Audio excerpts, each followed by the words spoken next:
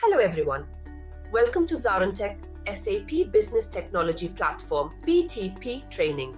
In this comprehensive course, you'll gain mastery over SAP BTP, the game-changing platform that empowers enterprises to integrate, extend, and build innovative solutions seamlessly. We'll dive deep into the power of the Cloud Foundry and Kyma runtime environments, unlocking the ability to develop and deploy cloud-native applications with ease. You'll learn to leverage the platform's robust integration capabilities, seamlessly connecting diverse systems and data sources across your organization. ZaranTech's industry experts will guide you through harnessing the power of SAP BTP's low-code, no-code tools, enabling you to rapidly build and customize applications without extensive coding knowledge.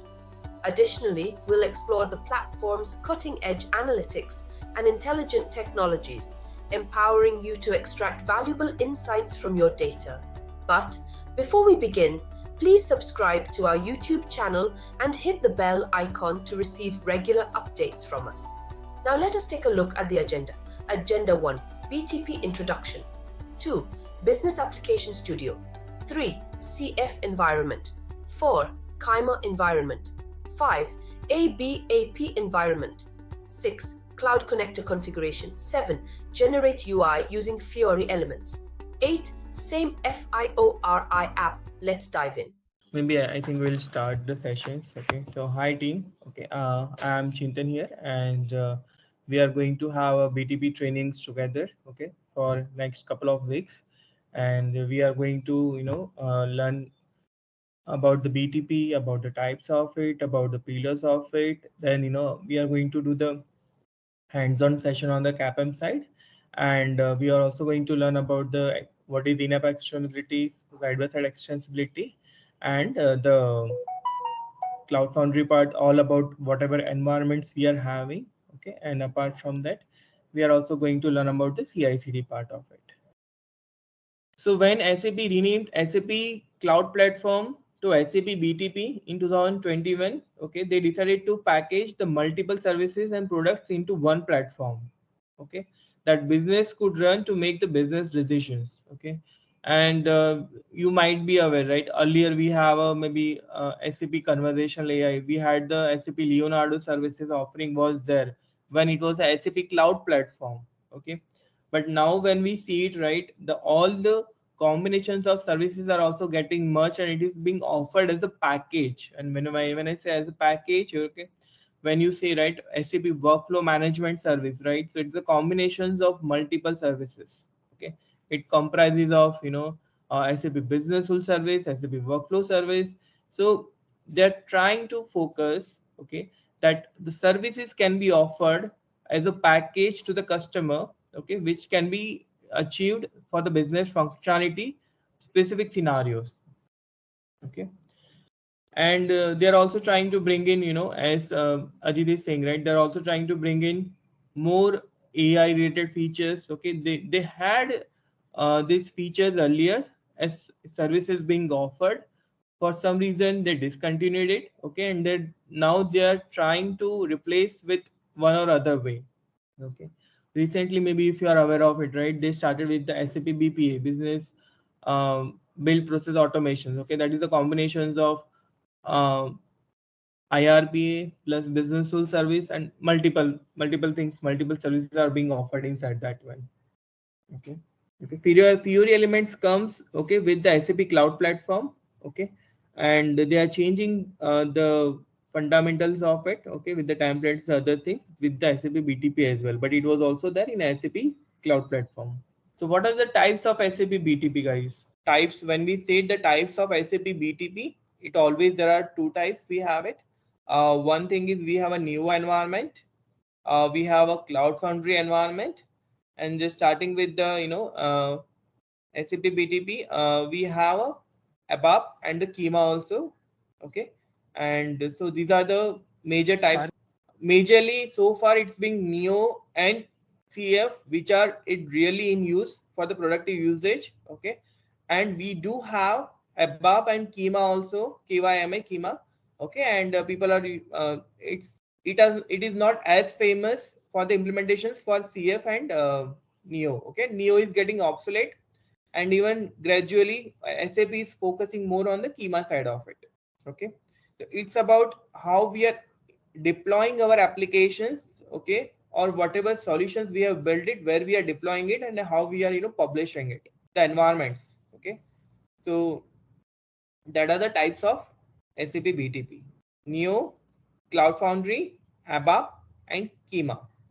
Okay, and during your journey of the SAP Fiori training, right, you must have heard about this. So why do we? What is the difference between the Neo environment and the Cloud Foundry environment? Okay, Neo does have the productive usage also.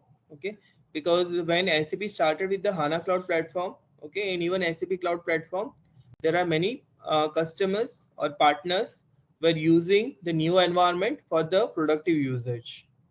So initially when HANA Cloud platform launched, it was only and only the Neo environment was present at that moment. Okay. Gradually, they feel they need to open up the environment for the Cloud Foundry, okay, so that even the non-SAP applications, okay, can also be deployed to the Cloud Foundry space. So basically, what is SAP BTP? So it that SAP BTP is a platform. It comprises of all the services. Okay, how many services we have? Okay, if you go to here, right, this is a discovery center.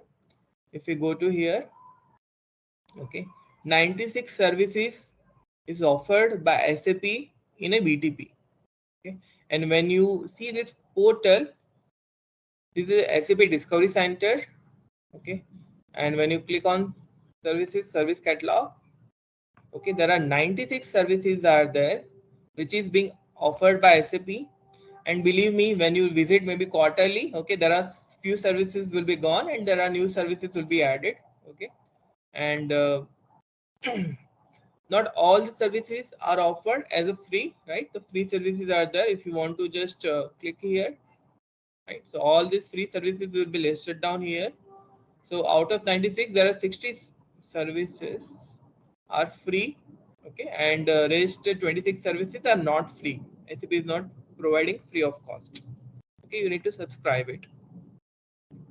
Okay, so and this is the always you will get the latest counts and whatever is there, all the services, the details of it. Okay, everything will be able to see it over here. So if you want to see something, right, let me check it out. I want to try it out, SAP IRP. Okay, so that service is free tier, but it is retiring soon. Okay, so do we have a different service with that one? This service is okay. The SAP BPA, it's a replacement of SAP IRP service. Okay, so we do have a free tier available for SAP BPA. Okay, and when I go to HANA Cloud, so this is a database as a service offered by SAP inside the BTP. So when I click on it, okay, so I can see, right, it's a free tier. I can check this service as a free of cost. Okay, free tier.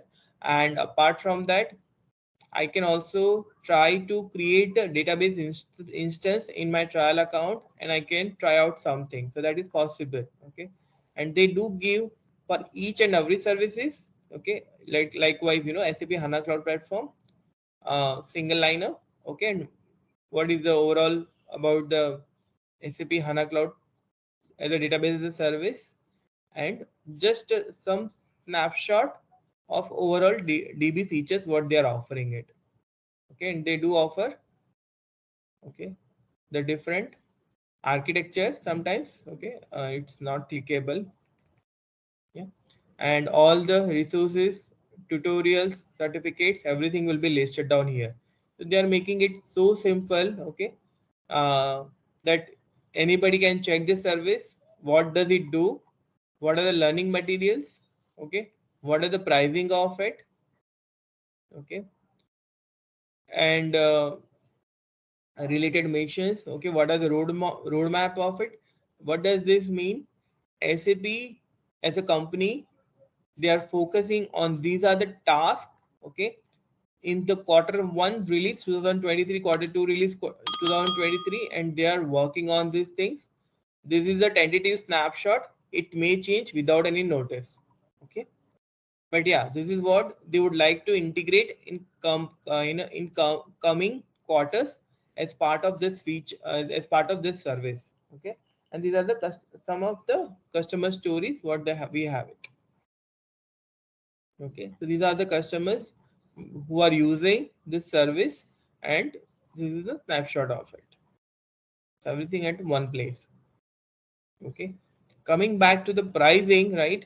As we were discussing about the different regions, okay, and different cloud providers. Okay, so here we have AWS and Microsoft Azure. We have only two. Okay, but if I go to some other service,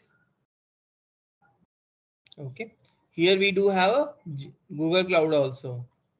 Okay, okay, and let me go to some other service. Let's see how many providers do we have. Okay, here also we have only three providers: AWS, Azure, and GCP. Okay, earlier we used to had the Alibaba also. Now it is not there. Okay, so they keep changing the environment. And what does this mean? This service, okay, is running on these platforms. Okay, these are the service providers, okay, on which they are supporting the data centers, okay, on which this service is being deployed. Okay, and when you check this out, right, let's say add the estimator. Okay, I need to click it over here. Okay, so I'll select AWS. Okay, so it cost here Australia AWS cost 24 euros, but when I go to Azure, here also both are same. Okay, and when I go to Frankfurt, okay, so maybe it look like for this particular service the cost is going to be same across the part of it. Okay, but sometimes we get different costing even from the different providers. Okay, and yeah, for the different regions also we do tend to get this part. And why do we need the data centers? All these are the data centers, right, at the different locations. When you're saying this one, okay, we had one of the requirements from France or Germany, right? They okay, and we were implementing the solutions for the pharmaceutical company, and we had the patient details also. So that was the requirement from the it was a country specific requirement that we cannot store any kind of sensitive data, like patient data, maybe and other things, okay, outside the country database. So we have to select, okay, we have to select the specific data center, and we need to deploy our all the data over there. So in order to do that, we have to select the we need to create a new sub account and a space, right? And we need to deploy our HANA Cloud instance in that sub accounts. We need to set up, configure, we need to create the tables, and we need to push all the data to that specific region data center only. Okay, not all the countries have those kind of requirement, but whenever do have a sensitive data, likewise patient data, and sometimes the financial are also very much sensitive data, right? So based on country's legal requirement, we need to follow that part. And okay, we have to select the data center accordingly, the region accordingly. Fine. Okay, so okay, my intention is we have all the services here listed here. Okay, and when you see all the services, right, so okay, I have filtered it. That is the reason. Okay, but yeah, if you select the data and analytics, okay, so these are the 13 services what we have. When you talk about the application and automations, okay, that by which you need to do some kind of development, right?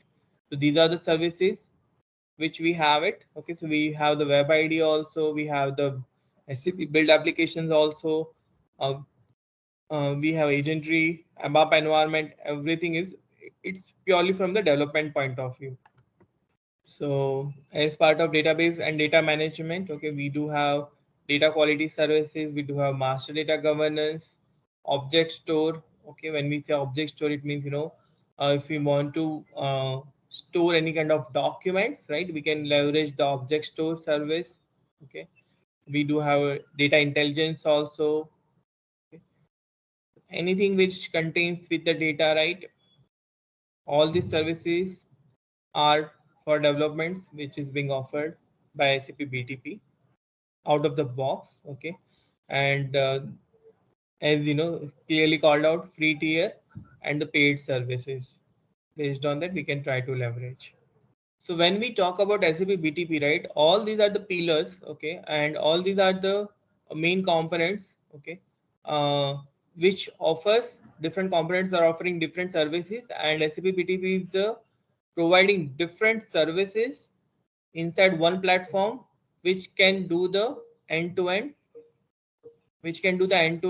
client, we can achieve the client business requirement of it. So database management, analytics, integration, extensions capability into one platform, and we can, pre-built integrations is also there. Okay, so if you want to connect with the multiple on-premise systems, multiple SAP systems, if you want to connect with the multiple non-SAP systems also, we can make it happen. Okay, the connectors are already there, and for Fiori, as you are already aware of SAP Fiori, right? In that case, SAP is also providing the templates. Likewise, for Fiori, I will give you one more examples here. Okay, that SAP build process automation is there. For SAP build process automation, SAP is giving, hundreds of bots, uh, pre-built bots available for the people to consume it. Okay, they do not have to build the bots. Okay, and if they want to extend the bots, extend the standard of it, you can open the bot, you can extend it, you can redeploy it. Okay, and you are ready to run. Okay, so SAP is also offering lot of pre-built content inside different services. Okay, by which the productivity, the development can be much more faster. Okay, and we can achieve the business functionality, okay, much faster. Okay, that is the idea of this one. So we already seen this part, right? So analytics, okay, augmented BI, we have collaborative planning, predictive analytics, data warehousing we can do. Okay, and database data management. What is data pipeline? So when we say data pipeline, right, here in these terms, okay, see, we have a data lakes, right? And what is data lakes? Okay, in a nutshell, we have, terabytes of data, petabytes of data, okay, and ideally, every time we cannot replicate the data, okay, and we can process on top of it, okay. So if I want to have data from one system, okay, I cannot pull all the data, and I need to join couple of more fields from the another table. Okay, I'll pull the data from that table and I will again process it. It is much more, the processing power more, would be required much. And sometimes also, if we need to do such a large scale operations, okay, sometimes we need to replicate the data. But if you keep replicating the data of terabytes, petabytes, that is not suitable also, right? So what SAP is proposing, and even the other hyperscaler like, AWS, GCP, Azure also providing us the pipelines, okay, by which we can connect one system. Okay, we can pull the required data. Okay, we can connect with the other multiple systems, SAP, non-SAP systems, and we can also process on the data and we can complete the actions. Okay, so we really do not need to do any kind of data replications. Okay, because if you do the data replications and the source is getting changed, or there are some more entries, okay, your new destinations, the new data set would be obsolete. So instead of doing data replications, why don't, if you have, and if we have the last set of data, okay, which we need to connect, okay, and we need to process, we need to transform the data in order to achieve our desired functionalities, okay, we can use the data pipeline in real time. Okay, so that in real time the data will be fetched, even if it is in a terabytes, petabytes data, okay, from one system, we can connect with the multiple other systems, we can process the data, we can transform the data, and we can get the output and we can display that output. So now coming back to the virtualizations, we have data governance, we have master data governance, storage processing, we have object store, we have a SAP HANA Cloud, we have connect management. Okay, so we have different kind of connectors also, data orchestrations also. Guys, anybody tell me what is orchestrations? See, orchestration, data orchestration is very simplified term, right? It's automated process of taking the data from multiple locations, multiple systems, okay, combining, organizing, and we can, make it available for the analysis part of it, okay. So it can be a scheduled also, it can be a runtime also, we can make it happen, okay. It depends on, what is the requirement we are having, okay. Coming back to the intelligent technologies, okay, we have data driven insights, we have SAP IRPA, okay, we have AI, we have IoT clouds and edge, right? If we go to here, okay, we click here AI, right? So these are the 11 services we have from SAP. Out of 11, 3 are getting obsolete. So we are having 8 services now, okay, and our these 8 services which we can try to leverage, and which they call it SAP BTP, call it as the AI services, and each one has a different kind of business angles to look at it, okay. The business entity recognitions, okay. So when you have unstructured text, okay, you can get it derived, okay. Out of this unstructured text, you can exactly get what are the entities, what you need to map it, and you can derive that, okay. So if I say, right, I want to go to maybe some location, right, Tokyo or somewhere. So maybe when you try to task maybe unstructured text to that entity, it will also capture a couple of entities by default. If it is the data is there, or date is there, location is there, right, all these pre-built mapping of country, dates, everything is already been aligned to this one, okay. And when we say, right, document information extractions, okay, so you can upload the entire document and you can get the data out of the document. That is also possible, okay.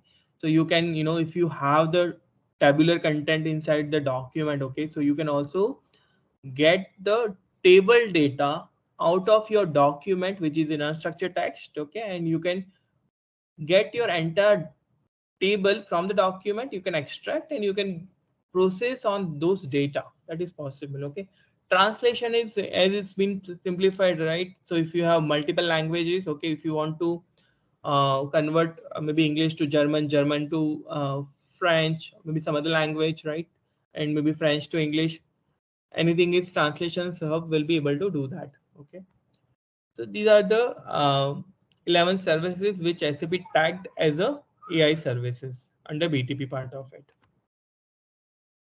Okay, and here we talk about the integrations with integration BPM, enterprise solution, and digital experience we have it.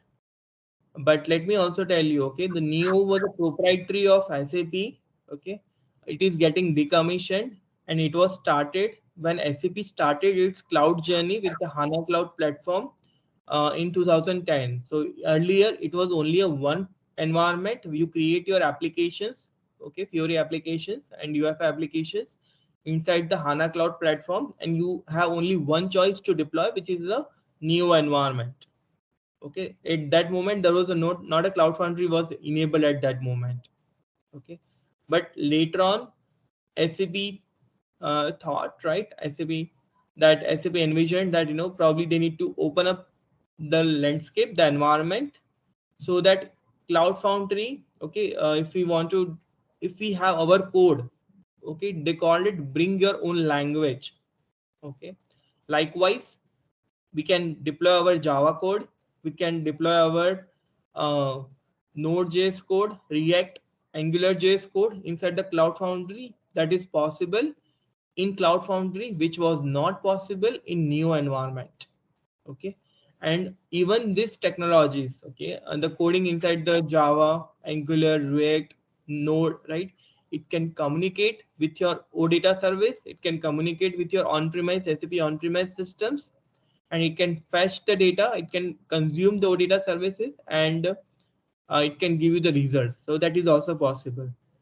So they are not only limiting to the SAP UI5 part of it, but if you have your own language, okay, and if customer would like to create something on Angular or React, yes, that is possible with the Cloud Foundry environment. And deployment is also very different. In Neo, it was very straightforward. Cloud Foundry, that is also straightforward, but slightly a different one. Okay, so this is the difference between Neo and Cloud Foundry. When we need to deploy our any kind of UI5 Fiori applications code, we had only one choice, which is the Neo environment. Okay, in ABAP environment, we can deploy only the ABAP code only. Okay, if you want to deploy our any kind of Fiori or UI5 code or Angular Node.js code inside the ABAP environment, that is not feasible. Even the ABAP code cannot be deployed in any other environment, because ABAP is very native language to the SAP. It can only be deployed to the ABAP environment if we need to do any kind of coding inside the BTP side of it. Here we have a lot of different regions. When we select any kind of, okay, I'll go one more time. Okay, I'll choose this one, business entity. Okay, I'll go to pricing for a moment. Okay, so these are the different regions we have under one of the provider. For AWS, we have 1, 2, 3, 4. 4 regions are available. Okay, so all these are called as the region. And yeah, so SAP BTP, platform cockpit, okay, is the centralized locations by which you can access all the services. Okay, you can make it available for the developers also. Okay, now this is the general idea of SAP BTP. Okay, and the basic hierarchy of it. So we have SAP BTP. We need to have, okay, there will be only one global account, and within that we can have multiple directories, we can have multiple sub accounts, and even inside the directory we can have the sub accounts. Okay, and within the sub accounts we can have the region, and in that region, okay, all the services and applications tools, it is configured to that environment and the sub account part of it. Okay, and there can be only one global account by which we can do all kind of selection of the services, which we can procure it, we can make it available for the respective sub accounts. Okay, so platform users, they will have different types of accounts, and titles we will have it. We have different region, we have an environment. Okay, we have quotas. Okay, quotas we already seen it. We are having the services, applications, tools, and the business users. So SAP BTP offers, right, so fast in memory processing, sustainable agile solution, and services to integrate the data, extend applications, and fully embedded analytics intelligence technologies. Okay, so when we say all this, right, all these are available, the functionalities are available as one or other services inside the BTP. Okay, and when I talk about one of the part of it, we have a HANA Cloud, right, which is on cloud, the database as a service inside the BTP. So if you have your applications, Fiori applications, okay, deployed inside the BTP, and the data sources BTP HANA Cloud, which is also inside the cloud and on the same BTP platform, okay, you do not have to reach out. Your application does not have to reach out to on-premise systems to get the data. Everything is available inside the cloud in one single platform. You can get the data, you can process the data, and you can also display the data inside your Fiori application. So the processing would be much more faster, right? And even the HANA database work as an in-memory processing, right? So when you create the procedures, stored procedures in HANA database, all the calculations will be happening inside the DB layer itself. It will not be happening inside the application layer. Okay, application layer or yeah, API layer. It is inside the DB layer. Okay, that is the concept for the HANA database. Okay, so overall executions, overall turnaround time for applications, right, it would be much more faster. Okay, and it's just one of the examples in memory processing. I took the example of the HANA cloud part of it. Okay, let's say if you have some scenarios, okay, for which you have to create some bots. Okay, so in order to have it, okay, SAP is offering pre-built bots. Okay, and even those bots are working inside the BTP platform. Your database is BTP. Okay, so your bot will take the data from your cloud platform, HANA cloud, which is on BTP. It will process the data. It will do certain actions. Maybe it has to trigger some emails. It has to validate something. If it has to find out certain issues inside the database, or maybe some kind of processes, right? And okay, it can create some kind of results for you, right? So everything inside the cloud. Okay, so each service is having a different purpose of it. Okay, everything at one centralized locations. Okay, and it can talk to each other. All the services talk to each other. And when I say talk to each other, means if you have Fury applications which is deployed to BTP, it can talk to HANA cloud. That is the way. Okay, not in a literal meaning of it. Fine. So yeah, so everything in one centralized location, the execution, the performance will be much faster. Okay. Yes, BTP offers the fast inline processing, sustainable, agile solutions and services to integrate the data, extensions of applications, right? We can have the applications extended, fully embed the analytics and intelligence technologies with the help of services, and we can create the solutions, right? Services enabling, facilitating, and accelerate the development of business applications and other platform services on SAP BTP. So SAP services enabled and the facilitations can be done by the BTP admin or the person who has the access. And in order to accelerate the development of the business applications, we already have ample of templates available, pre-built content inside the each of the services, and we can speed up the operations so that development turnaround time could be faster. Okay. Now coming back to the regions, we already seen it. Okay, you can deploy applications to the different regions. Each region represents the geographical locations. Europe, US East. Okay, we have a lot of more also. Okay, this is a business entity. Okay, I will go to the maybe translations might have more. Let's see, not sure. Yeah, see, we have Australia, we have Europe, Amsterdam, Frankfurt, ROT dot. We have US East Coast, 2 regions. Okay, and we have West Coast, 1 region. Okay, and if I go to some different services, maybe this one probably. Okay, see here we have only 3 part of it. Okay. Okay, so see here we have a lot of regions, right? We have Sydney, we have Brazil. Okay, and for each service provider, the cloud providers, right, hyperscaler, we have a different kind of region, and we do have GCP is also offering the India also now. Okay, so these all are the regions we have it. Okay, and regions are provided by SAP or infrastructure services of partners like AWS, Azure, GCP. Alibaba it was there, but now we see in most of the services Alibaba it is not there. Okay, it might be a couple of services are being offered or maybe done on the Alibaba possibly. And the third party regions provided by operate the infrastructure layer of the service where SAP operates the platform layer and the cloud foundry. Okay, and the region is chosen at the sub account level, right?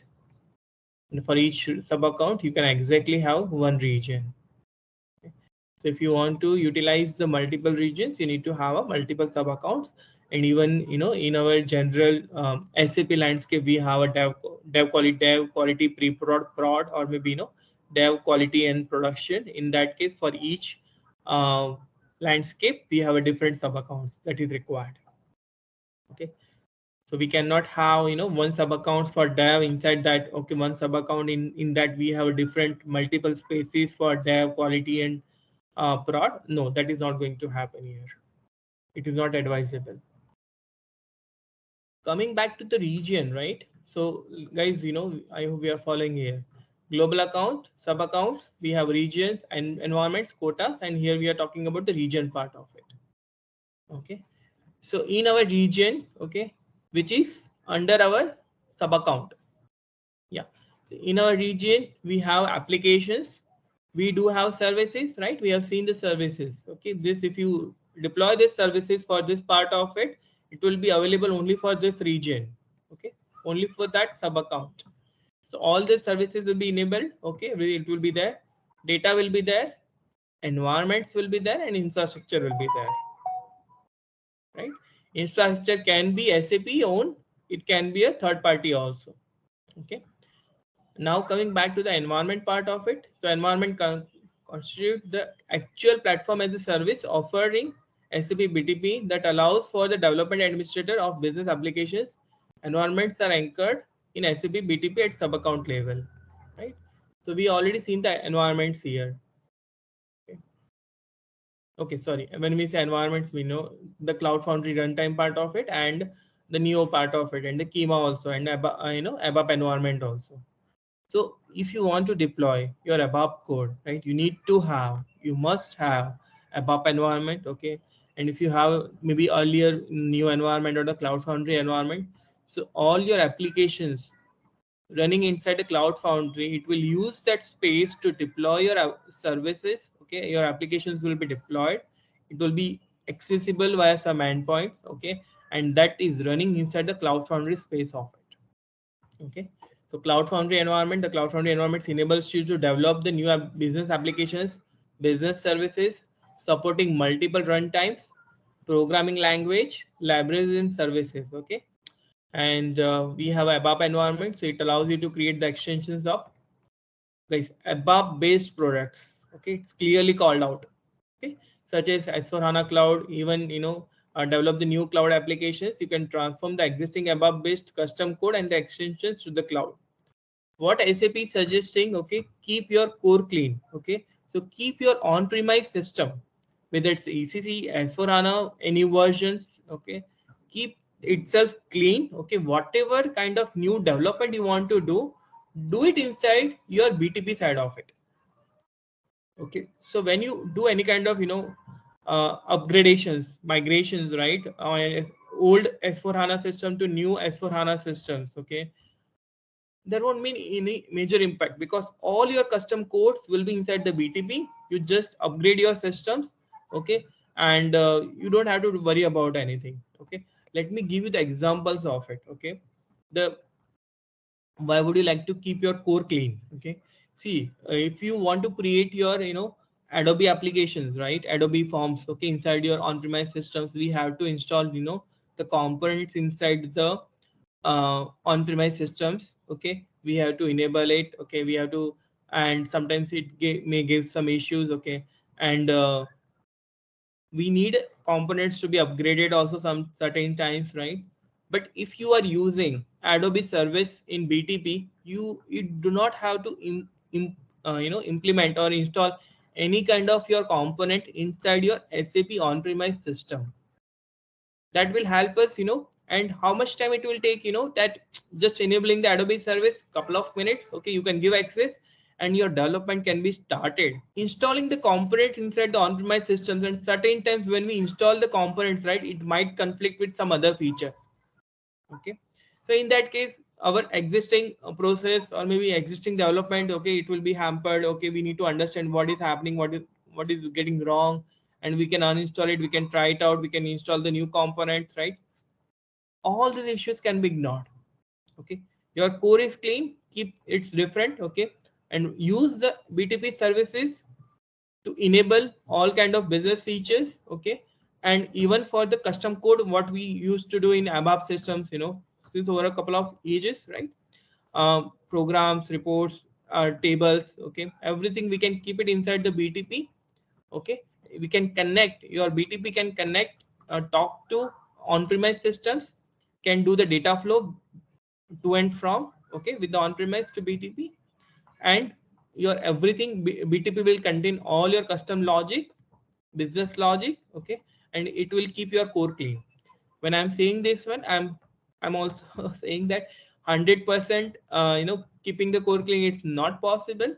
Okay, it will go requirement by requirement. Okay, sometimes we need to extend the BAPIs or something, okay, which is you cannot do that inside the ABAP environment. So yeah, we talked about the Cloud Foundry environment. Okay, we talk about the ABAP environment, right? Yeah. So I'll move to the next part of it. Okay. So we have Kima environment, for which we have talked very much little. Okay. The Kima environment is fully managed Kubernetes runtime based, and that is going. It looks like SAP is going to replace Cloud Foundry with the Kima, right, in future. So Kima is going to be a in the future runtime environment where we can deploy our codes, the Fiori applications and everything, and we can take it forward. Okay, and it has the all Cloud Foundry and the Kima based on the contrast microservices which we can deploy it. Okay, and Kima is giving us much more flexibility in terms of deployment part of it. Okay, and as we talk about the new environment, right, it will help us to develop HTML, Java. Java, I'm sorry, probably there's something wrong. Okay, but yeah, HTML. Why? Because UI5 libraries. Okay, what we have discussed, the Fiori part of it. The Fiori uses the UI5 library. Okay, and UI5 is the base for the HTML5 itself. Okay, so in a nutshell, both are same. Okay, HTML5 and the UI5 both are same, and it will help us to develop the HTML5 applications, UI5 Fiori, and even the SAP HANA extended microservices. Okay, application services which we can build. Okay, earlier when we talk about the new environment, so it means we are talking about the period of 2010 to 2015 16. Okay, so at that moment we already had the HANA database inside the new environment. Okay, but how can we leverage the data residing in HANA, okay, inside our applications? Okay, and even HANA database, okay, we can build the applications directly on HANA database. Okay, so we were having the we can create the services from the SAP HANA. Okay, and we can try to leverage those services inside the Fiori applications. Okay, so you can also use the UI development toolkit for HTML5 to develop the rich user interface. So what are the UI development toolkits we have if we need to create any kind of applications, the front end applications? Yeah, we have Web ID. Yeah, we have a business application studio, and earlier we did not have a Web ID. Okay, at that moment we had the HANA Studio, which is similar to Eclipse. Okay, in which we used to create the Fiori applications. Okay, so HANA Studio was the first editor. Then it was Web ID came, Web ID multiple versions came. Okay, with the slight naming difference. Then we had the Business Application Studio, and now we are having the SAP Build applications also. Okay, SAP Build has some more concepts as well, and we are not going to cover that part. Okay, but these are the UI5 front end development frameworks what we have, editors what we have, in which we can develop the rich user interfaces. Enterprise and trial account, this you are quite pretty comfortable with that one. Okay, trial account, okay, lets you try out the platform for free. Okay, it is used to create some small POCs, or it is just for developers to try out some scenarios. Okay, to learn something. Okay, the enterprise account is usually associated with the SAP customers and the partners. Okay, this is open to everybody. This is a purchase entitlement. You have to purchase it. And okay, as we discussed, right, it's the personal explorations, personal learning, not for production usage, and the team development. Okay, and it groups together with the different sub accounts that administrator make available for the deploying applications. Okay, so when we talk about the enterprise account, right, why talk about the different sub accounts? Because if you have one company, TCS has multiple clients. Okay, and TCS has a presence inside the multiple geography, right? So it might be possible that we have one. Okay, we have in TCS there is only one SAP BTP account is there globally. Okay, but based on region or maybe based on verticals, they might have splitted different sub accounts. Okay, and each sub accounts may have different spaces also. Okay, guys, are you getting me? How even client can segregate, how client can understand how to create sub account and the spaces. sub account and the region are directly linked. Okay, so it might be possible. Okay, being a third person, I'm not sure what is your BTP hierarchy, okay, in TCS, but based on region or maybe based on verticals, right? We have finance vertical, we have sales vertical, or maybe we have manufacturing vertical, right? So in that case, for each different verticals, we may have different sub accounts so that people can try it out by themselves.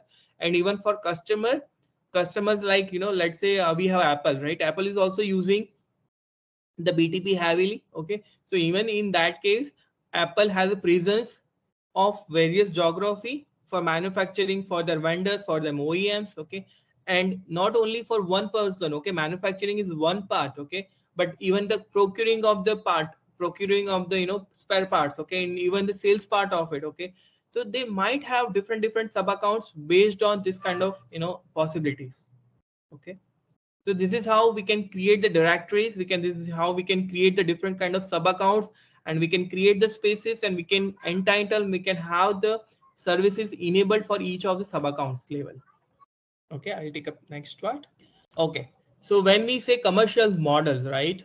Okay, so there are two possibilities. Okay, you want to go ahead with the consumption based, or you want to go ahead with the subscription based. Okay, and how will you decide? Okay, here we have, okay, I'm not sure. Okay, yeah, so here pay as you go, and we have, okay, pay as you go means it's a consumption based. Okay, pay as you go, it means whatever you consume, and this is subscription based. Okay, so by here you can select the service, you can check it out, right?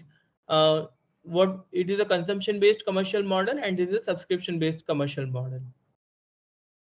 Okay, and based on scenario, based on number of users, right? And we can differentiate which model will be suitable for ourselves, for our customer, what kind of consulting we need to do. Okay, and here if you would like to change the currency, okay, currency can also be changed, and we can check it out. Okay, so this is possible. So now we are talking about the global account and sub account, right?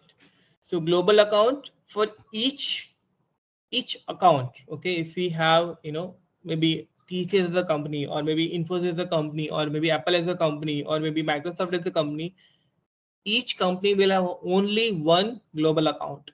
They will have only one account with the for SAP BTP with SAP. Okay, and that account, and in that we can create the multiple sub accounts. That is the general structure we have. Okay, and we can create as many sub accounts as we want to have it. Okay, we can segregate based on verticals, based on geography. Let's say TCS America is very different. Okay, TCS Australia is very different. TCS Japan is different. In that case, we can create a different sub accounts for them, and we can create the directories for them. Okay, and inside the directories also we can create the sub accounts. Okay, and we can make it happen. Okay, and inside sub accounts, we can add the users, we can subscribe the services, and we can give access to those users, okay, for those services, so that users can leverage the development, or leverage the services to start the business functionality. Fine. Okay, so as I said earlier, right, one a global account. Okay, sub account, we can create it, we can create the directory, and in that directory we can have a multiple directories. Okay, we can create the directories here also, and we can create the sub accounts also, so that is possible. Fine. Okay, so this is what we have: entitlements and quotas. Okay, so when you purchase the enterprise accounts, you are entitled to use a specific set of resources. Okay, and when you are purchasing it, okay, at that agreement, right, we can select what kind of services, what we need to have, what kind of and quotas we need to have it, right? I need 2 instances of HANA database, I need 5 instances of HANA database, I need business application studio or web id for my 100 users, maybe 1000 users. Okay, so we can try to get multiple instances of the service based on our needs. Okay, and we can ask SAP to enable it. Okay, and it is your right to provision and consume the resources. Other words, entitlements are the service plans that you are entitled to use. Okay, so if you have chosen maybe 5 instances of HANA database, okay, and you are only using 2 instances, it means you still need to pay for other 3 also if you are not using it. Okay, and the quota represents the numerical quantities that defines the maximum allowed consumptions of a resource. Okay, so um, for certain services we have the quotas also. Okay, so limitations of maybe 1,000 transactions some things. Okay, and if you cross that limit, okay, even for BPA we have it. Okay, so if you there is some certain numbers. Okay, let's just try to see that part, it would be more clear. Okay, did you see this? Even for I choose the subscription model. Okay, there's a limit of 1,000 per okay, and these are the active users. Okay, so if you have more active users, there are a lot of things here. Okay, I'll I'll, I'll try to be simplify here. Okay, so attended one. Okay, yeah, this is pretty clear. This would be easy for us to understand. Yeah, well, okay, yeah. So when you have unattended bot, okay, it means you have one job is running, okay, and there are in pipeline there are 5 other jobs are there. Okay, it will execute one after another. Okay, so that is the one quantity. But if you have multiple connections or multiple parallel sessions to be executed, in that case we need to have multiple unattended. And if you want to have multiple unattended connections, you need to buy more than one instance of unattended automations, so that multiple concurrent job executions can be run in parallel. Okay, this is about one simple example. Even for SAP translations we will have something. Yeah, so okay, so what does it says, right? If you process this many number of characters, this is the costing. Okay, so there is some limit of it. Okay, so for each service different types of consumption limit is been defined. Okay, and if we cross that one, okay, the another instance sometimes it will be by default it will be coming. Okay, and the charges will be applied. And so we need to choose our entitlements, the quota properly. Maybe I will hand it over to another trainer, which is Yamini. Yamini. Hi, Chintan. Okay, so hi all. My name is Yamini, and I'll be continuing with this. Okay, so now when we have this user and the member management, it is kind of an administrative perspective of your business, BTP environment. Okay, now when we have this users and member management, it is referring to the people that are present into it. Now we have the platform users and the business users. Okay, whenever the resources are assigned to you, there are two perspectives. So the platform users are a kind of a admin people, and when you refer to the business users, they are referring to the people who would be using the resources inside it. Okay, now when we have seen this above diagram, can you just scroll it above, Chintan, onto the global account section? Yes, okay, over here, just over here. Okay, now whenever a global account is referred, it is referring to the agreement that you have it with your company, and then the one which you have it with your SAP. Now SAP has given you this resource. Okay, they call it as a platform. This platform has been given to you, and into this platform you would have resources available at the sub account level, and inside sub account level you would be having it further drill down. Okay, so inside the sub accounts you would be having, Chintan, can you just scroll it down here? Okay, now inside each of that you would have, under each of your sub accounts you would be having some of the services, some of the entitlements, some of the quotas, and all those things. Okay, now whenever you have a region, it is referring to either of your data centers, or it is either referring to some of the resources that are available. Now when you have been onto the discovery center, there you see that some resources are available onto some specific regions. right? Now, when you are referring to certain regions, they are referring to the resources that are available. For example, let's say that I am into a certain region. Let's say I am into Australia and you are into India. Now, it is not necessary that the service that you have in India is also available into Australia as a region. So that time what we have is, we have some of the channels which will connect to those resources. That time the data centers or the hyperscalers come in picture. Chindan, can you move on to the Discovery Center, please? Yeah, sure.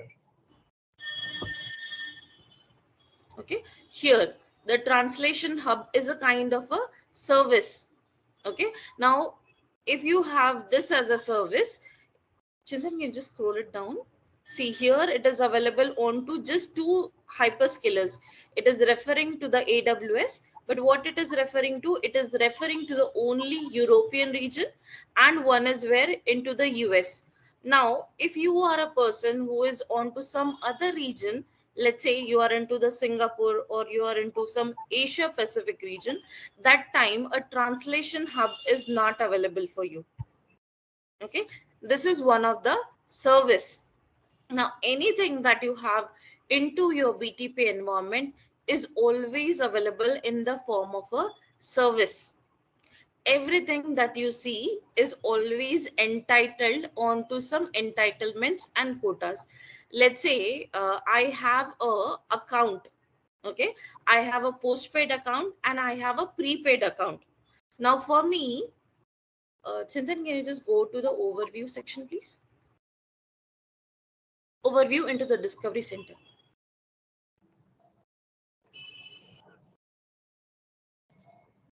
Just pricing. Can you just move on to that? Okay, here.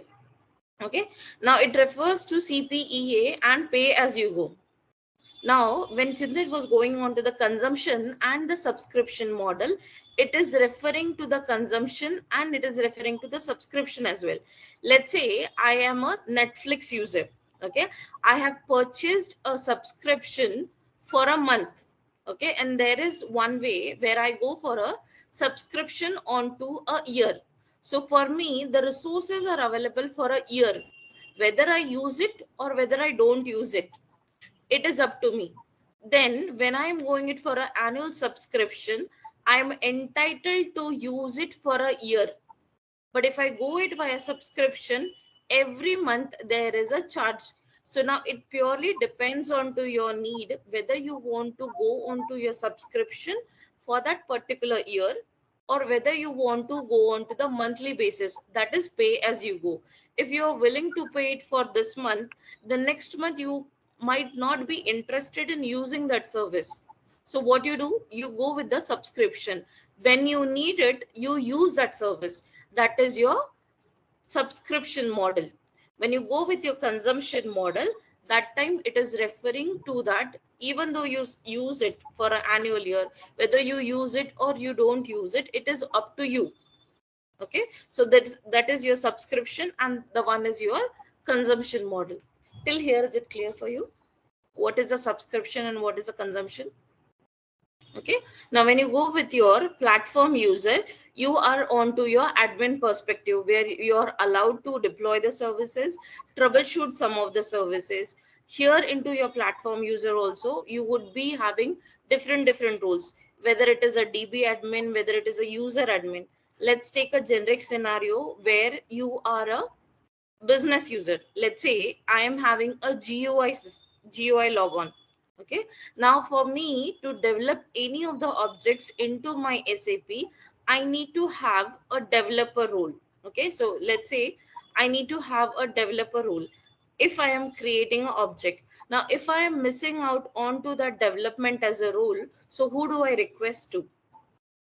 So what does the role restrict you for? It basically restricts you onto the accessibility of the data, whether of the any of the resources that are available, right?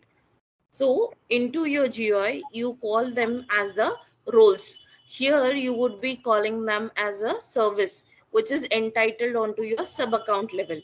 Okay, and a business user is someone who would be utilizing those in the form of the applications, into the form of the services which they have subscribed to. This is basically an admin perspective. Okay, someone who is taking care of the IS and IPS systems. Okay, so here we have it. Platform user are usually developers, administrators, or operators who deploy, administer, or troubleshoot the application and services onto the BTP. Okay, so everything that you have it will depend purely onto the users that you are as a working. Okay, whether it be a admin or whether be it a business user. Okay, so the business users use the applications that are deployed onto the BTP. Okay, now when I say the BTP, it has a perspective where you have things onto your, okay, here. Okay, now when you are onto your BTP, what is the BTP enabling you? BTP is giving you the database and the data management. So for this, what is the role? What is the user? A DB admin is a user. Okay, now if someone is working onto the analytical side, he is referring to the HANA and analytics perspective. Okay, application and development, a business user comes under this role. Okay, where he will be taking care of the applications or the tools or the services that are required for the application development. Now, when I say about the intelligent technologies, it is referring to the automation of your enterprises. Okay. Now, basically, a BTP is a kind of an environment which is referring, or it is a kind of a platform which refers to the intelligent enterprises. Okay. So whenever you go with your BTP, this is a technological stack that is available onto the BTP platform. Now, depending onto the role which you are working on, it will have the admin perspective, it will have the business user. Okay, so this is a technological stack that is available onto your business technology platform. So we would be just focusing on to the application development and the integration. When I say about the integration, I am referring to the SAP and non-SAP systems also. Okay, now when I say about the integration, it is from your SAP. Let's say it's Success Factor is one of the system, Ariba is one of the system. So those system can also be integrated into your business technology platforms. Okay, now when I say the application development side, that time I am referring to the systems which can connect to your databases also. Okay, so it depends on to you what kind of an environment or the landscape that you are setting up for the consumption of the resources that you are availing. Okay, now when we have this user management, user management refers to the managing authentication and authorization for your business user. This is only done for your deployed applications. Okay, now I have a question over here. What is the difference between the authentication and the authorization? Let's say I'm just taking a normal example of your Gmail. Okay, I want to send a mail to someone who is an existing user of a Gmail. So what would I need? Would I need a authentication or would I need a authorization? So first Correct. thing is that you need to be a Gmail user. Okay, let's say not only a Gmail user, any user who is authorized to send a mail. Okay, you can send a mail to your Gmail user also from your Outlook, right? You can have a cross sending of your mails. That is why you have this authorization. You are authorized, but until and unless you authenticate yourself as an existing user who is authorized to send a mail, you cannot send a mail. This is a normal generic scenario. It's not even in just the Gmail, it's not even just in your Outlooks, it's with everywhere. Okay, for example, if I want to send a mail to someone, I have to first authenticate myself onto that portal. The second user I am sending a mail should be a person who can receive the mail, right? So the authorization is a kind of a check which exists for a person either to send or receive a mail. Okay, are we clear with the user management perspective? But now, how does this user management works into this BTP. This user management works through a concept of IAS and IPS, okay, which is an identity provider. It could be your SAP or it could be a third party also, which we can integrate into our existing BTP environments also for the authentication of our users to be authenticated. Okay, so that is about your user management. Okay, now the tools, the programming languages, the cloud application programming model. Now, when I say about the tools, what does the tool refers to? SAP BTP includes many tools to help you with the develop and manage applications and connect them to your on-prem systems. Okay. Now, it could be an on-prem system or it could be a cloud systems also. Now, first thing is, what is a tool? Okay. So the tool is a kind of a environment which will help you to develop some of the applications. It could be a monitoring of your application, it could be your development, it could be your enhancement, or it could refer to anything that will help you with your developments. Okay, so there are a lot of tools which we have. There are existing tools. Let's say we have SAP GUI, we have Eclipse. Okay, these are some of the tools which SAP is using already. But when we go with the SAP BTP, the tools which are provided by your BTP for your development is a business application studio, which we are going to covering to the next session. Okay, so one of the prominent tools that we have for your multiple developments is a business application studio. This is one of the prominent tools that we have it for your BTP. Okay, the programming languages, SAP BTP supports many different programming languages. The availability of each depends onto the development environment you're using. Okay, when I am saying that the programming languages, your environments, okay, we had the Neo environment, we had the Kima environment, we have the Cloud Foundry, we have the ABAP environments. Okay, depending on to the environment which you want to use, you would be having the programming languages enabled for you. Okay, so we have one more language, we have one more model called as a cloud application programming model. The cloud application programming model offers a consistent end-to-end programming model that include libraries, languages, and API that are tailored for the full stack development onto the SAP BTP. Okay, so the cloud, we refer this cloud application programming model as a CAPM. Okay, we are referring this as a CAPM. Now, what does the CAPM provides you? CAPM provides you with a full stack development. Now, when I am saying that it's a full stack development, now whenever we have a full stack development, it is into the three parts. One is a UI, one is a DB, and one is your interface. Now when I say a DB, okay, if you see your BTP technical stack, we had a database management vertical also. In this data management vertical, I'm referring to the systems which exist. Okay, now this systems could be SAP HANA cloud systems, it could be a system called as a ECC which we are connecting via integration. Okay, or this could be any of the system which is having a data connected to it. Okay, now when I'm referring to the UI perspective of it, it could be referring to your application which is made into your UI5. It could be a application which is made using a wizard called as a Fury elements. Okay, or it could be bring your own tool.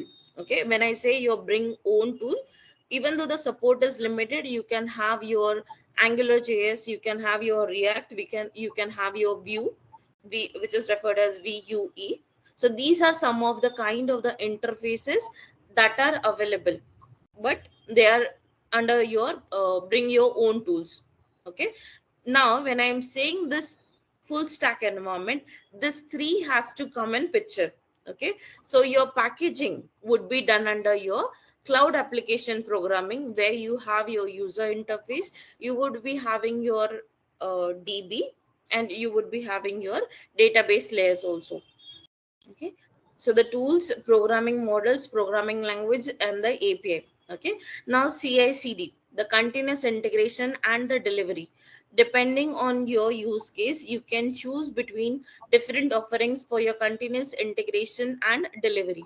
Okay, now when I say the continuous integration and delivery, we earlier used to have the systems into the form of your, let's say, if you have already worked on to some of your support projects, if a change request comes in, what is that you do you go with that new development overriding your existing development, or you keep the existing features, along with that you bring in the change request that has been requested? What is that you do you override your existing development, go with the new, and just ignore the features which are there? Like, how is the development environment that you follow? So in that case, what you do, will you take a change request from a client and then do the development, or you take the change request, do the changes, and then just deploy that? How is it? Okay, so you're doing a continuous integration and delivery. Okay, let me take a Yeah. normal example which we use it. Okay, let's say today WhatsApp is including one of the feature which is called as a group calling. Now, will they override the existing feature of the calling? They will not, right? Similarly, whenever there is a integration of a new component into your existing component, you are not overriding the existing feature but enhancing it. That is what we call it as a continuous integration and delivery, where new features keep on adding, but along with that you are retaining your old features, which is nowhere hampering your existing developments. Okay, so this feature, continuous integration and delivery, is enabled to us via a tool called as a Git, which is by default available into your business application studio, which is one of the tool. Okay, so your continuous integration and delivery will be taken care of with the help of a tool called as a Git. Okay, so the APIs, discover and consume APIs to manage, build, and extend the core capabilities of SAP BTPs. Okay, now when I am saying the APIs, it is referring to application programming interface. Okay, now for example, let's say I want to take up some module. Okay, and I am working on to a module called as a sales. Now, when I am referring to a module called as a sales, what is the basic thing that you will have related to your sales? Can I just say, for example, that sales order or sales order ID is something that I need? Okay, now if I am an employee of some organization, what is that I need? I need So an employee ID, right? If I am an employee of any organization, I would need an employee ID. Now, what is SAP offering with this term called as API? We have a tool called as a API hub. Okay. Now, instead of moving it, or instead of creating from a scratch, SAP SAP has come up with a thing called as a API hub.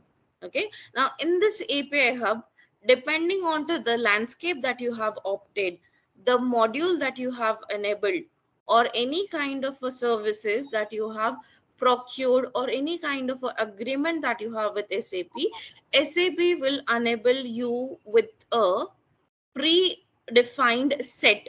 They call it as a API. Okay, now for example, okay, now here I wanted to go with the sales. Now what kind of a sales I want to go with? Okay, so everything which is related to the sales would be present over here. Now what is that sales will give me? Okay, now what is that SAP is giving me? SAP has given me a sales order. Okay, sales orders. What does it say? Record sales interaction around the quotes and the orders.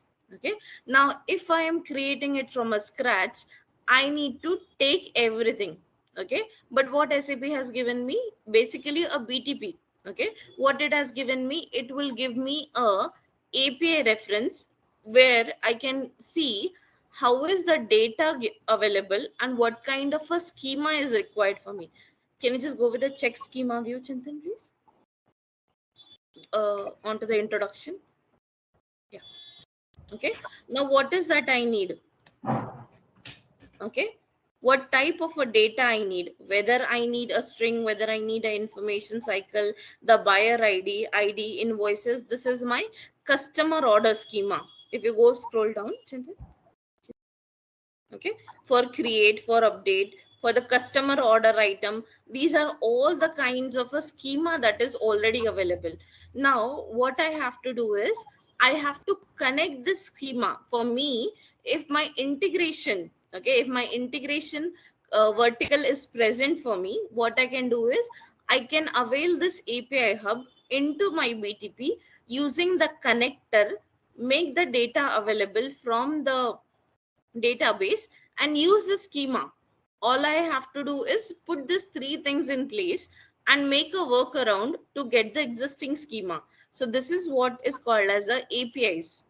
Okay, so this is where I don't have to put in lot of efforts for defining my own schema, defining my limitations, or let's say defining the data types or all kinds of requirements for from the DB perspective. But what I can do is I can use the API hub in order to put the things in place and utilize it. It will lessen my efforts to create a schema and the definitions. Okay. Yeah. So this is where we have the APIs in place. Sometimes this APIs are not only referring to the API hub schemas, APIs could also be referring to the any kind of a third-party integrations also. Okay, for example, let's say I want to have a Google Maps integrated in my application. So what we have, I have a API. Okay, let's say Google Map API. That API can also be bought under my umbrella of a BTP via the integration. Okay, so this is where your APIs come in picture. Now the cloud management tool feature set overview. Cloud management tool represents the group of the technologies designed for managing SAP BTP. This cloud management tools refers to your IS and IPS. Okay. Now when I say IS and IPS, this is a kind of a identity provider management system. For example, let's say if I am logging, okay, for example, let's say I'm logging into the TCS system. How do I do it? You all must be having the TCS systems, right? So how do you log into your systems? They would have provided you with your email IDs with the domain name as @tcs.com, right? Do you do that or not? So @tcs.com is a kind of a domain that exists onto some of the cloud management tools. Now when I'm saying the cloud management tool, it could refer to your AD or the Azure directories where you are already authenticated. Like once you log in with your system, what it is doing, it is identifying you as a user, you as an authenticated user, to log into that particular system via your valid credentials. Now once you have that, what you will do, you'll be able to use the Outlook, you'll be able to use some of the services, some of the portals that are available for TCS as an organization. So how it is managed, it is managed by a cloud management tools. Okay, so we have the hyperscalers in picture. Okay, so whether you are coming from your success factors as a system, whether you are coming from your Azure as a system, or whether you're coming from AWS as a user, you will still be able to authenticate yourself. And how is that taken care of? That is taken care by your cloud management tools. Okay, so we have admins who will be taking care of. Okay, so the prerequisites and the restriction, can you just go down, Chintan? Yeah. Okay, now we have already seen this BTP account structure. Okay, now when I say the BTP account structure, it is purely onto the agreements that you have with SAP as an organization and TCS as an organization. Okay, for example, let's say today I have a subscription of a Netflix. Okay, so for a user, you as a user, you are available to use the subscription for a month. Okay, whenever you make a purchase of a subscription that says 30 days, okay, that 30 days is a kind of a agreement that you have with Netflix after the after the payment of 199 or 299, whatever the amount is there. So that is a kind of a agreement that you have. Okay, now whenever there is an agreement, if they stop your service, okay, let's say I have passed 10 days and they stop the service. Now after stopping the service, for me, if I'm using it just for 10 days, I still have the right to get the services for the next 20 days. That's what we call it as an agreement. I stand by. Okay, so that is a kind of a agreement that every organization will have with SAP when they are using the business technology platform, depending on to the models that they have opted for. Chintan, can you go to the Discovery Center, please? Okay, now whether it is a CPEA, okay, here the enterprise agreement, whether you are onto the subscription model, whether you are onto your consumption model, whether you are onto pay as you go, these are referring to the agreements, or they are referring to the types of models that you are that you have opted for. Okay, so you are entitled for that duration, you are enabled for that duration. Okay, if in it between they stop is or whatever the agreement that they have, they can just go and opt for that kind of a services. Okay, so depending on to the enterprise or your trial account, you will be having the agreement and the usage. Okay, whenever you go with the trial account, you have a duration of a 90 days. Okay, earlier it was 365 days as an exploration runtime, sorry, the exploration time frame that you had earlier was for the 365 days. Now it is up to 90 days. For a duration of 90 days, you can use some of the services that are available. Okay, onto the trial environment, we would be having some of the limitations, but when you go with the enterprise account, you will be only using the services that your organization has opted for. The SAP BTP global account is the highest level of account management and can be of a type enterprise or the trial. Okay, so the enterprise or the trial is referring to the agreement that you have. Okay, so the legal terms are there when you use this.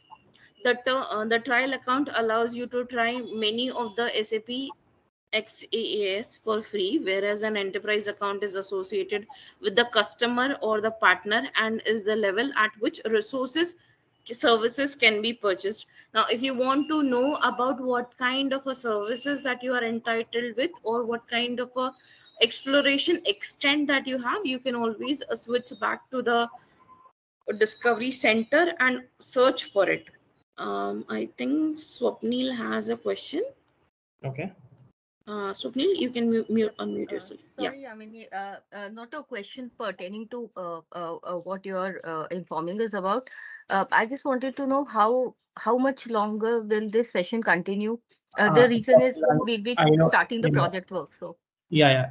I know we are overshoot by 11 minutes. Okay. And yeah. we just today started a bit late. So, we stretched it. Probably we'll continue with tomorrow. Maybe this is the last slide what we are covering today. So, okay. Okay, great. Thank you. Yeah, because I would not like to miss anything. It's a good session. Definitely. And yeah, thank you. So, okay, I'll take up this one. Okay, so we have, we have services, and they're deployed at the space level. Okay, and when we go to a Discovery Center, when you check it out, all the free and free tier services, all these services are free or freely available, and that's what it means. That trial account allows you to try out many of the services, infrastructure as a services for free, but enterprise can be account is associated with the customer or partner, and level with the resource and service can be purchased. Okay, so there's a difference between always free. Free means free for everything, and free tier means if you have a official account with the SAP partner, and so these are the services you can get it free, on your TCS account, okay, freely available, but not on your trial account. Okay, so there is a slight difference between here, but which we can try it out. If we can get the TCS access, okay, a TCS BTP access from the TCS side of it, and these are the services, the free tier we can available free of cost. Okay, yeah. So maybe for today, probably we'll stop it here. If you have any questions, maybe we'll wait for a minute and probably we'll close the sessions. Chintan, I would like to add something onto here. Yeah. See, for your personal exploration, I would suggest you to go with your Gmail IDs, because your corporate IDs might be connected to some of your S user. You know, they could be entitled to your client IDs. They could be using. So for your personal exploration, I would say that you could go with your Gmail accounts. That's one of the suggestion I would say. Whatever we can do it all with the personal accounts, we can try it out, and something is required, we can always get back to the company and we can request them, because of this scenario I would like to try this out, and maybe company will allow depending on the scenario, and the access can be taken forward.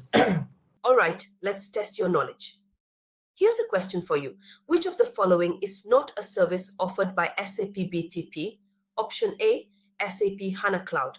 Option B, SAP Integration Suite.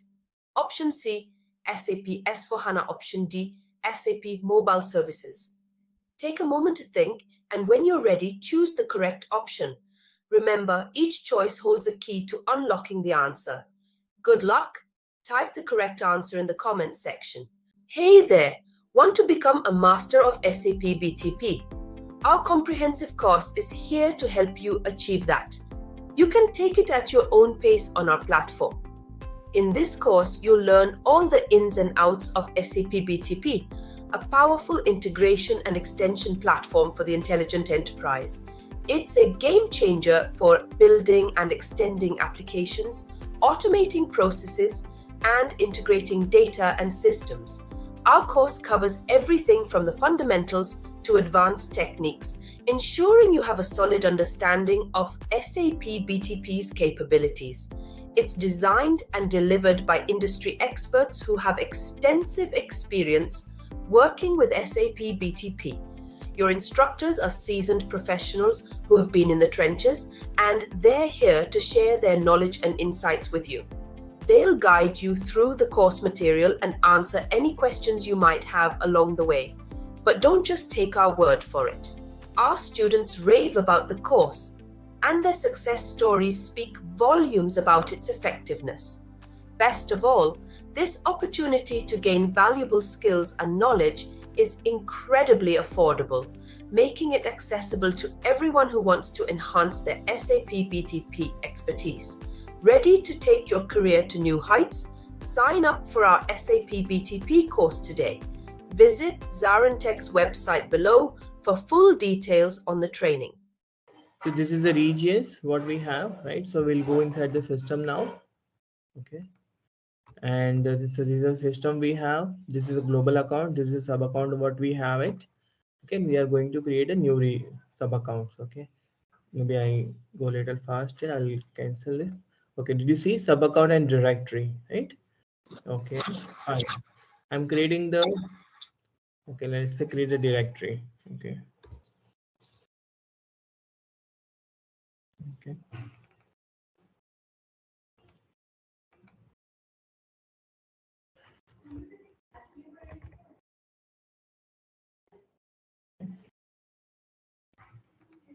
So these are all the regions are available, by SAP itself. Okay, and along with the third-party infrastructure services.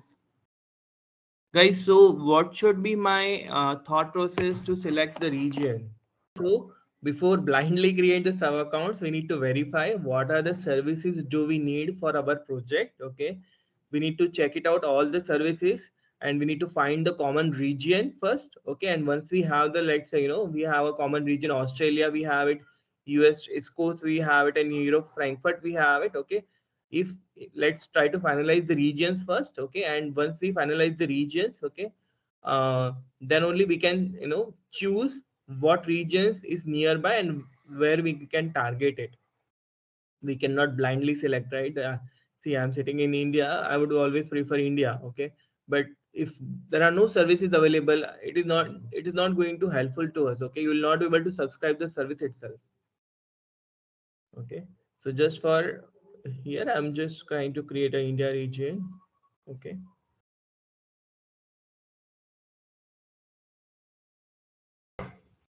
Okay, so basically we cannot change this region inside the sub account later point of time, because when you are trying to create it, it is going to be created in that specific service provider. It means GCP inside specific region inside the India. Okay, so that data center is being used over here.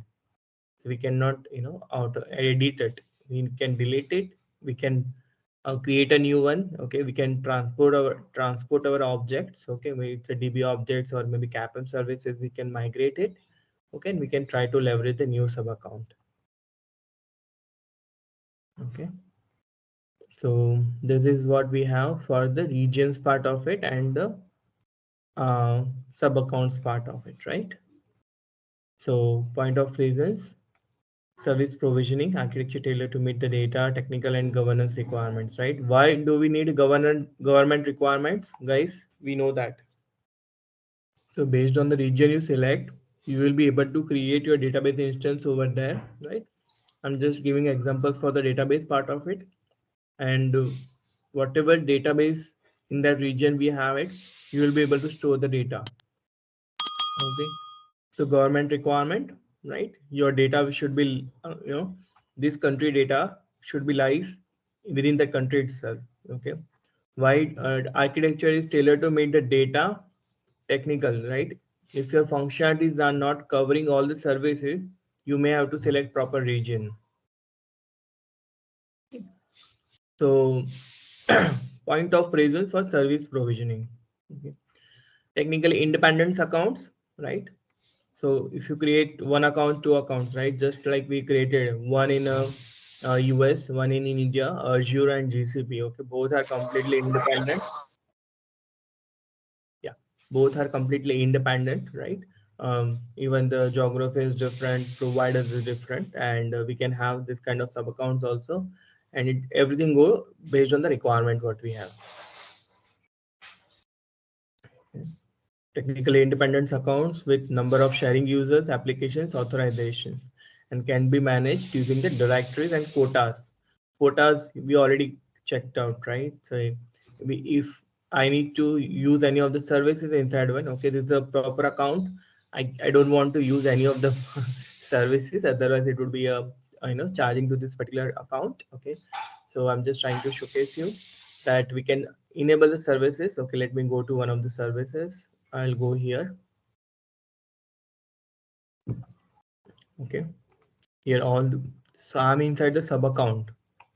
Okay, and when I see sub account, right? So okay, so business application studio is there. Okay, and the cloud foundry runtime environment is there. These two are there, environment and subscriptions of services. Okay, and when I go here, all these services are available here.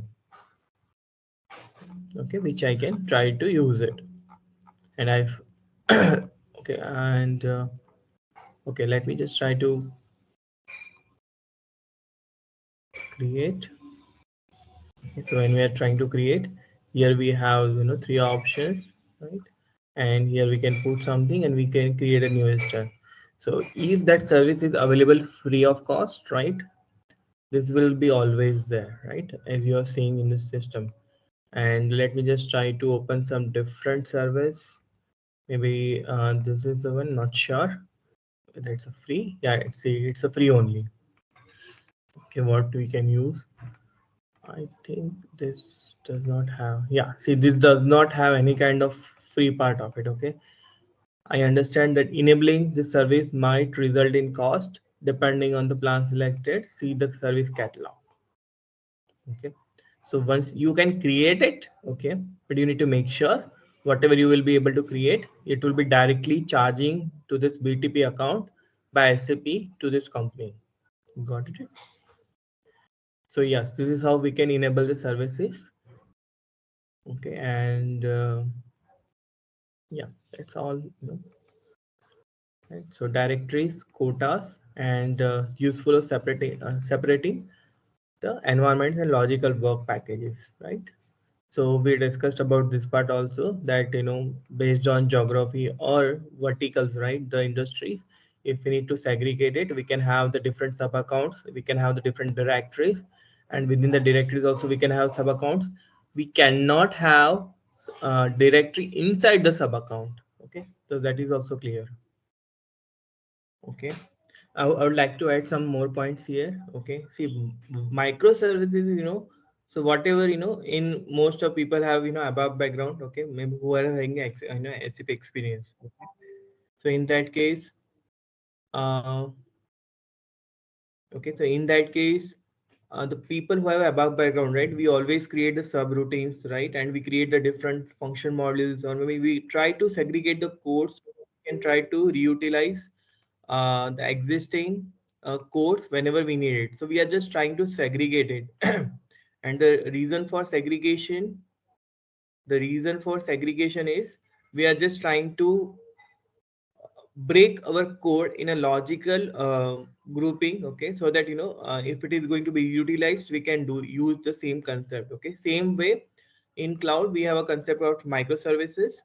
Okay, and in microservices, right, we can create the multiple CAPM services, we can deploy the Java services. Okay, they can talk to each other, we can have our applications also deployed as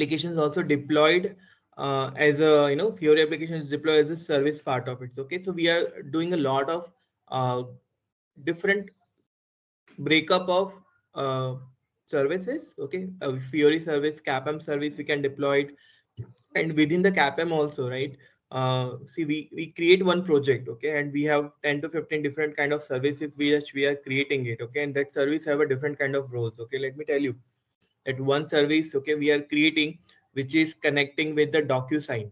Okay, DocuSign is a digital signature framework what we have. Okay, third party system framework we have. So in that case, okay, if I create that service, I can utilize that service across the board. Okay, not only in my project. Okay, maybe other projects can also try to leverage the same kind of microservices. Okay, so it is also reusable purpose. Okay, we can have the multiple microservices, they can talk to each other, and even the third project or maybe some other project would like to use it, they can also use it. Okay, so that is the microservices concept. What, yeah, this concept was not there in a neo part of it. Okay, you deploy entire your applications, it will be running. Okay, but starting from Cloud Foundry, that is possible. Okay, that microservices, we can break our services into multiple structure, we can deploy it separately. Okay, and we can take it forward. I'll give you one more example here. Okay, somebody was having experience on probably SAP CPI or PIPO. Okay, so we can create couple of services inside the BTP. Okay, we can deploy the services as a REST services okay, and we can deploy into the Cloud Foundry runtime space. Okay, and whenever some data is coming, okay, from to CPI, okay, they can call, these are the services, okay, across the project. Okay, and they can leverage that service to complete that task. This is also possible, right? So it is not only that if you are going to create maybe some Fiori applications or maybe some kind of CAPM applications, right, only during that time we need to have the space would be required or microservices concept would be required. No, it is not like that. Okay, if we need to have connection with the multiple third parties, so anywhere we can break up our logical functionality into small pieces. Okay, and that pieces, the small business functionality, it can be deployed as a service. Okay, and each CAPM service within the same space, they can talk to each other, we can call it out, and we can complete our actions. Okay, fine. So this is what we already discussed about it. So we have SAP BTP, okay, as a multi-cloud platform deployed on a cloud providers. We have SAP Azure, AWS, GCP. Okay, we have seen it. SAP is its own couple of services are SAP owned, so they are using their own data centers. Alibaba Cloud was probably announced on 2018-19, but in most of the cases what we have seen recently live, right? Maybe we are not seeing the Alibaba Cloud, okay, as part of the cloud providers, okay. It may be using a couple of services, but majority of them are not there, right? Fine. So this is also we discussed, right, that infrastructure as a service, data considerations, just two factors to be addressed: requirement of government, business, and technical are satisfied. Okay. Okay. This is all we already seen it, right? Okay. Let me show you one more thing. Okay. This is a very beautiful tool we have. So here it's all already says 24 regions are there. Okay. And when I click on the globe, it will take some time. Okay. Can you see, right? I can see how many data centers we have. Here we have a lot of, right? So I can check it out like this one, and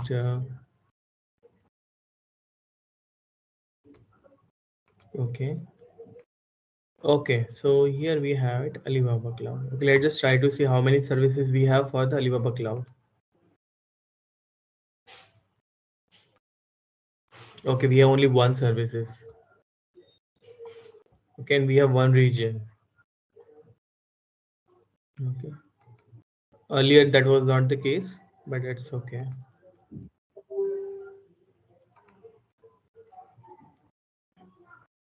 Fine. And if I go to this particular applications, I want to understand, right, that how many. Okay, here also we have a globe. Okay, so all these regions are already there. Okay, so this is how we can see it also, and here we also have the drop down also. Okay, it will let us know. Okay, so this will help us to take it forward.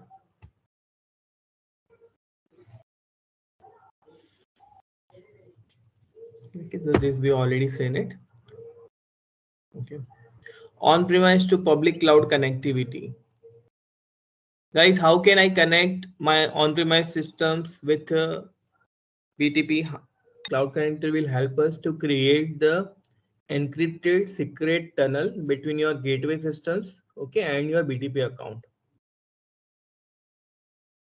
Okay, so whatever the data communication is happening, okay, it should be only with that tunnel it is with happening. Okay, so it's a secure, it's a encrypted also, and once you set up the cloud connector and once your destination is working fine, it means your BTP can consume all your Fiori applications also. It can fetch the data of Fiori applications, it can fetch the data services, everything is available inside your gateway systems. It will be able to fetch the data that is possible.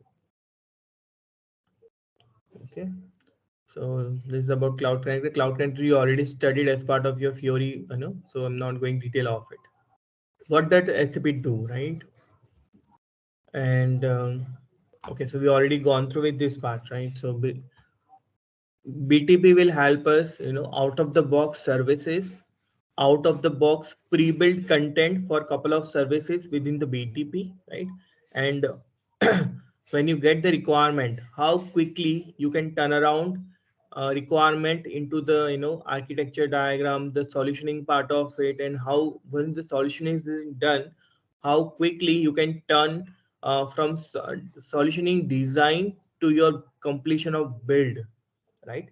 That is the way, that is where BTP will help us to comes to picture, and not only just to the till the build part of it, it will also help us to deploy our code whatever we have done it from Fiori CAPM, right?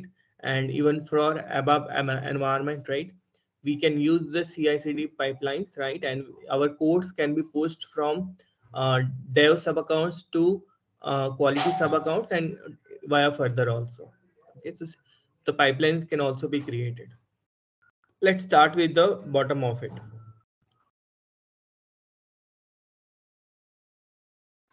Okay, let's start from the bottom of it.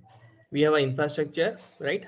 Hyperscalers, we have it. We have SAP data centers, we have GCP, Azure, uh, AWS, and Alibaba as well, right? So this is the infrastructure on which the BTP is going to, use or deploy the services, or the sub accounts will be getting created, right? So in one BTP account, you can have different sub accounts which is lying in a different regions, and it can also be using the different hyperscalers also, right?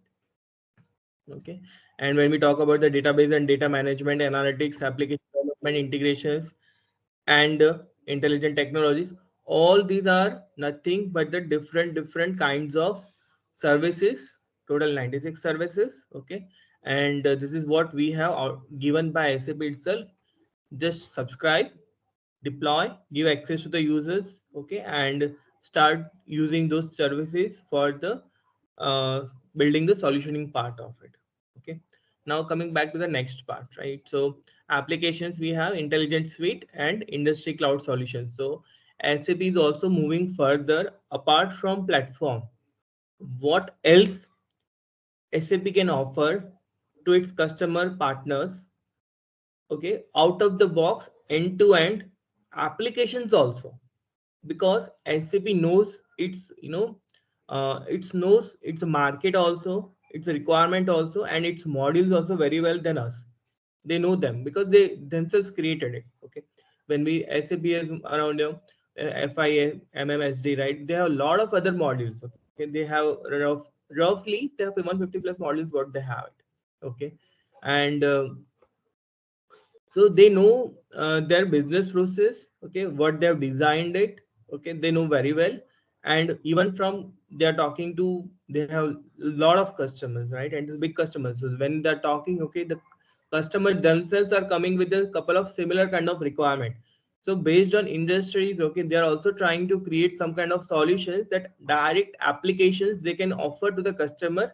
Okay, and they can, get charged based on the usage, that is also there. Okay, so they are creating the applications, okay, and they're deploying onto the landscape, and they are just asking the, users to try it out. And if customer would like to, be in a productive purpose, they can buy it and they can take it forward. So they're also creating the applications also.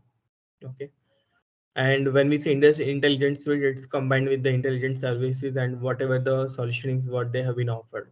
Okay, so when we create the applications, okay, when we create the, we have the services. Okay, so let's say, we created service. Okay, then now we know it is waiting for somebody to take actions. Okay, so within that business process, okay, maybe some person's input would be required, or maybe some kind of analysis would be required, right?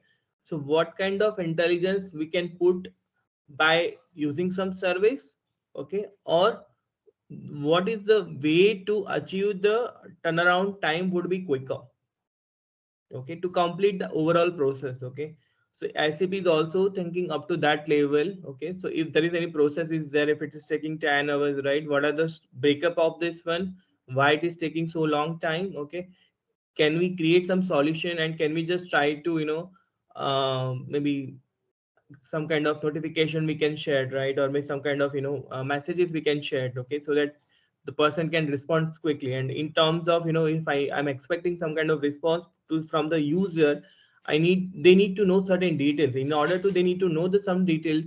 If they're sending an email, why can't we provide all the required details to the email to that person, so that that person can directly, take the actions, or the inputs, okay, or directly from the email body of it. That is also possible, right?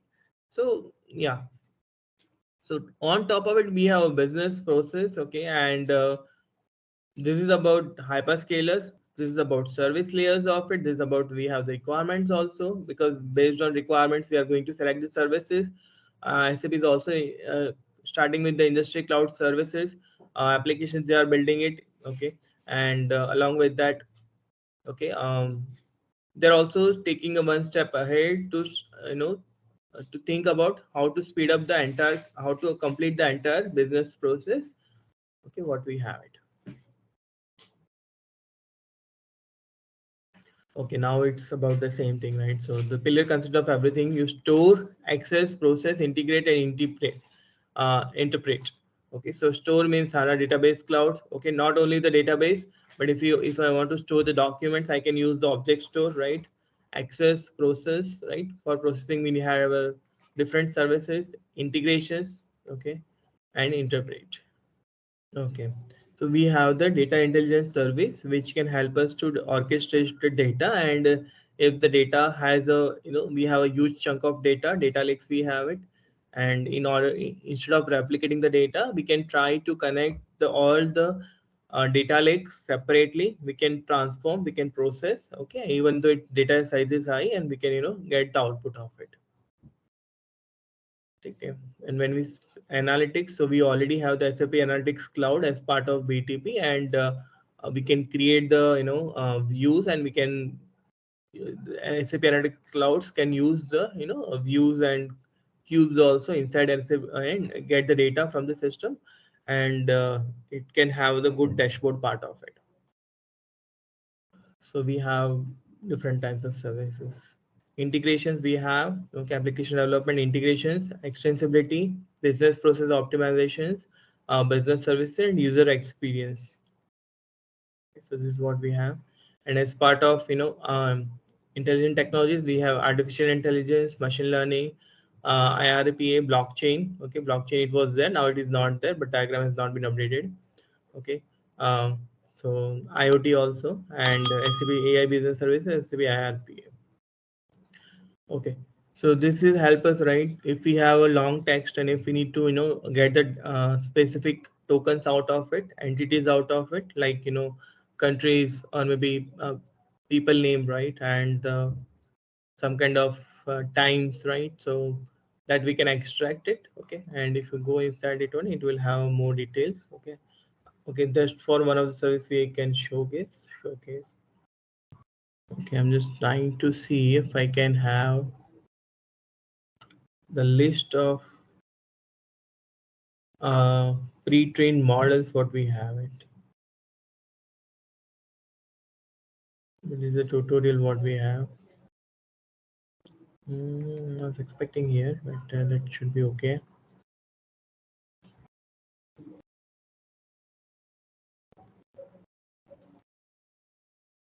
API reference should contain that. No, it is coming to the same one.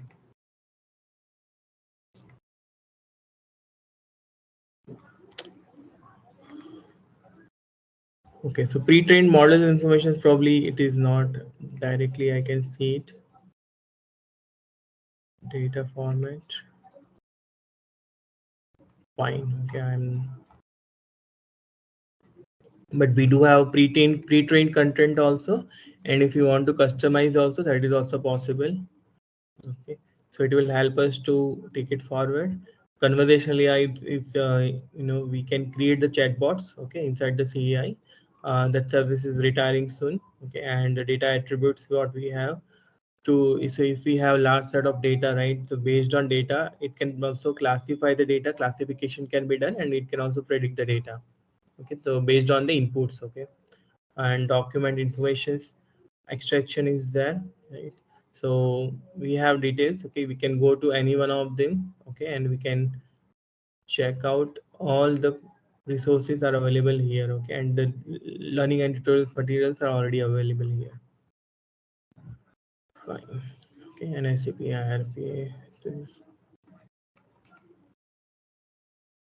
So in a nutshell, based on requirement, how how we can combine all these services. Okay, when I say combine means how we can leverage these services in order to achieve the business functionality. That is how we can check this out, right? Yeah, the same thing. It provides a strong product portfolio, central platform for accelerating development and migration, because all the services are available itself here. And even for customers, okay, they do not have to procure the different services from different vendors. You have SAP product portfolio, on-premise system, SAP BTP. You can leverage these services. You can talk to any of the SAP multiple on-premise cloud solutioning, and even non-SAP systems also. And when I say cloud solutioning, I mean SAP Ariba's SuccessFactor. We have C4C, right? So all is the cloud solutions what we have. We can talk, it can connect, and we can do complete our business functionality. Okay, and even we can build the extensions also. Okay, so we can get the data from let's say SuccessFactor runs on a standard OData, right? So we can get the data on top of it. We can create some kind of UI, okay, applications. We can create whatever applications we have created over here.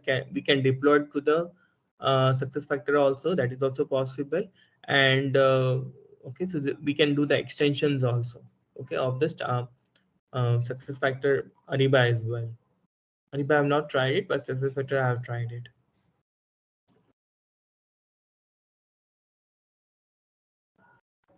So this is all about what we have, SAP BTP. So achieve integrated business process, data to value, okay, and extensibility. Okay, so whatever as part of, okay, you already gone through it, but I also show one more time, just for a theory library, just for a moment. Okay, so we have all these libraries, okay, and it means S4HANA contains systems, okay, contains all these Fiori applications by default, okay, and when you go to cloud also it contains, okay. So if you want to extend this applications, okay, you can also have it in S4HANA also. You can also deploy it inside the BTP also. And if you would like to try out, okay, a couple of Fiori applications, okay, you want to deploy it to the BTP, and you want to extend that Fiori applications, the standard Fiori applications, to the maybe SuccessFactor or something, right? That is also possible with the permutation that the extension points are available. Otherwise, probably we need to create with something new.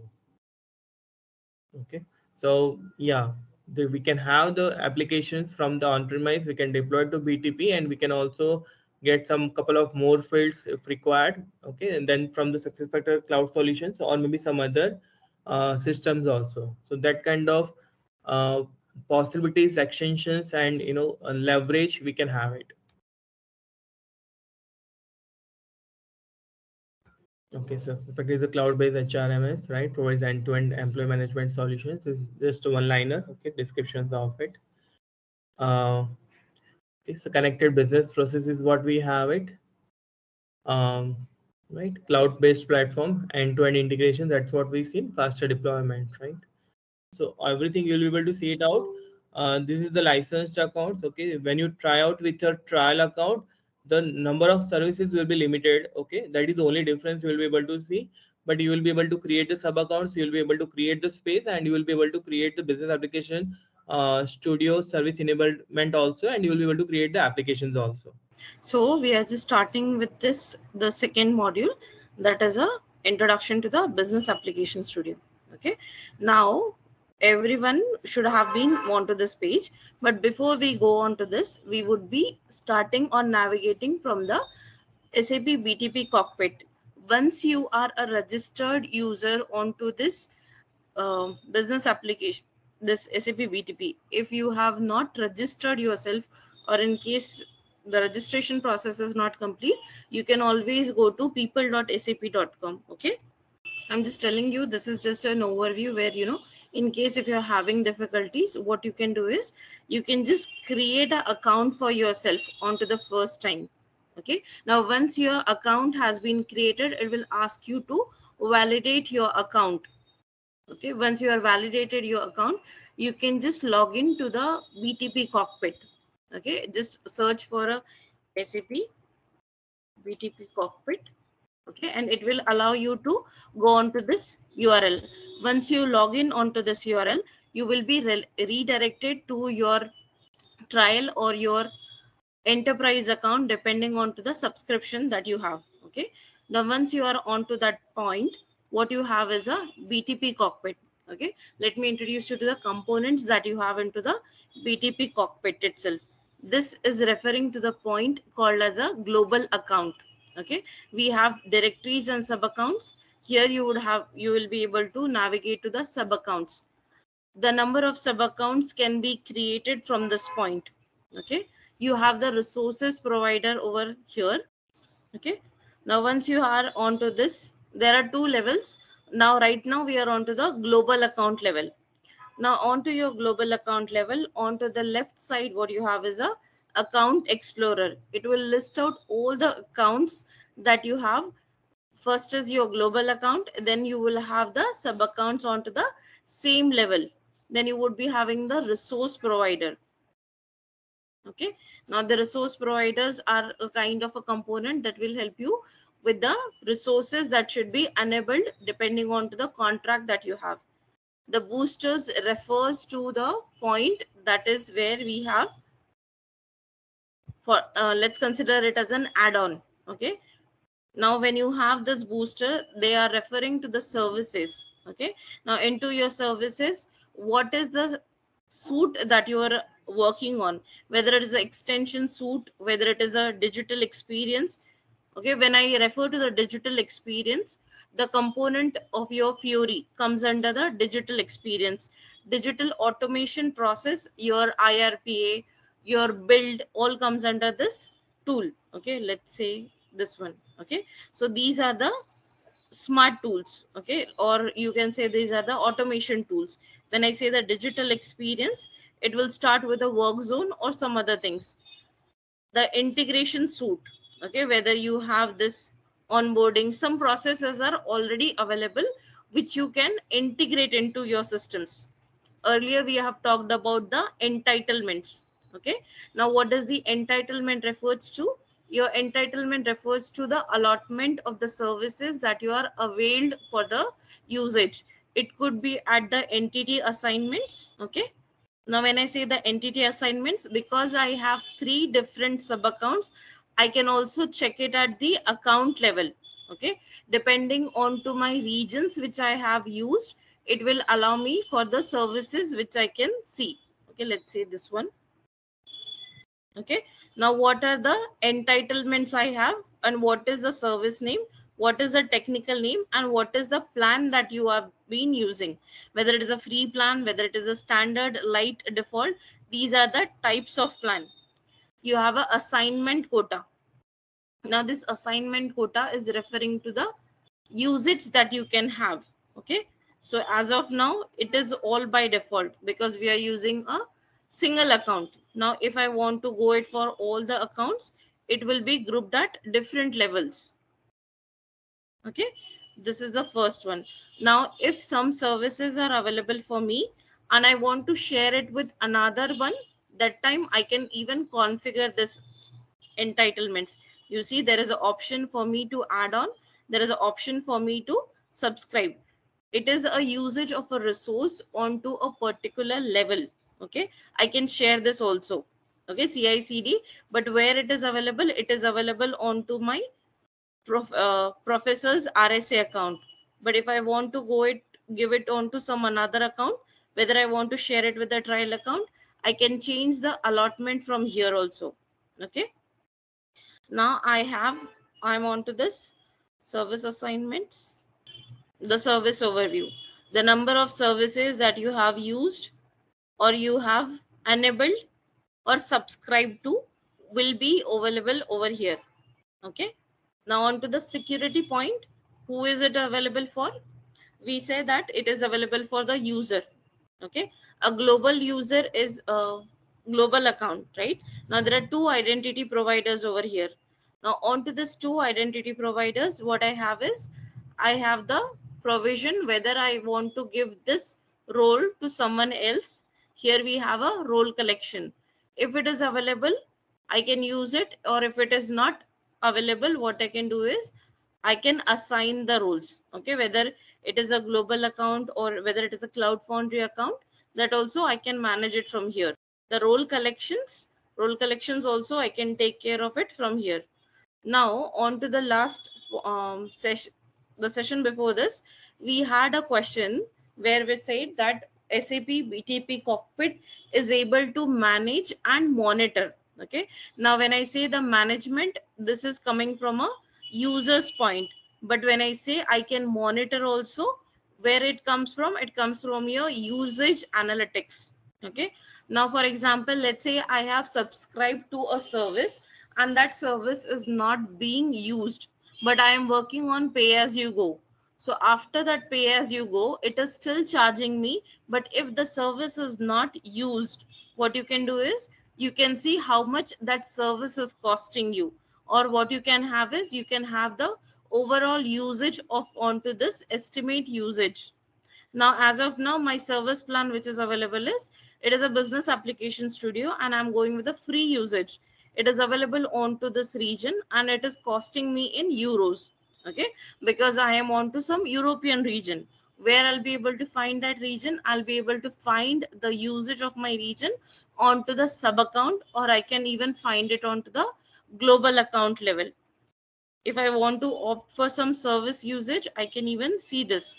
Okay, so this is where the BTP cockpit is useful for us, where it helps to manage the services via the security check and the monitoring of the services via usage analytics.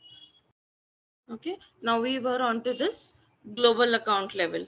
Now I'm moving on to the sub account level, the views. Okay, now the other thing that you have to be sure about is that whenever you move on to the BTP cockpit, different URLs or the different components, it will switch on to the views. Right now what you are seeing onto your left panel is onto your global account level. Now if I want to move on to the sub account level, there is a change that you will be able to see. Now, earlier I was having the entitlement, security, landscape, service providers, boosters. Right now, what I have is I have the services, I have the cloud foundry, connectivity, security, entitlements. Now, this entitlements is referring to this entity. Okay, this is nothing but my sub account as an entity in my entitlements. Okay.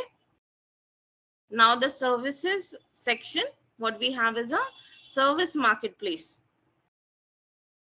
Now in my trial account, what are the services that I can use? Okay. Now for the first time, when you have created an account, it is available by default for you. But sometimes what happens is, as soon as you launch, okay, as soon as you launch your trial account, you might not be able to see. Sometimes it will give you an authorization error. Okay, even if your account is set up, if you try to open this, okay, for me it has been already set. Okay, so I'll be able to see this account. But in case if you are not able to see, or if you launch your application from here and you are seeing the error, that authorization, okay, it will say you are not authorized, access denied. If that kind of error occurs to you, what you can do is you can go to your security, you can go to your user. Okay, now for the user, which is the user that exists for me, this is my user and it is associated with a default identity provider. Navigate over here. Okay, now once you navigate over here, you will have a role collection. Now once you go on to the role collection, what you can do is assign the role collection. As of now, I was working as an admin for this and I have everything in place, so I am able to see this. But in case, okay, in case if you are not able to see, what you have is, let's say right now I don't have the access to this business application studio. So what I can do, 1 minute, let me refresh this one. Now that role is not assigned for me, but if I try to assign that role, you'll be able to see this business application studio. Now if this role has not been assigned to me, I will not be able to see the business application studio. Let me switch to this over here. Let me assign that role again. This is a developer role. Even though once I go inside this, I will not be able to create. So if I assign this role to me, assign the role collection, the role collection has been successfully assigned. Now once I try to open this, I'll be able to open this. Now if I want to group the roles, okay, I can assign the roles over here. Basically, roles is a kind of a thing which will allow you to access some of the components that you have. Okay, role collection, roles, and then you have the trust configuration. Okay, whether you want to connect to any third party or another things. Now the entitlements, if you look over here, here I have this configurations available. Okay, now what is the sub account assignment?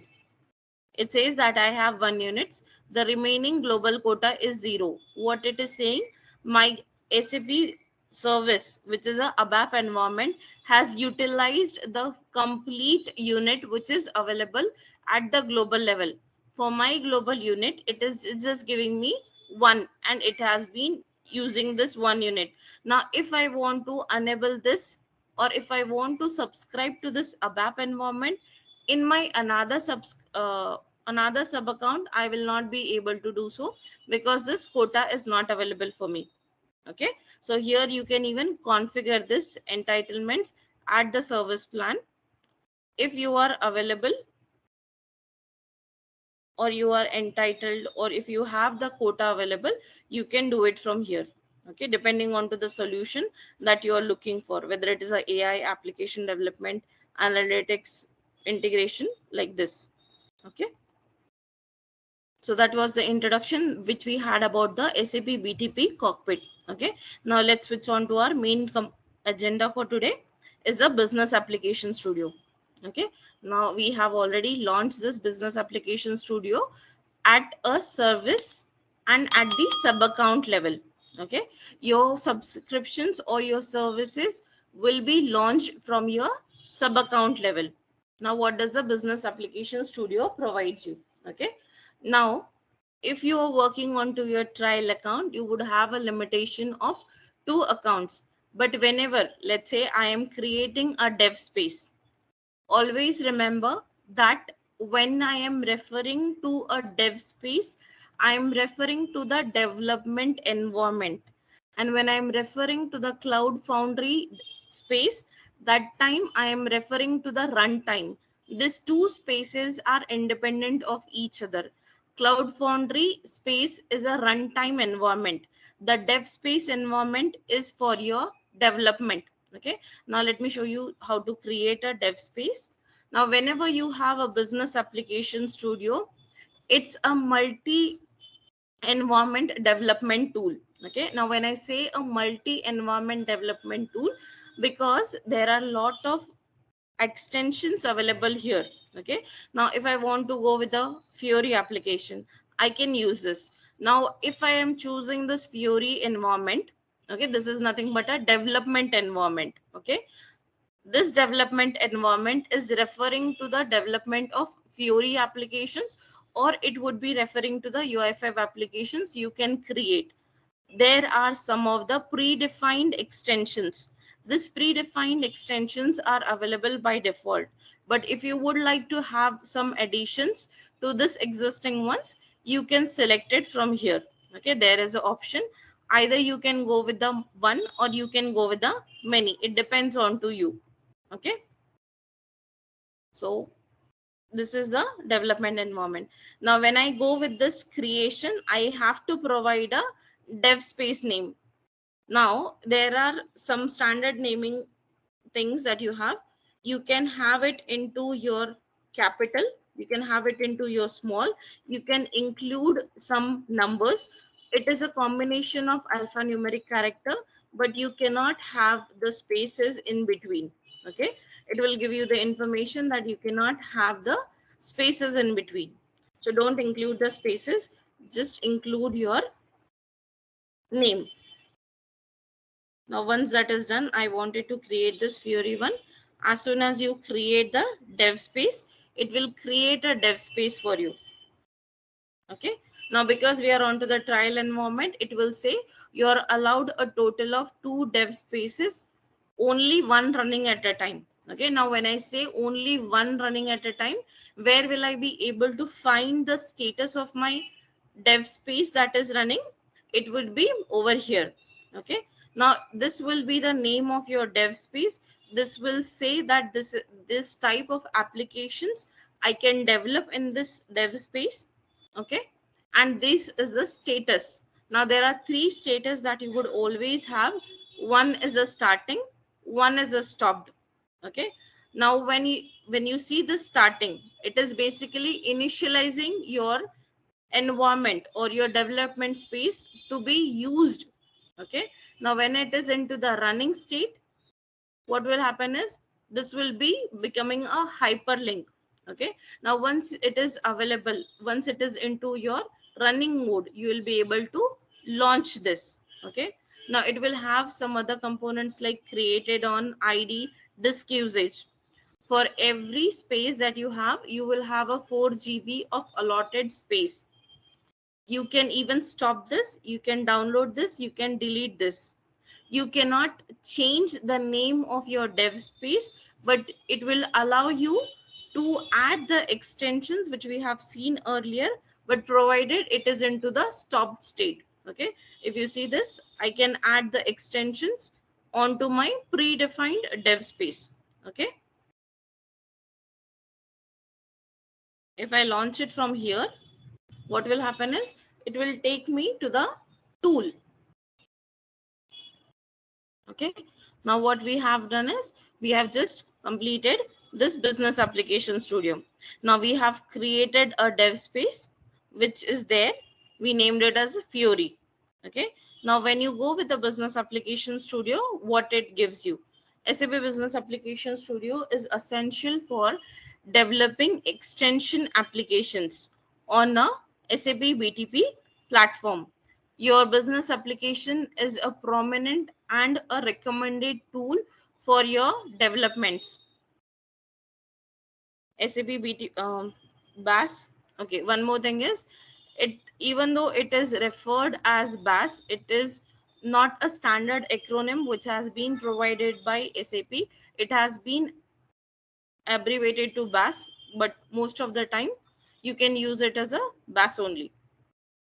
Provides a common development environment that runs independently of the developer's technical system setup and is tailored for the business application development in SAP ecosystem onto the SAP BTP. If you are having any system, let's say a connection has been established to the SuccessFactors, Ariba, or any other system, the data can also be pulled out onto your business application studio. That also we can do, provided the prerequisites are in place. One more thing about your business application studio is the dev spaces which you have created, okay, are independent of each other. Okay, they are you can say are as they are the private workspaces. Okay, they are independent of each other. You will not be able to see all the applications of one dev space into another dev space. Okay, so BAS can be accessed through an internet browser and offers a desktop-like development experience similar to a Visual Studio Code. If you have used Visual Studio Code earlier, you will be able to see that it is a application which will give you the look and feel like your Visual Code. Okay, this has been derived from a Visual Studio theme called as a VSFX registry. Okay, so that is also available. You can add the extension, even you can have your extensions created and added onto your business application studio. Okay, so provided they are registered as an extension to be available. SAP business application studio offers all the necessary tools for the business application development, including a command line and the editor optimized for the use cases. A subscription and the appropriate authorizations are required for developers or the business users to access business application studio in a sub account. Okay, now when I say it is onto a sub account, we have already seen that once it is subscribed, then only it will be available. An administrator can distribute role collection via the security capabilities of the BTP. Okay, So what we have is administrator can distribute. If you're working as an administrator, or even if you have that role assigned to you to assign the capabilities. I've already demonstrated this with the help of a role collection, right? We had a user over here, and then we just added a role onto the role collection. So this is also possible onto the sub account level. Okay. Now there are three predefined role for the business application studio. Developer. If you are a developer and you are willing to work onto the business application studio to develop any of the applications, let's say I have developed a space. Okay, here I have a space called as a Fury dev space, right? The type that I have is for the Fury. So a Fury developer can develop the Fury applications using this business applications studio. One more thing about your business application studio is what you can do is even you can bookmark this URL. Okay, you can bookmark this URL and directly launch the business application studio instead of navigating from your instances and subscriptions as well. Okay, now if you want to switch back onto your list of the dev spaces, what you can do is you can just remove this ID. Okay, now where is this ID coming from? Let me switch back. Okay, so this is the ID. Okay, now if I want to move on to this dev space, I can move on to this dev space, but here this is right now into the stop stage, so it will not be active. But if you want to, you can do that. Even you can bookmark the number of dev spaces that you are using. Extension developer, develop and deploy the BAS extensions. This is what I have referred to earlier. You can have your extensions added. Okay, now if you want to add your extensions, how do you do it? Launch your Fury business application studio. Here you have a component called as the extension.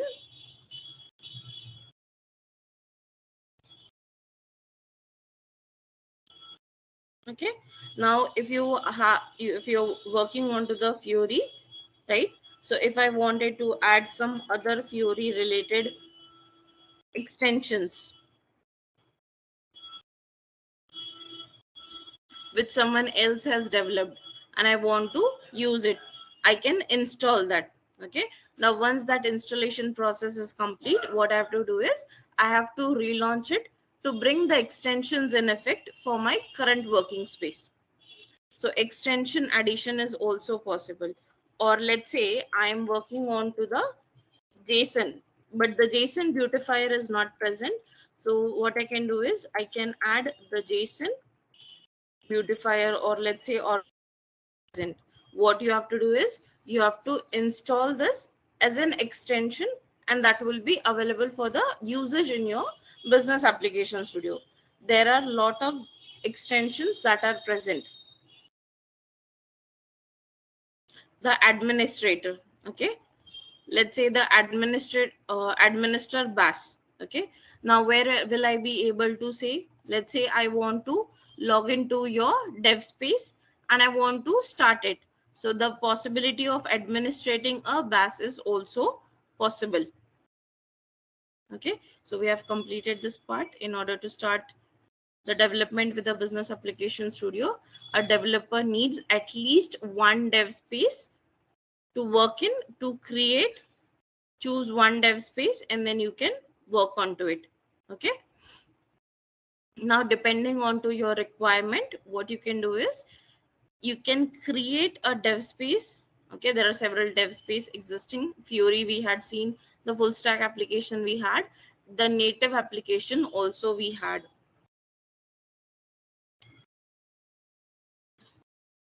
Every dev space type comes with a set of predefined extensions that are required for the respective application scenario.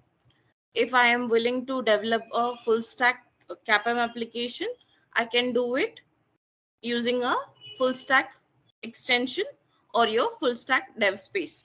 If I want to just develop the Fury application, the administrator can just give the rights of creating the same to that. You can select additional extensions to enhance your space. You can add the extensions. Now, what are these extensions referring to? These extensions are referring when you want to enhance your environment of your development.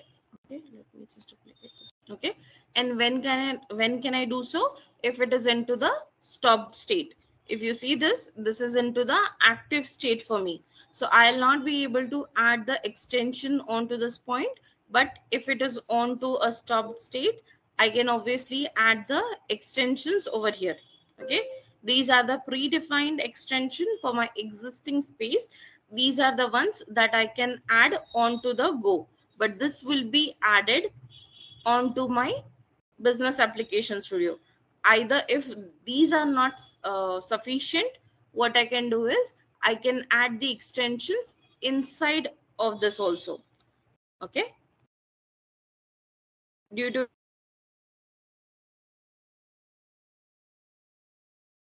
Visual Studio, SAP Business Application Studio also lets you integrate the code compatibility extension from the Open VSX registry. This is what I was referring to. You can register your extensions, you can create your own extensions and add those extensions onto your Business Application Studio. It is possible to create multi-dev spaces per user depending on to the chosen application.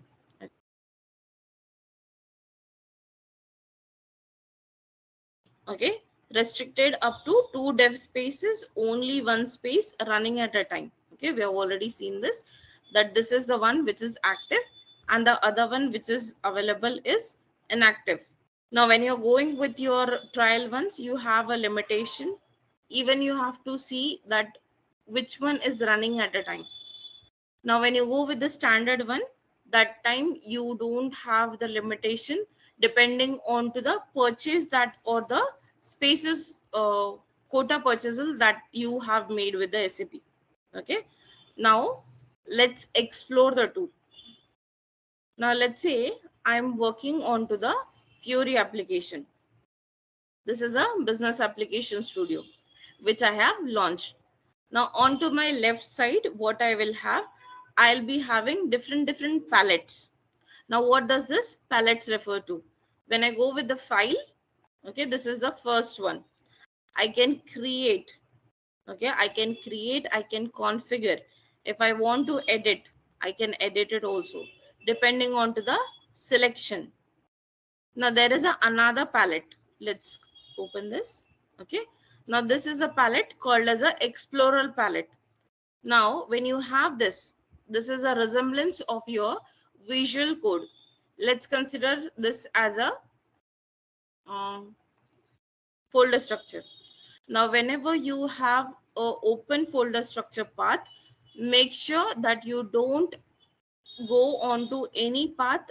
If you want to open any of your applications, switch on to your projects path. Okay, then only open it. This is a kind of a hierarchy which has been set up onto the cloud. Now, when you go on to the projects, right now, I don't have any projects available for my projects folder. Okay. Now, what is this? This is a compatible tool or the extensions which are available onto the VS Code. You don't have to change this folder. You don't have to edit anything. This is a kind of a configuration file. Okay. Now, if I want to create a new one, okay, there are multiple options that I can have depending on to the extensions that I have opted for. Okay, I can go from the start from a template. Okay, what it will do, it will enable me with the wizard that is available. Okay, adaptation project, cap project, Fury application, and the basic multi-target application also I can do. The other way is, what I can do is I can clone this. Okay, right now I don't have any application for me, so what I can do is I can clone this repository. Okay, let me do that. Either you can, there are two ways always. Okay, either you use a wizard based navigation, or either you use a command line based interface. Now, how do I go? This is a wizard based. Okay, what I can do is, if I go from clone from repository, what I have to do is,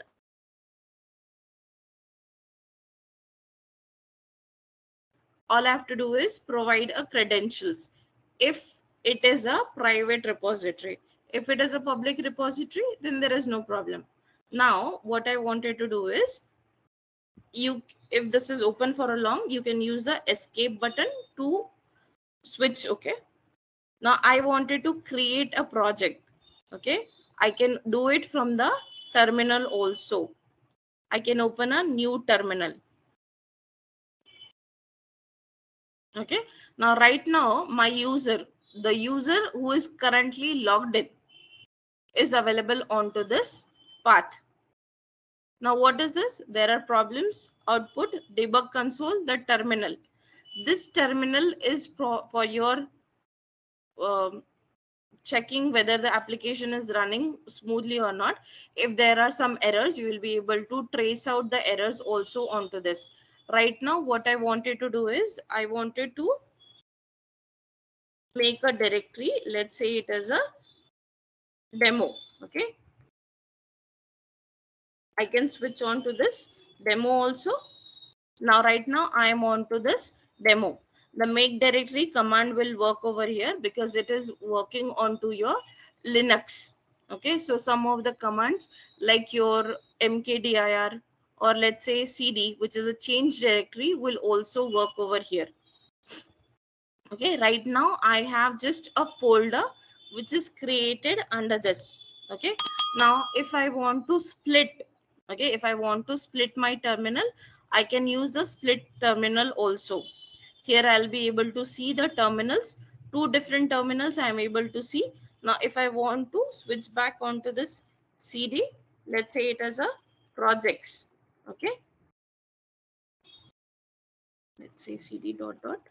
Okay, now here I am on to the projects path, but my another terminal which is available, it is available still onto the demo.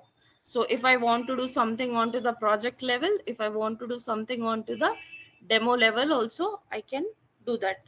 Just give me a second.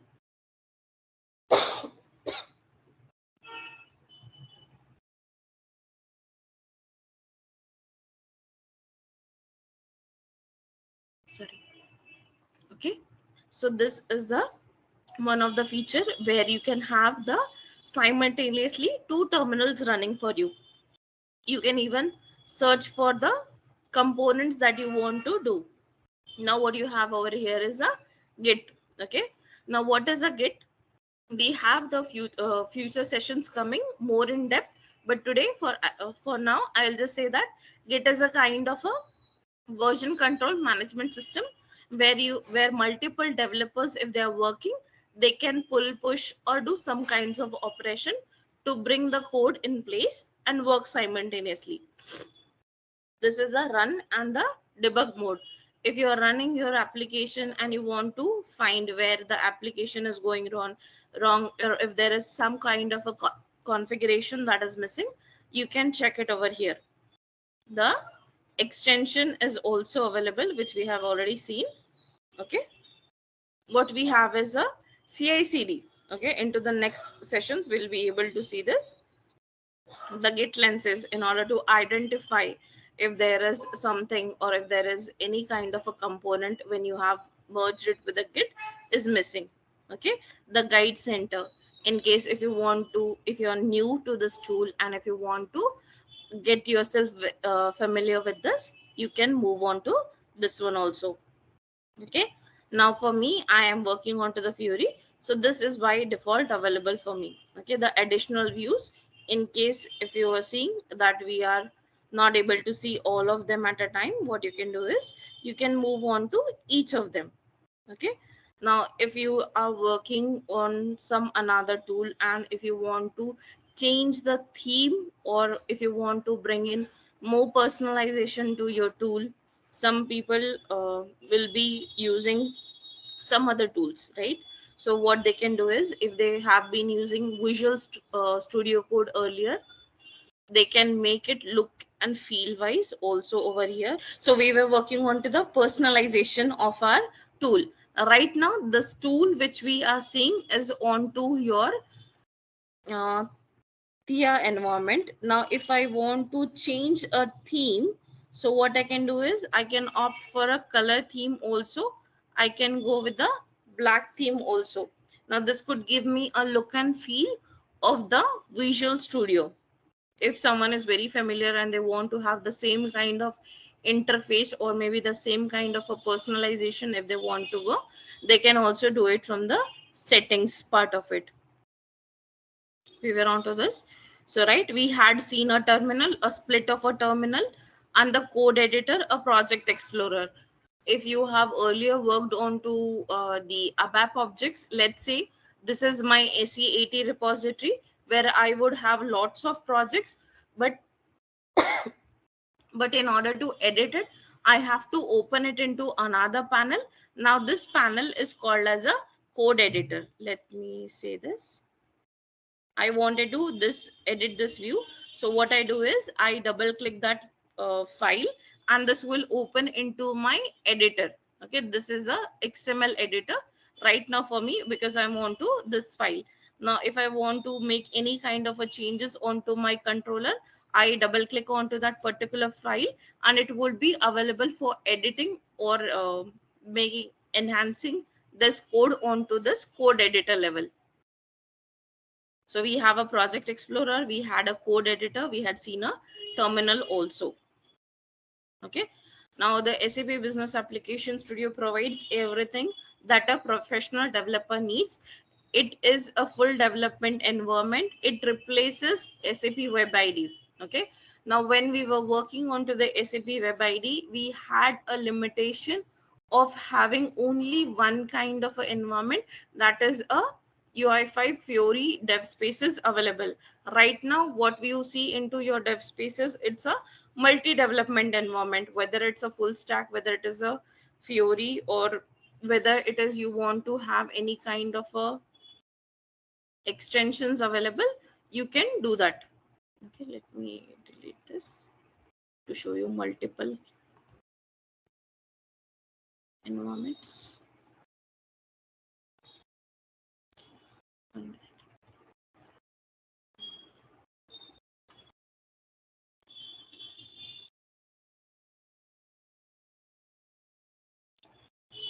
Okay, so these are the development environments that are available: full stack cloud, HANA native, mobile application, basic. Along with this, we have the extensions to be added to make it more useful. SAP Business Application Studio has a lot of capabilities, including the project explorer, the code editor, the terminal, debugger, code management integration. This code management integration is basically referring to your Git that was in place, which we have already seen. Benefits of your Business Application Studio at a glance: provides a managed, pre-configured, hosted environment optimized for a Business Application Studio, can be centrally administered with the tools, repository, system access, and the company policies. Integrated with the existing SAP solutions, the Fiori development, Fiori generators. Okay, we had templates that will enable this point. Provides easy access for a Visual Studio Code compatible extensions. We have seen this extensions also. So the collaboration part, BS is designed to facilitate collaboration among developers working onto the same project. This is where your Git comes in pictures. Okay, it offers features such as Git review, live editing, and chat integration to help team works more efficiently. Okay, so what we have is a Git lenses over here, so that will enable you with that feature. Okay, the integration, SAP Business Application provides. I mean, can you please go back just one more point? Okay, on that slide, earlier slide, please. Yeah. Okay. So let's say we have one repository, okay, and in one project maybe 4 to 5 people are working, right? So in that case, each of the person has its own development feature branch, okay, and all the 5 people can work simultaneously inside one project to create different applications. Okay, so in one project multiple people can be run. This is the idea of the collaboration of it. People can do the editing also, they can deploy the code, they can merge the code, and they can also get the live code which has been deployed to the main branch of it. Okay, so in ABAP, okay, there are a few people are having the ABAP background also, so that's the reason I'm just trying to touch upon this point. Okay, in ABAP, if you're auditing one object, you cannot, other person cannot edit it, right? Here we can have a flexibility that one person is editing one project, second person is editing another part of the same project, okay, and the third person is also editing the another part of same project. By chance, if two people are editing the same objects, it is going to be shown as a conflict, and it will be side by side comparison will be there. We can check it out, what we need to select, what we need to reject, and we can merge the code and we can deploy it. That is also possible. Yeah, over to you.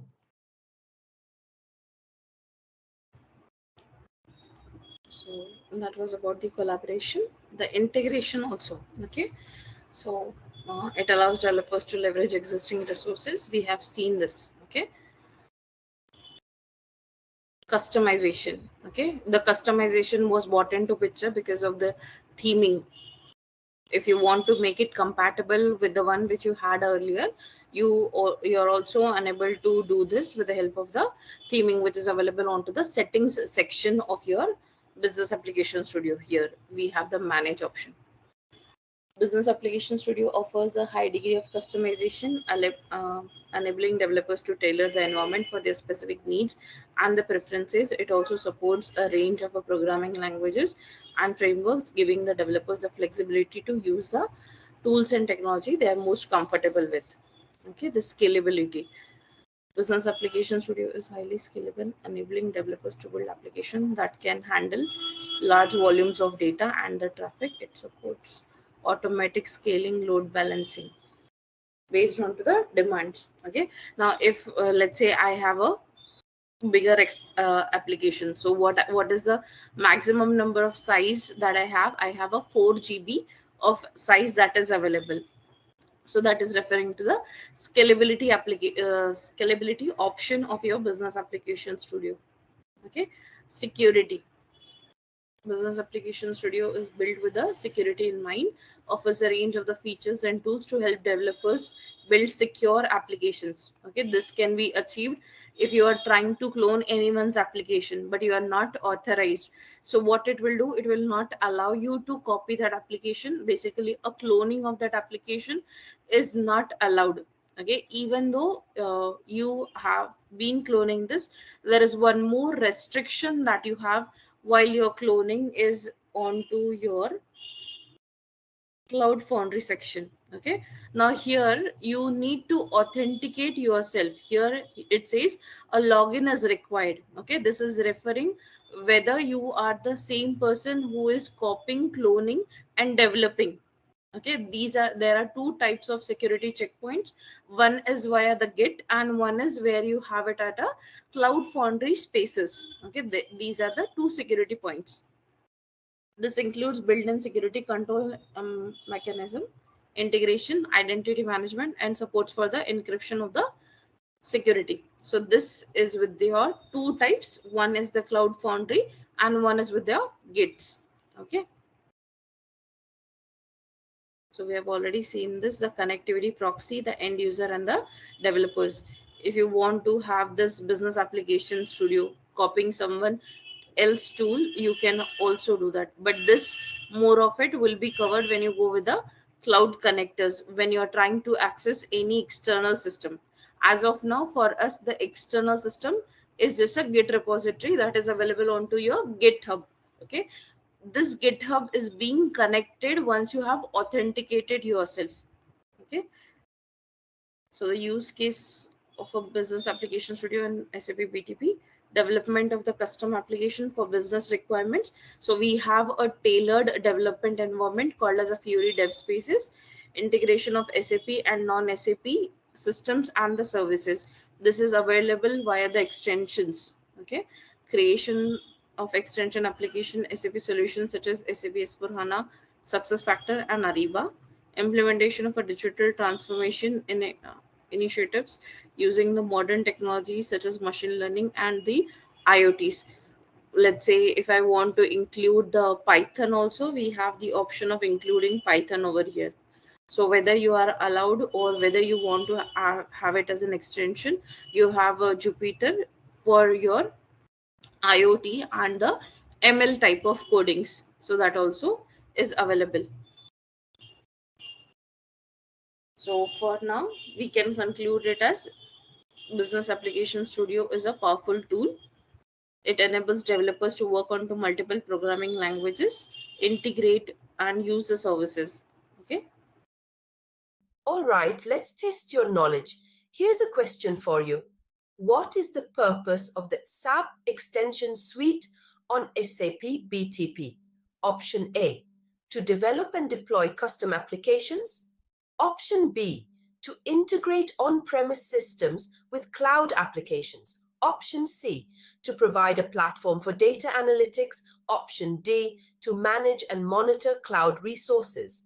Take a moment to think, and when you're ready, choose the correct option. Remember, each choice holds a key to unlocking the answer. Good luck! Type the correct answer in the comment section. Hey there! Want to become a master of SAP BTP? Our comprehensive course is here to help you achieve that. You can take it at your own pace on our platform. In this course, you'll learn all the ins and outs of SAP BTP, a powerful integration and extension platform for the intelligent enterprise. It's a game changer for building and extending applications, automating processes, and integrating data and systems. Our course covers everything from the fundamentals to advanced techniques, ensuring you have a solid understanding of SAP BTP's capabilities. It's designed and delivered by industry experts who have extensive experience working with SAP BTP. Your instructors are seasoned professionals who have been in the trenches, and they're here to share their knowledge and insights with you. They'll guide you through the course material and answer any questions you might have along the way. But don't just take our word for it. Our students rave about the course, and their success stories speak volumes about its effectiveness. Best of all, this opportunity to gain valuable skills and knowledge is incredibly affordable, making it accessible to everyone who wants to enhance their SAP BTP expertise. Ready to take your career to new heights? Sign up for our SAP BTP course today. Visit ZaranTech's website below for full details on the training. So right now we are onto this global account level. Now once we are onto the global account, we can go to the sub account level, and from here we are launching the Business Application Studio from the subscription of a service, because everything that you have under your BTP account is a software as a service. Okay, so even though your Business Application Studio is a software, it is available to you as a service and it needs to be subscribed. Whatever you have under your Business Application Studio is in the form of a service. Okay, now in case if I am launching my Business Application Studio, okay, and I'm not able to see, or if I'm getting the authorization error, at which level I'll be able to assign the roles under the security, under the users. For each of the users, I'll be able to see it over inside here, right? Yeah. Under the role collection. In case if you want to group all of the roles, what you can do is you can have a custom role of your own where you can create a role as well, and then you can assign it to the user as well. Okay, depending on to the type of a configuration that you need. What is the minimum space that is given to each of the dev space into the trial environment? Let's go to the sub global account. Okay, now I have 2 sub accounts. How is the distribution of a quota onto this level? How is the quota distribution? Okay, so onto the entitlements, we will be having the service assignments, and on the quota assignment is there.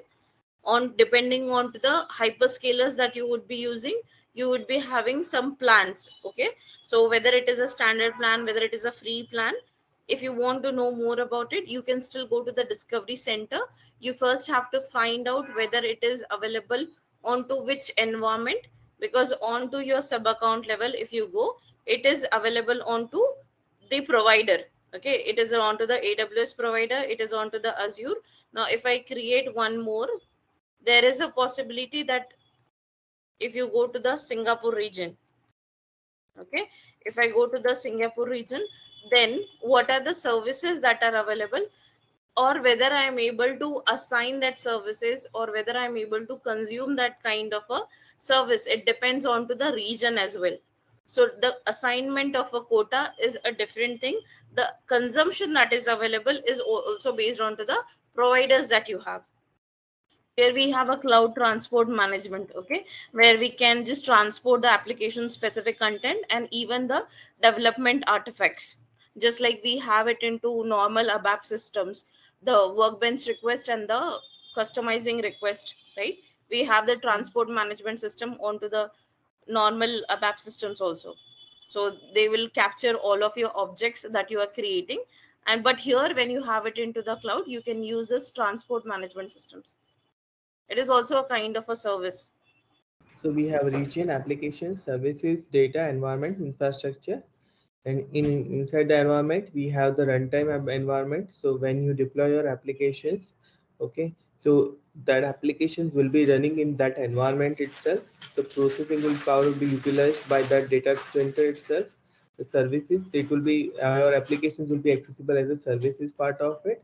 And if you want to check it out, right, what something has been failed, something has been right, so all the tools are available to check it out, the services deployed or any kind of issues also. Okay, so we have infrastructure services, we have database services, we have integration services, right? So in as part of the infrastructure services, what do we have? Okay, so we have computing powers, we have storage also, we have networking also, right?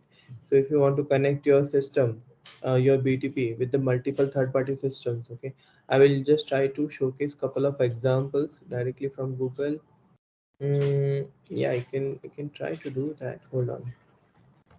SAP BTP DocuSign integration.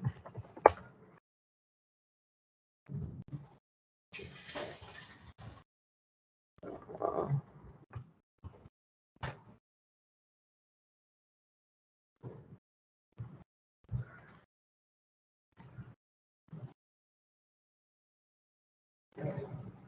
okay, so okay, forget about this part. Okay, but let's say your user is using some kind of application that is trying to connect to here.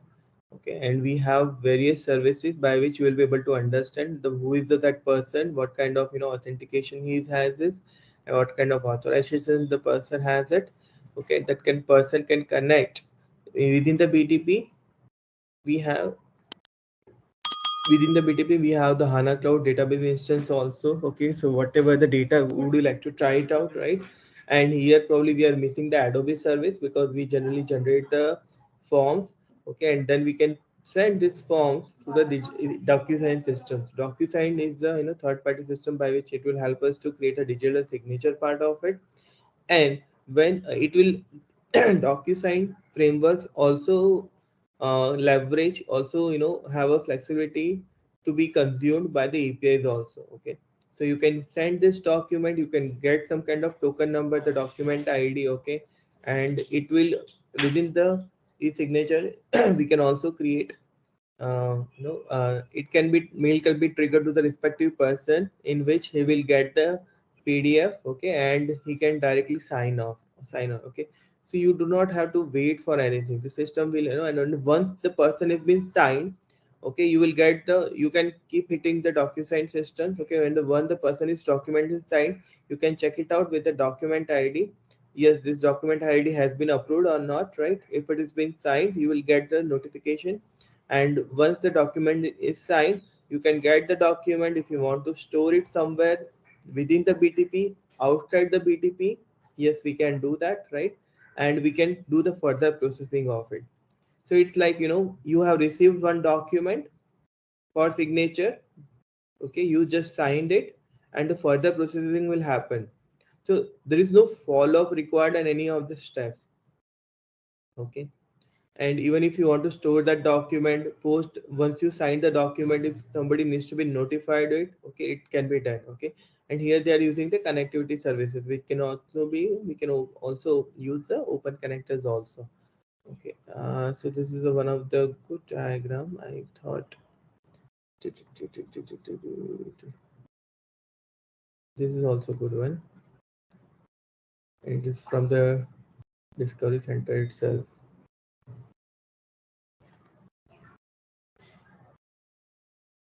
Okay. So here we have it, right? We have Fury applications, okay. We have Android, iOS specific applications can also be built, right? And our applications are also flexible, which can run on any of the devices, right? So and once you user logins to native applications or Fury applications, right? uh, it will be connected to the portal service, okay. And we whatever the development what we are doing here, okay, this is a SAP cloud platform. Within that we have cloud foundry environment here, and within that, we have we have the SAP business application studio, where user will create it, the developers will create the applications or modify it, they will deploy it, okay. Once the application has been deployed, okay, it can be you can configure inside the portal service and launchpad service, okay, and you can expose it. So here user is coming from portal service to the cloud foundry runtime part of it, okay.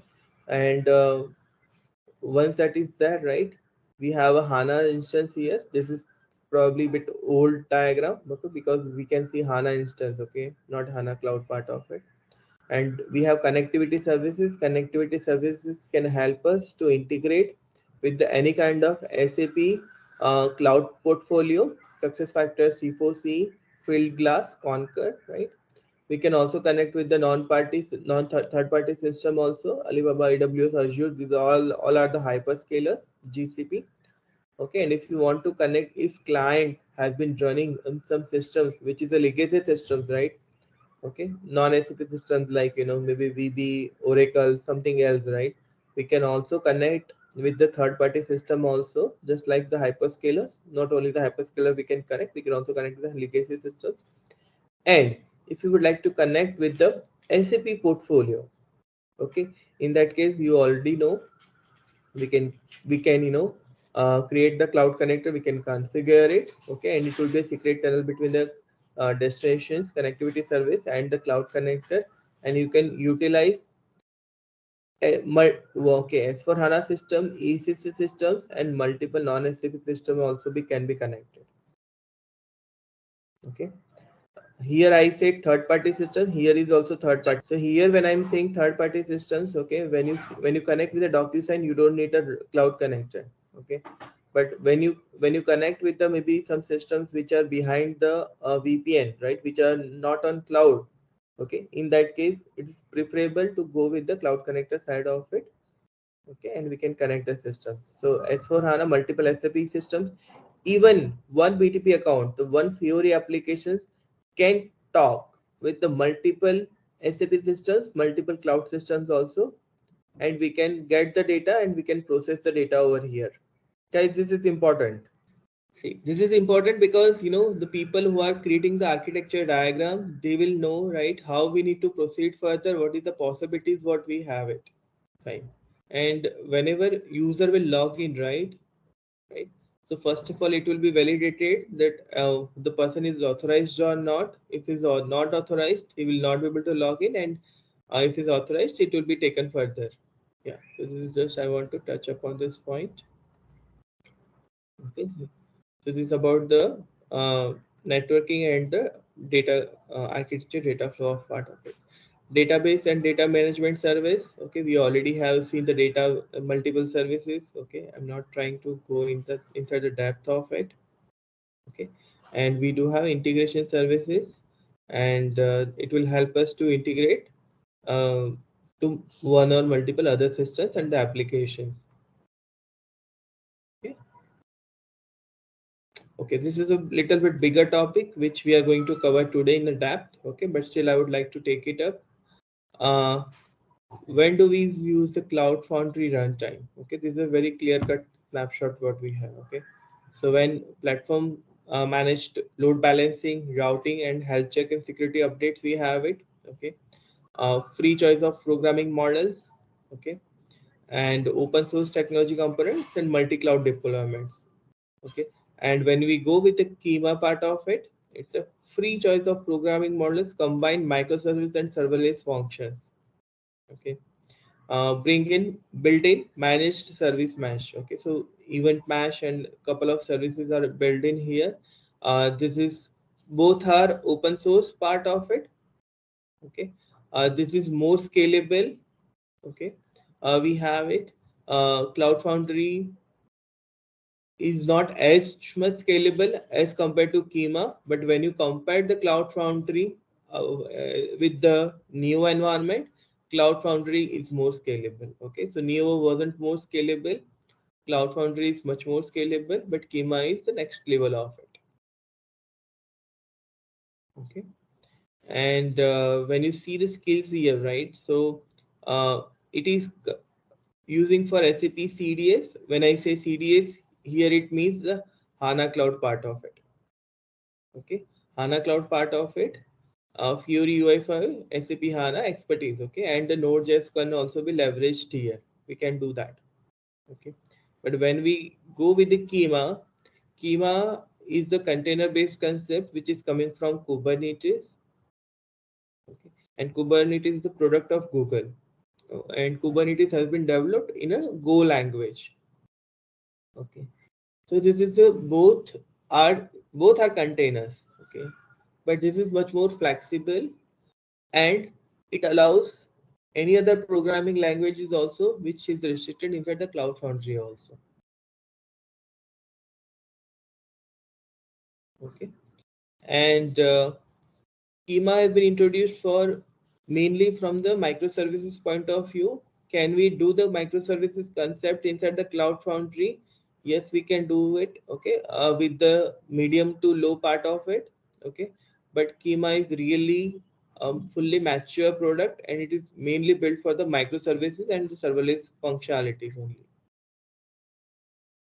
And Google has been using this, heavily on this because it's their native product. Okay, and when we talk about the ABAP environment, okay, it is only and only for the, see, it's clearly called out. Okay, ABAP RESTful programming models reuse existing on-premise ABAP assets, right? So whatever we have on-premise, if we need to create some kind of ABAP coding inside the cloud part of it, we can try to leverage this part. Okay, here in ABAP environment, we cannot do any kind of Fury UI5 or maybe any other Node.js coding. We cannot do Python coding. We cannot do. Okay, the using of the advantage of using this environment would be if you have lot of custom development. Okay, inside the S4HANA system for your client. And what SAP is trying to say, keep your core clean. Okay, in that case, we can try to recreate or maybe migrate, okay, with the help of tools. Okay, our ABAP code which is inside the on-premise, we can try to migrate to the cloud side of it, and once we can try to migrate, and whatever the new codings which we are going to do, that we can do inside the ABAP part of it, because you will get a lot of people who are working on ABAP rather than the people who are working in Node.js from the SAP domain, right? Because we have a lot of ABAP developers, we have it in the market, right? So that will help us a lot. This is a user-centric process extensions. Here in the ABAP environment, if you would like to try it out, the calling the BAPI body, right, and the RSC function modules, you can directly call it out. That is possible with this one. Okay, from the Cloud Foundry runtime, you cannot directly call the function modules directly. okay, which is a native S/4HANA on-premise systems function modules. Okay, and user-centric process extensions, robust and transactional cloud applications, because this itself is cloud. Okay, so whatever code you are going to put it will be inside the cloud part of it. And even the ABAP code, whatever you are writing inside the ABAP environment, it is going to be, we have to push it inside the repository. Okay, it can be a Git, it can be some other repository, but we can push it. So if we can do the versioning, we can do the mapping, and if even the multi people are working on the same uh, objects, okay, so we can have the feature branch for each of the developers, which we can try to merge, and we can push it to the main branch of the repository. Okay, so migrate and adapt the add-ons to the cloud, enabling the ABAP developers to go on the cloud, right? So that is also one of the SAP's agenda, that the even the SAP, more developers from the SAP side should go from on-premise to the cloud development side of it. That will help the SAP a lot. An ability to write the modern ABAP code, SAP CDS. Okay, and when we say about this one, it is mainly from the SAP ABAP CDS. Okay, SAP Fury and SAP HANA.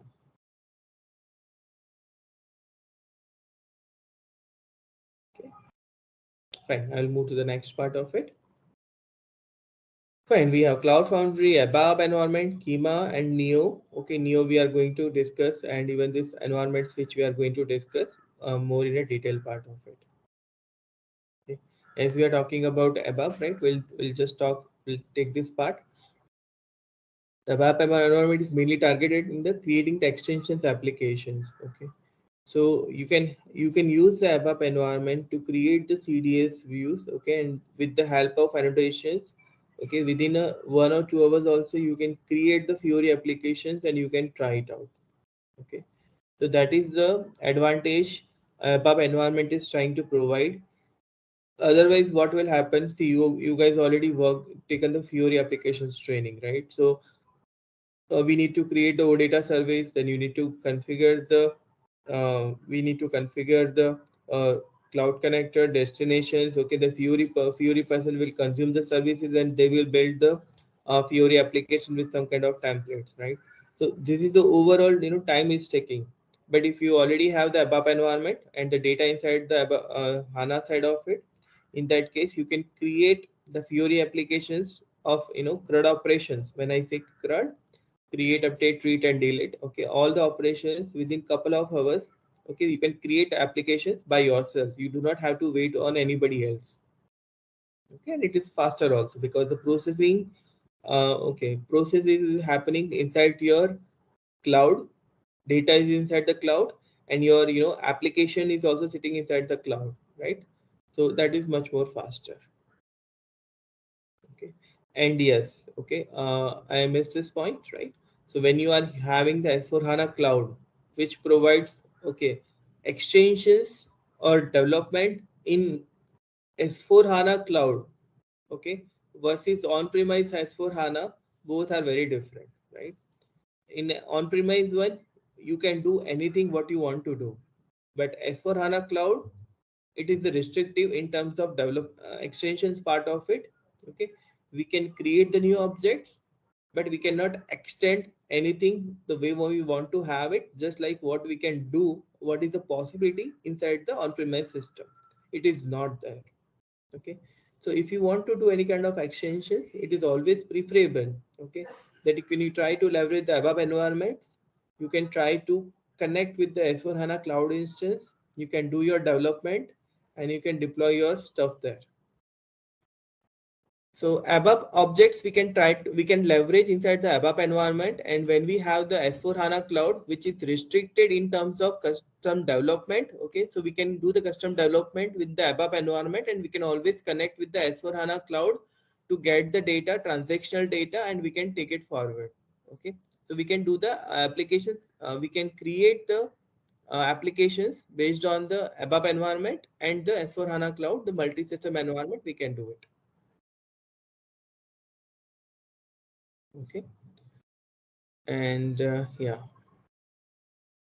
next is fine. So it's about customer base and enterprise readiness and transaction to the cloud, right? Because a lot of customers over the period are having a lot of code in in on-premise side of which we can try to migrate from on-premise to cloud, right? Second thing is ABAP is a proven environment for enterprise ready because it's been there for a quite long time now, and SAP is also suggesting keep the code clean, so try to move all your code from on-premise to cloud side of it. And when we are moving from S4HANA on-premise to S4HANA cloud, okay, so because S4HANA cloud having the less possibility for the extensions of it within the systems, we can always try to use the ABAP environment to do any kind of extension inside the S4HANA cloud, and we can take it forward.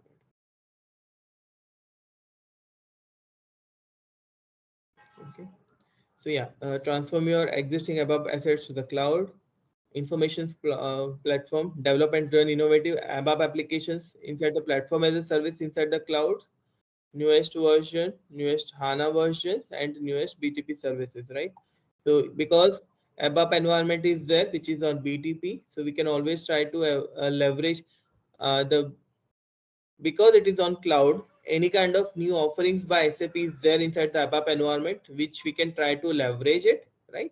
Because it is on cloud, SAP itself will push the newer version directly, okay? And it is always using the SAP HANA as a database. So whatever the new database versions are there, which we can try to leverage of it, and the new services which we can try to have it, okay? And what does, okay, here also it's coming as a clean core concept, okay? So decouple your core business systems, okay? SAP on-premise or SAP S/4HANA cloud is there, okay? Have it for your only the transactional data, or maybe purchase order, process order, and other process side of it. All your extensions, all your custom codings, everything keep it inside the BTP, okay? And this is more of a, across the environment, this is suitable actually, okay? So reduce the upgrade cost, okay? Because when you migrate from S4 HANA, maybe 1610 to 1709, maybe to 2020 something, right? So in that case, when you are migrating it, right, upgrading your systems, in that case, if you do not have much custom coding, it would be really go smooth, because all your custom code inside the cloud, and when cloud is getting migrated, okay, it is always the newer version will always have the uh, acceptability of the old versions of it. It will not directly get away with that, okay? So that should not be any kind of issue. And so your turnaround time for the upgradations, it will be very less, okay? And delegate the cloud integration scenarios to the cloud hub, okay? And delegate non-ERP user roles like consumers to the cloud solutions. So this is what we have. Okay, so this is the overall part of it. So here we have a SAP BTP cockpit, SAP Fiori tools, okay, and ABAP environment we have it. The coding of an ABAP environment we can do inside the Eclipse, right? And we can push the code inside the ABAP environment, and we have a connectivity with the cloud solutions and cloud web APIs, DocuSign, maybe Bartender. We have Salesforce also, right? And we have on-premise systems also. It is already there, and which we can, as it is being consumed inside the BTP, we can also try to leverage the another BTP services also. Fine, here we are completing the session part of it. Probably I'll hand it over for the demo part of it now. Now boosters are kind of add-ons that are available for you, okay? Even they help you with the additional resources and components that is available. Now look at this. What is it? It is a kind of a workflow management setup for your account. Now when I go with your workflow management, have you heard about the workflow earlier? In layman terms, just let's say it is a sequential execution of steps where we have some of the rules defined, we have some of the processes defined, or some of the approvals defined. Let's say, let's take a normal workflow for your leave approval. How does it flows? There are two people who comes in picture, right? One is your manager and one is you.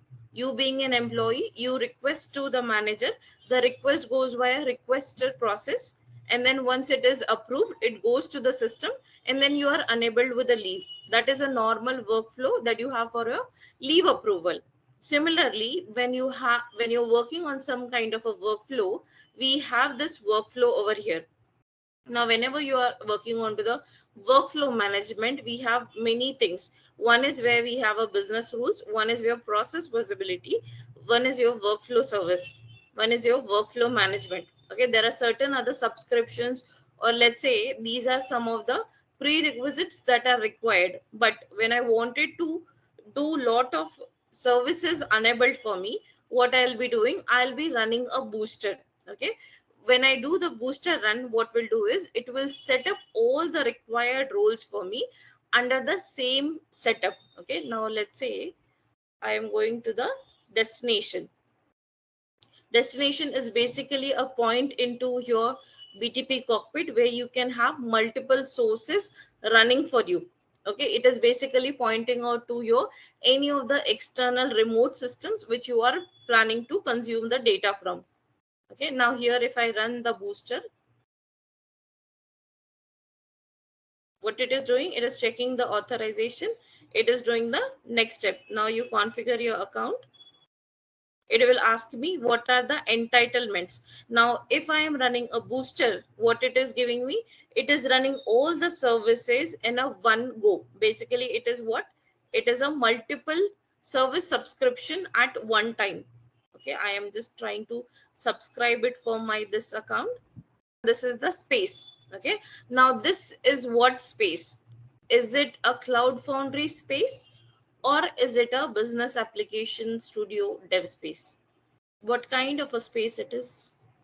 It is a Cloud Foundry space. Okay, and if you are skeptical about this, what you can say is this space you will be able to find it under your Cloud Foundry, under your spaces. Okay, I can have multiple spaces onto my Cloud Foundry. Okay, let me show you that one. Okay, so this is the space that it is pointing out to, dev space. But as of now there are no applications under my dev space, so it will be onto this. But the name, okay, the name is dev. Just finish this. Now what it is doing, it is assigning the quota, it is subscribing to software as a service. Okay, now what kind of a software it is, we'll see this. Let this complete process be done. Now I wanted to subscribe for the services, so I'll go to the service catalog. Okay, now what is the service that I am opting for? That is a workflow. Okay, now this workflow management is retiring soon. Instead of that, something else will come. But when I go with this, I would have the customer stories. Now, if any of the customer stories fit in, okay, let's say if I am just designing the workflow. Initially, I had a ABAP workflow, which was running onto the system. Now I had a migration onto S4HANA system. Now with this S4HANA system, I wanted to do it onto the cloud. Right, in S4HANA systems also you would have two variants, one is onto your cloud, one is onto the on-prem. Depending onto your use case, depending onto your requirements, you can go to your digital process automation. Right, there are many verticals that you have onto your BTP. Okay, now if I am going with the intelligent technologies, what I needed, if I want to include a bot in my process, if I want to have some of the processes predefined, let's say a leave request approval is something, whenever it is requested, it should go to some process, and once it is done, I want to do it based on to certain rules. So where can I define those rules? I can define those rules under your business rules. Here when you go with this. Okay, fine. Now we will start with the new topic. Okay, so we are starting with the new environment, okay, which we wanted to do it. And as part of new environment, okay, how it is going to help us. Okay, so new environment, why we are studying, okay, when I'm saying, you know, it's people are SAP is getting away with that one, but there are so many investment even current customers might have done in neo, and there are so many services are also running in the new environment. That is the reason we are learning the new environment. Okay, and we then gradually we will move from new environment to Cloud Foundry. Okay, and what is the combinations of it? What is the pros and cons of it? Okay, and then we'll move to the ABAP environment, and we'll move to the Kima as well. Okay, so this is how we can move it. Okay, so see, if you see my screen, right? So this is a architecture diagram how the data is getting flowing between the new and the on-premise systems. Okay, here we have the person is probably trying to use the Fiori applications. It is being connected to the new environment. This is the BTP what we have. Inside the BTP we have a new environment. In new environment the HANA service is there, and we have a connectivity part of it. Okay, so HANA service, it is there since almost 2010, because the platform started with the HANA cloud platform. Okay, so HANA was there since beginning. Okay, and if you see, right, this is the internet and the connectivity service is there. We are using the cloud connector. Okay, the secure tunnel we have it. Okay, and we are using the on-premise. Okay, when we say on-premise, we can also try to leverage the HANA Studio also, and we can also try to leverage the HANA cockpit, and it can be connected with the ECC also. Okay, so with the cloud connector, we can connect with the ECC. If you want to connect with the only HANA Studio with only HANA DB, okay, that is also possible. There are two objectives to showcase this particular diagram. One thing is, if we have a SAP ECC S4 HANA, we can connect with the cloud connector. And there are many organizations, they only and only use the HANA as a database, as a standalone, as a on-premise part of it. HANA as a database, as a on-premise, and they would try to build everything on HANA. That is also there. Okay, so there are many customers who are leveraging the HANA database extensively. Okay, so in that case, okay, we have a cloud connector. It can be connected to the HANA Studio and the HANA database as well, and we can create the services and we can deploy it over here. Okay, now coming back to the new environment.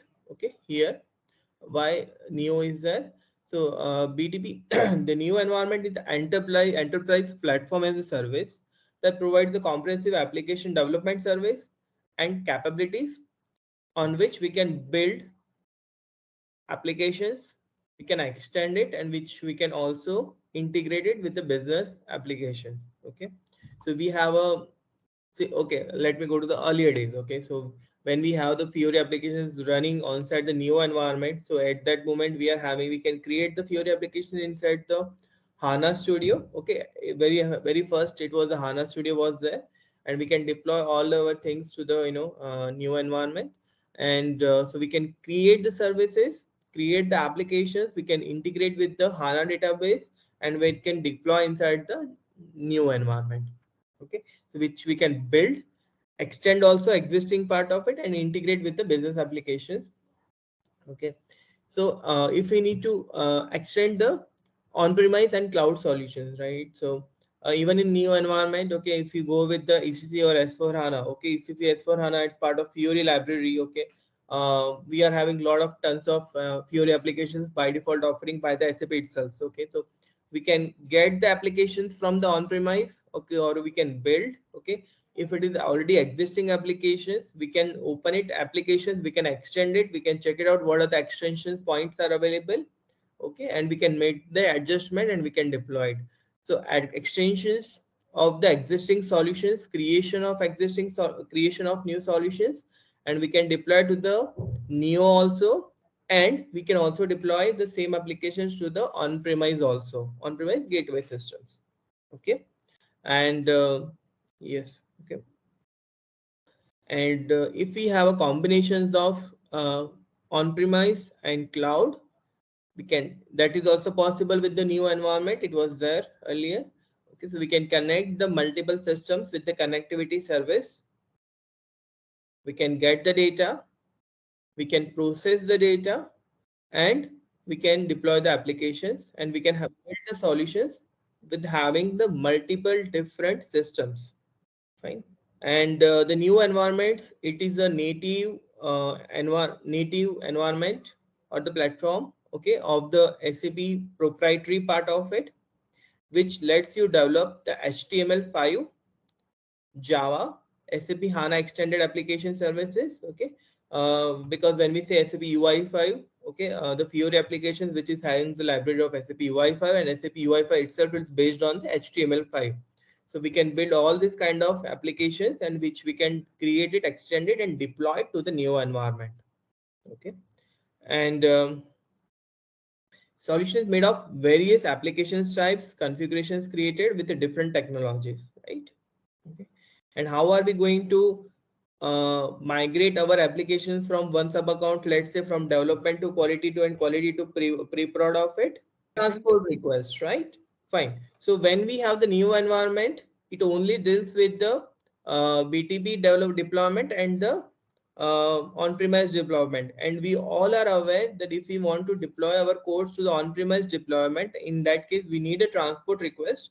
And whatever the code, what we have, whatever the applications, what we have built it, we have to deploy it inside the gateway systems, right? So the TR will be created, okay, and we can also the TR will be created and we can deploy to the gateway systems, okay.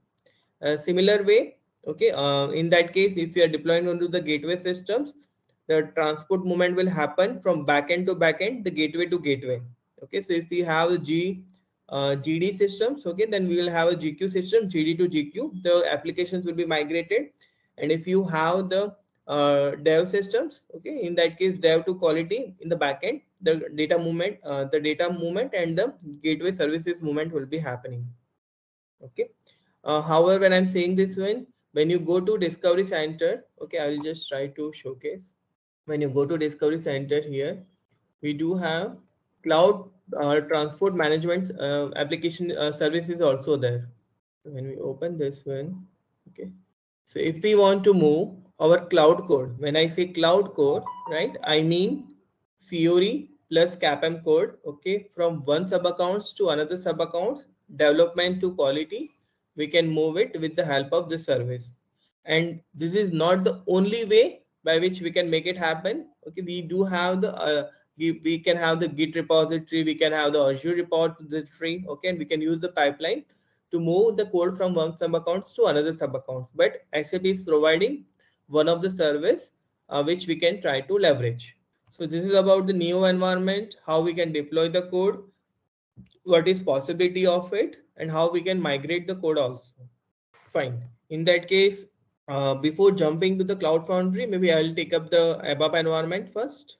So guys, we already talked a lot about the ABAP environment, right? So, but I'll touch upon this point one more time. Okay. So it started with the 2017 ABAP environment, and SAP felt that that is a high requirement that the ABAP developers needs to go do code inside the cloud, because heavy coding we have inside the on-premise system of it. So ABAP environments runs inside the HANA database itself, and it comes with the two kinds of concepts inside the ABAP environment. One is the managed access and unmanaged objects. Okay, managed objects, unmanaged objects. And it does provide the frameworks to create the objects inside the ABAP environment. Okay, and if you would like to connect with the HANA database which is on cloud, and HANA database which is on premise side of it, as for HANA or maybe ECC in HANA, okay, we can also directly connect with the database. We can we can create the objects in such a way, and we can create the ABAP CDS views which we can talk to each other. And as we already discussed about the S/4HANA cloud, right? So use cases of ABAP environment will be, for, like this one, right? So if you want to create the extensions, okay, in S/4HANA cloud, the extensions are not permittable, okay, and you cannot by default based on the it's restrictions from the environment itself, the infrastructure itself, okay, because it's a limited part of it, okay. So if I'm talking about the cloud side of it, okay, for HANA cloud. So if you can create all your extensions, all your custom coding inside the ABAP environment, you can connect with the S/4HANA cloud, okay. S/4HANA cloud, we can have couple of data services by default available, and if you would like to create the new data services inside the S/4HANA cloud, that is also there. But we need to try to limit the any kind of custom development inside the S/4HANA cloud. Okay. even it's permissible, which is along with coming with a lot of restrictions. And ABAP environment share the same kind of foundations with the S/4HANA cloud. Okay, and S/4HANA clouds can be leveraged. Okay, it is a part of the S/4HANA cloud side of it. It can be a public cloud. Okay, it can be a private cloud, and it can be a hybrid also. Okay, so it comes with a couple of options, and in any of the cases, okay, we need to there is a we need to limit our any kind of development inside the S/4HANA cloud. Okay, and as you all know, right, the programming model will be ABAP RESTful applications programming is going to be there. So yeah, we are not going to deep dive further from the ABAP environment. Okay, fine. I'll take up the basic differences. Okay, the Neo and Cloud Foundry, and probably then we'll hand it over to the another part of it. So Neo is the SAP own proprietary. Okay, it is not the open source. That is the first thing. And Neo environment works only and only with the SAP data centers. When you select the Neo, or maybe if Neo has been selected, okay, you will not have any kind of option to select any of the other data center or the other regions also. That is not going to happen. Okay, because it's a proprietary of SAP. It runs only on SAP data center. It does have a limitations for the programming languages also. Okay, we have a HTML5, UI5, Java, HANA Access. Okay, and you cannot bring your own language. Okay, when I say own language, okay, you cannot work inside the Angular, React, Node.js. Okay, open any other language, Go, Python. It cannot support at all.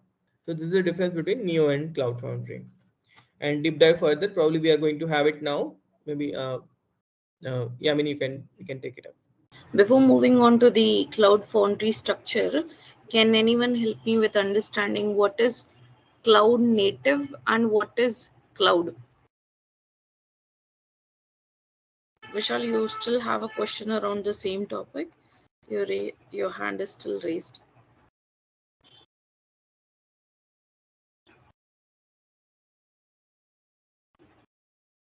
What Yeah, is we a can cloud? move on. Yeah. Okay. What is a cloud native and what is a cloud?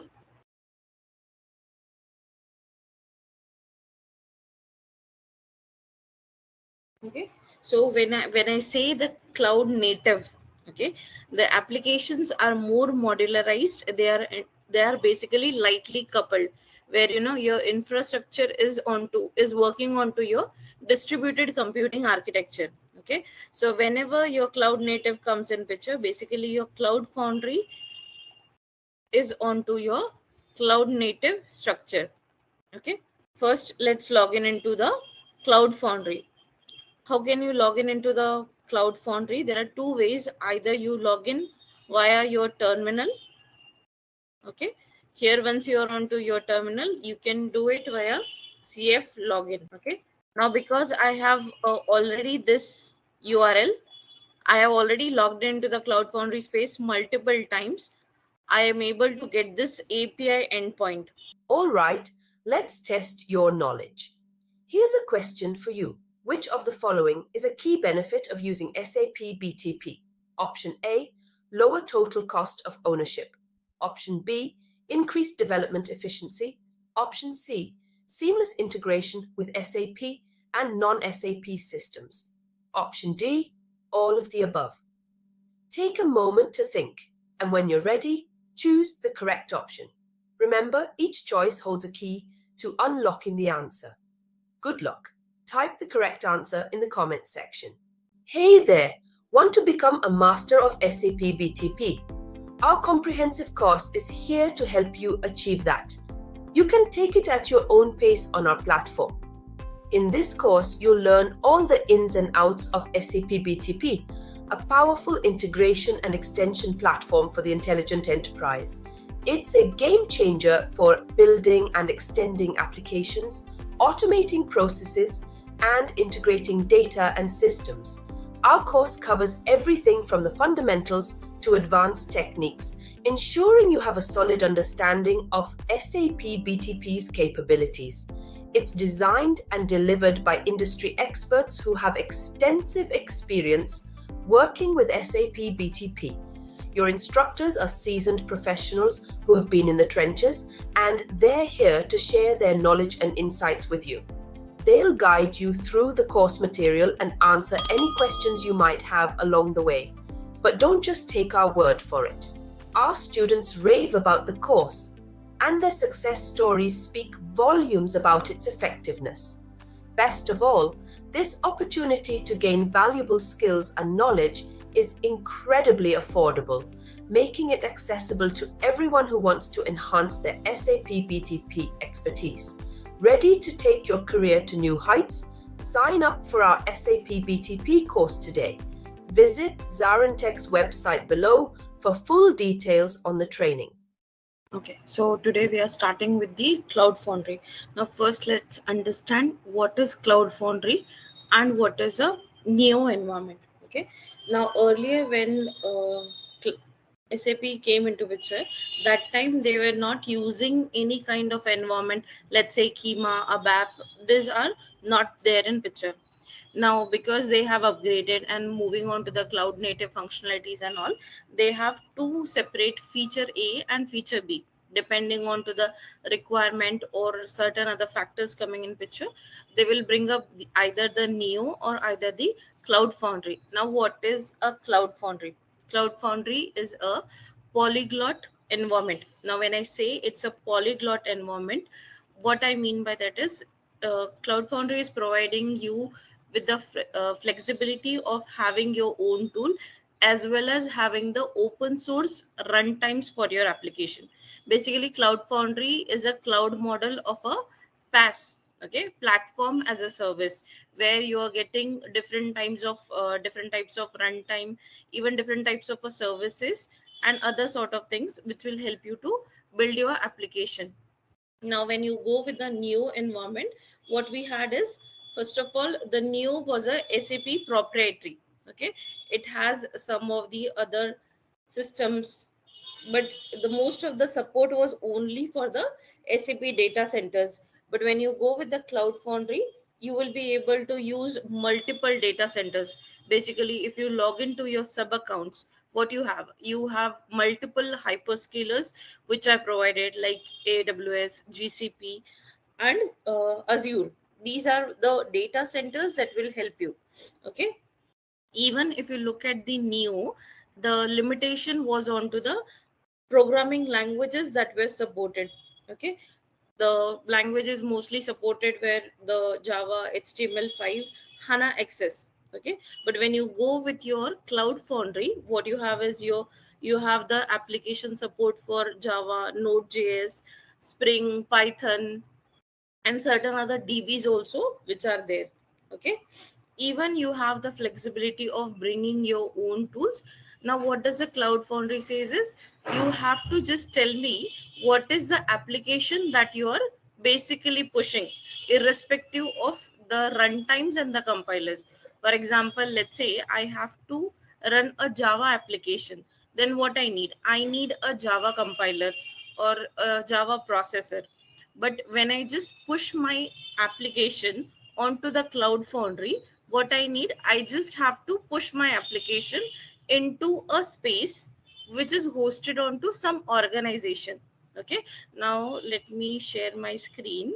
Now how do we log into the Cloud Foundry? Okay, either I do it by graphical or either I go with a terminal. Okay, just because we are exploring CLI today. Okay, now what does the CLI stand for? It stands for your command line interfaces. Okay, now there are two types of command line interfaces that we have. One is you have a BTP CLI. Okay, that is basically used by your admins and some other resources which will help you to take care of your accounts, sub accounts. If you want to have a deep dive onto the BTP CLI, what you can do is you can go to the tools.hana on demand. Okay, this is basically a site which is provided by SAP, which will help you with the certain installations or any other software which are required for the SAP developments. Okay, so we have this You can go to this BTP CLI, just log into this, because it will be working on to your local instances. Okay, you have this as a client. What you need is you have to have a CLI, BTP CLI client to work with this. Right now, I am not going to do any kind of a local installation, taking into consideration we still have the limitation of the installation and all sort. So I'm just letting you know that there are two types CLI. One is a BTP CLI and one is a CF CLI. Now when I say a CF CLI, I am referring to the Cloud Foundry CLI. Okay, if you want to get familiar yourself with this, you can even do the installations onto your own systems and try to explore this. Basically, when you do this BTP CLI, you'll be able to list some of the accounts, sub accounts, the global accounts, or what kind of a privilege a user or an admin can give it to a global user. Okay, so this will be done with a BTP CLI, basically taking a control of a global account and then taking care of.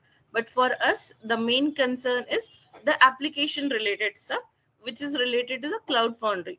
Okay. Fine. So guys, what is schema? And as this is an environment, right? Schema is the environment. We have studied the environment generalized part. Okay, let's start with that. So schema is an open source project built on the top of Kubernetes, which comprised of collection of projects, right? Collections of projects united together to simplify the extensions. Why they call it the extensions? Okay, because each of the microservices, the containers, okay, can talk to each other, and even if we need to leverage one component of one project inside the another component of another project, that is possible. Okay, so extensions, integrations with the monolithic softwares. Okay, and all the investigations, learning and frustration of the projects to use and how to integrate them together. Okay, so in a Cloud Foundry that is not going to happen because both the containers are different. Okay, and you cannot split it out, but that is possible with the Cloud Found with the schema environment. Okay, and so why the ongoing maintenance and the improvements? Because each component has its own life cycle, right? So that is the reason, maintenance and improvement would be much more better, and providing the opportunity to quickly connect and extend the applications. Why quickly connect? Because you already have a containers different deployed and the various features. Okay, so and which we can try to leverage inside some other project also. Okay, the project started with the SAP and with the joint effort with the Google also, and this is what we have it. Okay, this has been taken from the blogs. Okay, so yeah. Okay, so the Kima environment provides a fully managed the Kubernetes runtime based on the open source project Kima. Kubernetes, similar to the Cloud Foundry, is the open source platform managing the application's lifecycle. In contrast to CF, it has a much larger focus on the container orchestration. So basically, entire governance of the container. Okay, starting from lifecycle, versioning, maintenance, everything, the lifecycle of it, right? That we can deploy it, and we can also create the pipeline also. Okay, so entire stuff, it's called container orchestration, the governance part of it. Okay, and the scalability also. Okay, so if, let's say you already have one small microservice or container, you already deployed it, right, which you would like to leverage with the another maybe project, right? In that case, you can try to use as it is. If you want to modify it, you can try to copy and you can extend it too. Okay, so that is also possible. Schema allows the developers to extend the SAP solutions with the serverless functions and combine them with the containerized microservices. You can also use the schema environment to deploy the microservices or even the build full stack application, right? So this we are clear with that. Here Kima will not be available free of cost, right? So we are not going to have deep dive further our hands-on for the Kima part of it. We are going to give you the development tutorials, which okay, and we can focus on this part. Okay. This we already discussed of it, right? The global account, it contains the entitlement billing information. We have directory. We can have the directory. We cannot have the directory.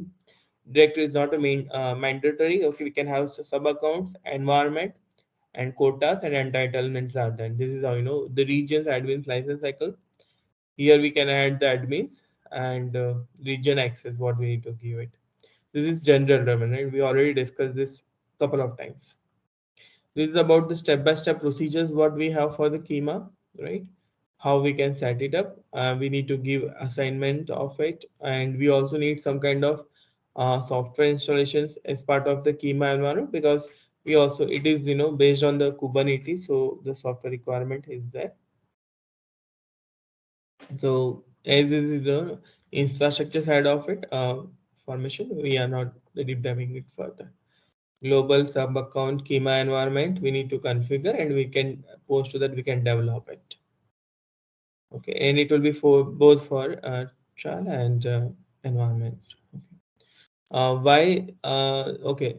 See, okay, this is a use case of it, right? So if we have any kind of cloud solutions, okay, if we can have the S/4HANA cloud, okay, it perfectly makes sense to go ahead with the schema environment, because these are kind of restrictive environment, because we cannot do much development and the extension within the system of it. Okay, so in this case, what we can do, we can try to leverage the schema.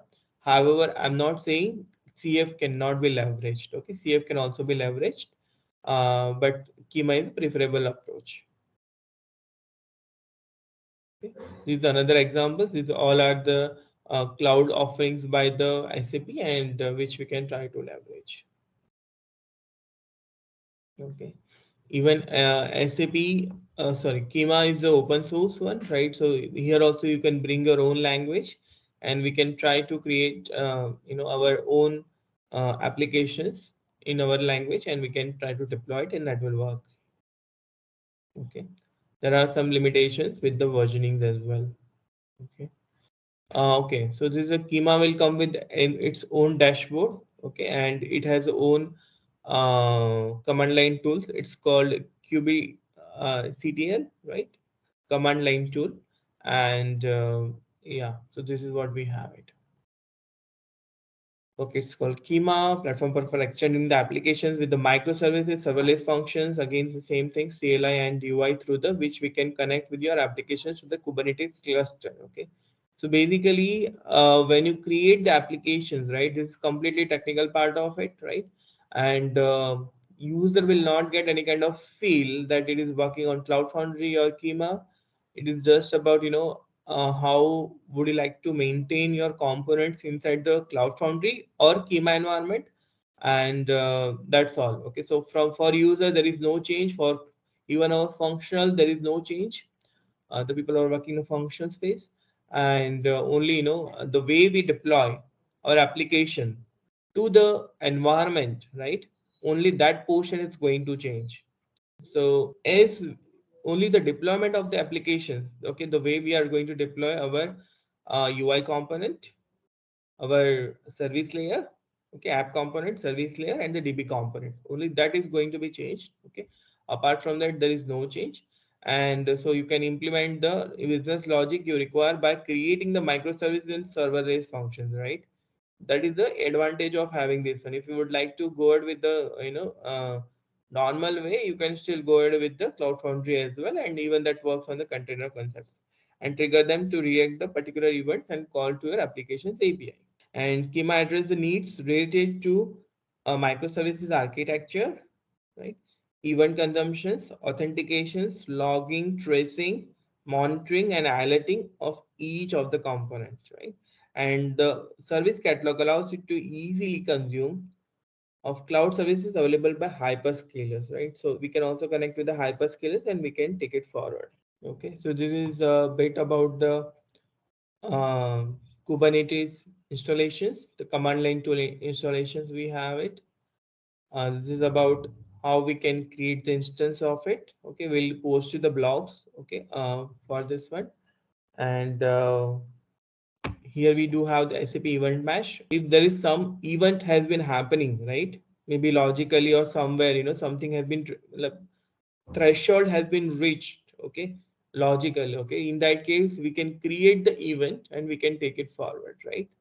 So that will work in a various forms. Okay, maybe I'll give you one of the examples, right? Whenever let's say we have a container, right? When uh, we have a truck, okay, container, okay, and in that the temperature has been crossing, maybe 10 degrees plus, okay, and like let's say or 5 degrees plus, okay, and we have ice cream as a inside the container, okay.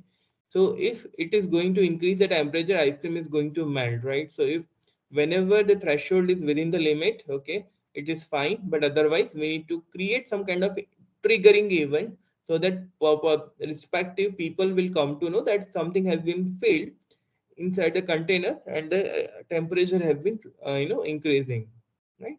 So this is just event mesh, right? So based on uh,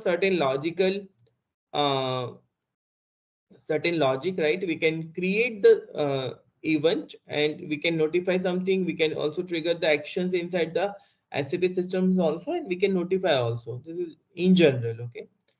um, this is in general, yeah. Okay, schema eventing, okay. And here where okay, I said about something about the event mesh in general, but even within the schema they are using the SAP event mesh heavily. Okay, so this is a console, right? If something has not been failed, right, troubleshooting part of it. Okay, how we can deploy our SAP of front-end applications to the schema environment, and we need to select the right environment, the right component, the prerequisite has to be met, and then we can moving from on-premise era to the cloud, and we can also deploy our applications to the schema. Okay, the prerequisite, okay, I'll post the links, okay, in some time. Okay, and the same thing will go to the SAP Wi-Fi as well. And Git, Node.js, UFI tooling, everything is available inside the BAS. Okay, Docker installations, that is a separate, that is required for the schema. Apart from that, we can also have the Kubernetes command line tools which we can download and install, and deploying to MS SQL API endpoints. Okay, so this is our prerequisites of it, complete prerequisite. These three are common for the these two are common for the CF as well. Okay, this is in general steps what we have. Okay, I'm not going to detail of it one because we need to, it's about enabling the plan of it, assignment of the roles and schema part of it. Okay, everything talks about that one. And the connectivity we can do it. The metrics and logs schema comes with its own dashboard, right? So we can check, we can go to that dashboard, we can check the metrics and logs, and we can have the environment backup also. This is again the same thing, marketplace, we can get it. Okay, so I'm sharing my screen. Let me know if it is visible. Now, whenever your Cloud Foundry is logged in, okay, you'll be getting this a user, organization, and a space.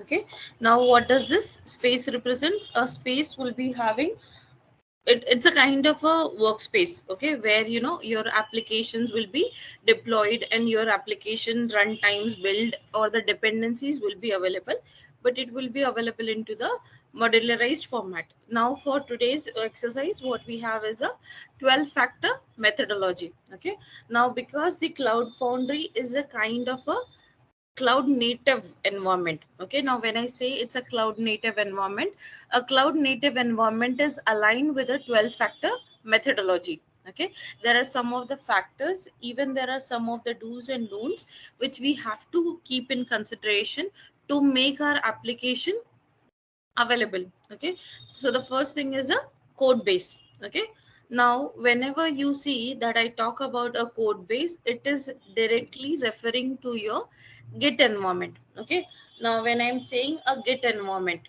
what is a Git basically?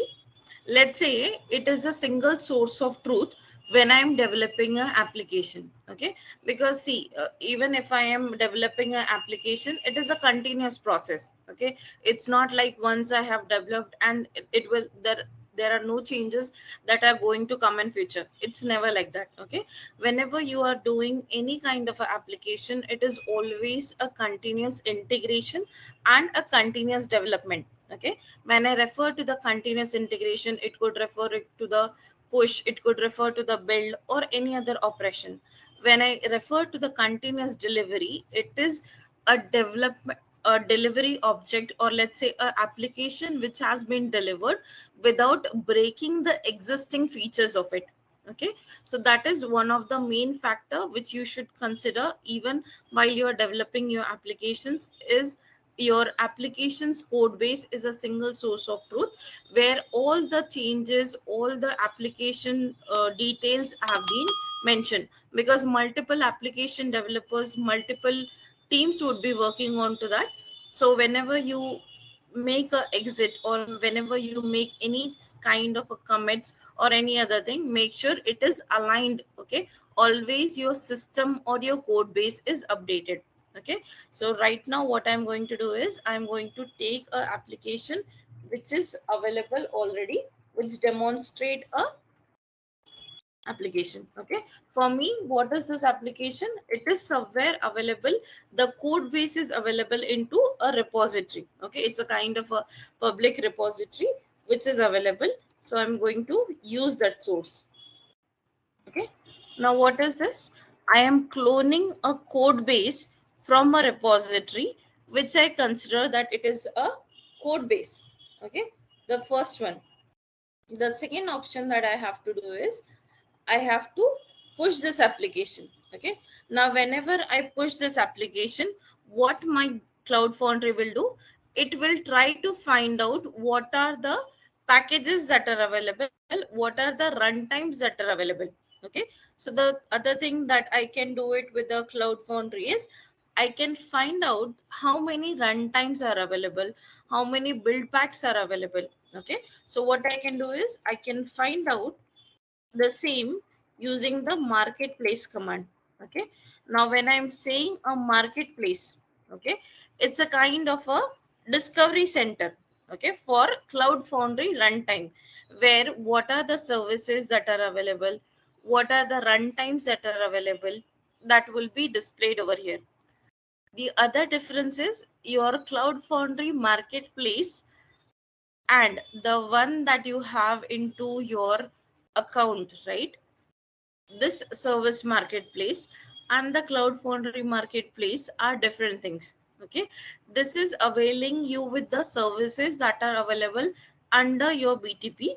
It is availing you with the applications or the runtimes that are available for your environments. Okay, the service offerings can also be found out using this command. Now, if you want to go in more detail about the Cloud Foundry, what you can do is the command help. Okay, so you can use the CF help also. So, okay, whether I want to find out the space or whether I want to create a space. Now, when I'm trying to create a space, if I say just CF create hyphen space, it will not work. Okay, now what I have to provide, I have to provide a organization under which I would be using it. Okay, so let's say I am creating a CF space over here. Let's say it as a QA. Okay, it's a quality space that I am creating. Now here I want to say that I am creating under my organization. So where is my organization listed? My organization would be listed when I logged in for the first time over here, right? It will be able to create the space. Okay, now what it is telling, it is creating a space. Okay, now if I want to list out how many spaces are available for me, so I can even list out. Now I have created a space in this particular organization.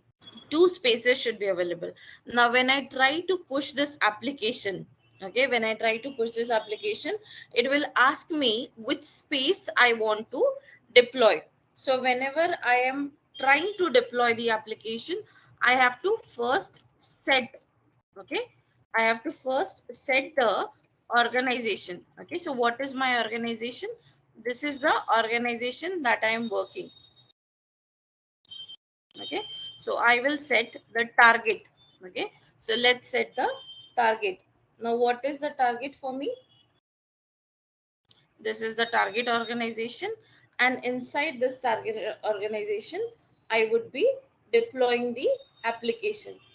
Everyone is able to use this repository. Have you tried cloning this repository? Okay, now I'm going with the next step. Okay, now whenever I try to open an application, what I have to do is I will be pushing all my applications into a particular space. Okay, because I will first set the target,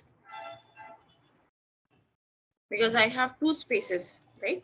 Now in the under this target, I have to mention -o, the organization name for me. Okay, so if I'm not able to find the organization name, I can go to my trial account and find the one for me. This is the organization name for me. So I'll go to the Business Application Studio, put my organization name, -s, and the space that I want to deploy the application. For me, I'll be deploying it into the dev space. Now my organization has been set. Now I want to deploy the application. The first thing is either I can change the directory using the CD and the path, or I can go to this and open it into the integrated terminal. Okay, I would just say it as a cf push -- random route. Okay, now why I'm doing a random route? Because I am not decided whether I want to create a specific URL for my application. Okay, now whenever you deploy your application, it will generate a random route for you. Everyone will have a different route.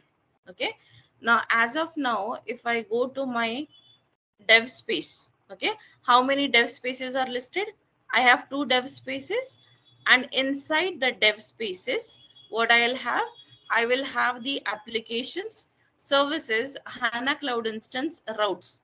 Okay, now if you look at the routes, it is all blank.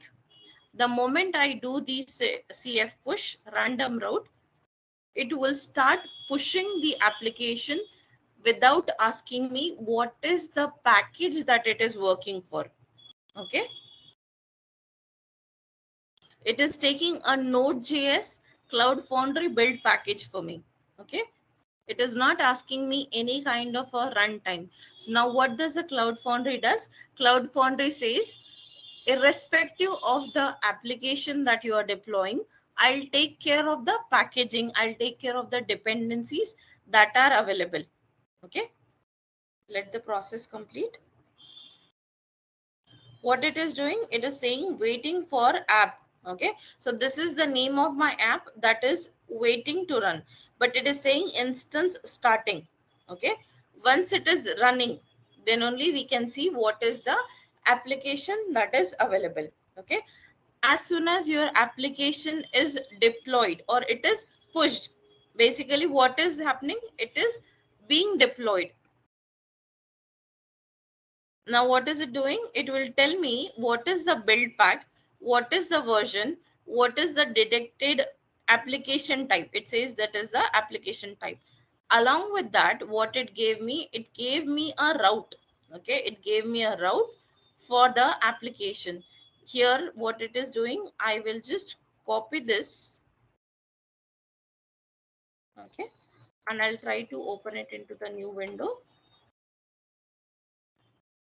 Here what it is showing, it is showing that it is a app which is available, but what it is based on, it is based onto the vcap services. If you're working, see, because I'm working onto the Node.js, okay, it is based onto the vcap services. If I am working onto the Java environment, it would be a Spring services. Now what are these services? These services are nothing but your microservice architecture, which will give you the modularization. Okay, which will give you the containerization as well.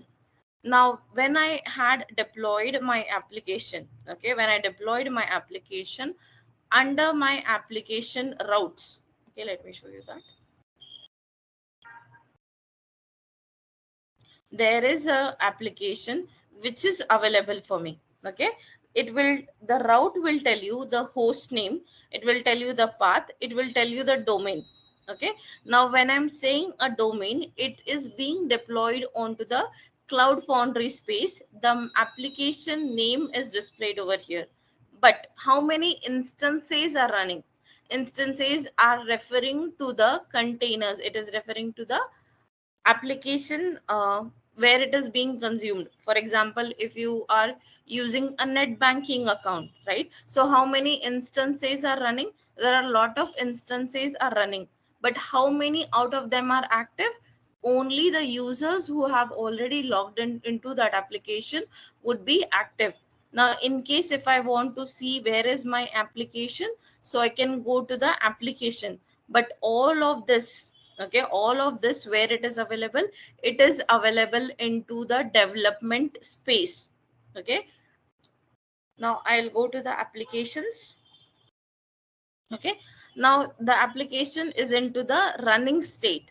If you click onto here, you'll be able to see that what is the root. This is also the root of the application. If I want to start, stop, all of the applications can be done over here. Now if I want to see, okay, let's say if I want to see the logging, okay, the logs, if I want to see what are the logs that are available for my application, so for my application level, logs are available. Now what is the usage of the logs? Logs are basically available to identify whether if any resource is failing, or if any of the resources, or let's say any of the dependencies are available or not. Okay, so that is the case and the usage of your logs. So out of this, we have just covered up this code base, and then we just covered up this logs. Okay, so now if you look at it, your URL which is running is a different, right? And the one which I was running is a different. These are two different routes which are generated, because I have not defined any kind of a security in my application. As of now, it's not there. There are no restrictions for me as of now. Okay, now I just wanted to check how many applications are available into my space. Okay, so what I can do is I can just ask CF apps. Okay, so the name of the app, the status, the process, and the routes will be also displayed over here. Now in case I want to add some of the dependencies, okay, so what I can do is I can add those dependencies using the set environment variable. Okay, so how do I set the environment? I have to use the command cf set -env environment. What is the environment that I want to set, and to which application I want to set? So I'm just saying I want to set some environment to the application. Let's say my name of the application is 12 logs. Okay, so cf set environment, set the environment 12 logs with the name as dog_breed. Okay, the name of the breed is setter. Okay, now what it will do, now my application is set with some kind of a variable. Environment variable could refer to any of the dependencies which you want to add in. Let's say I want to add another category to it. Okay,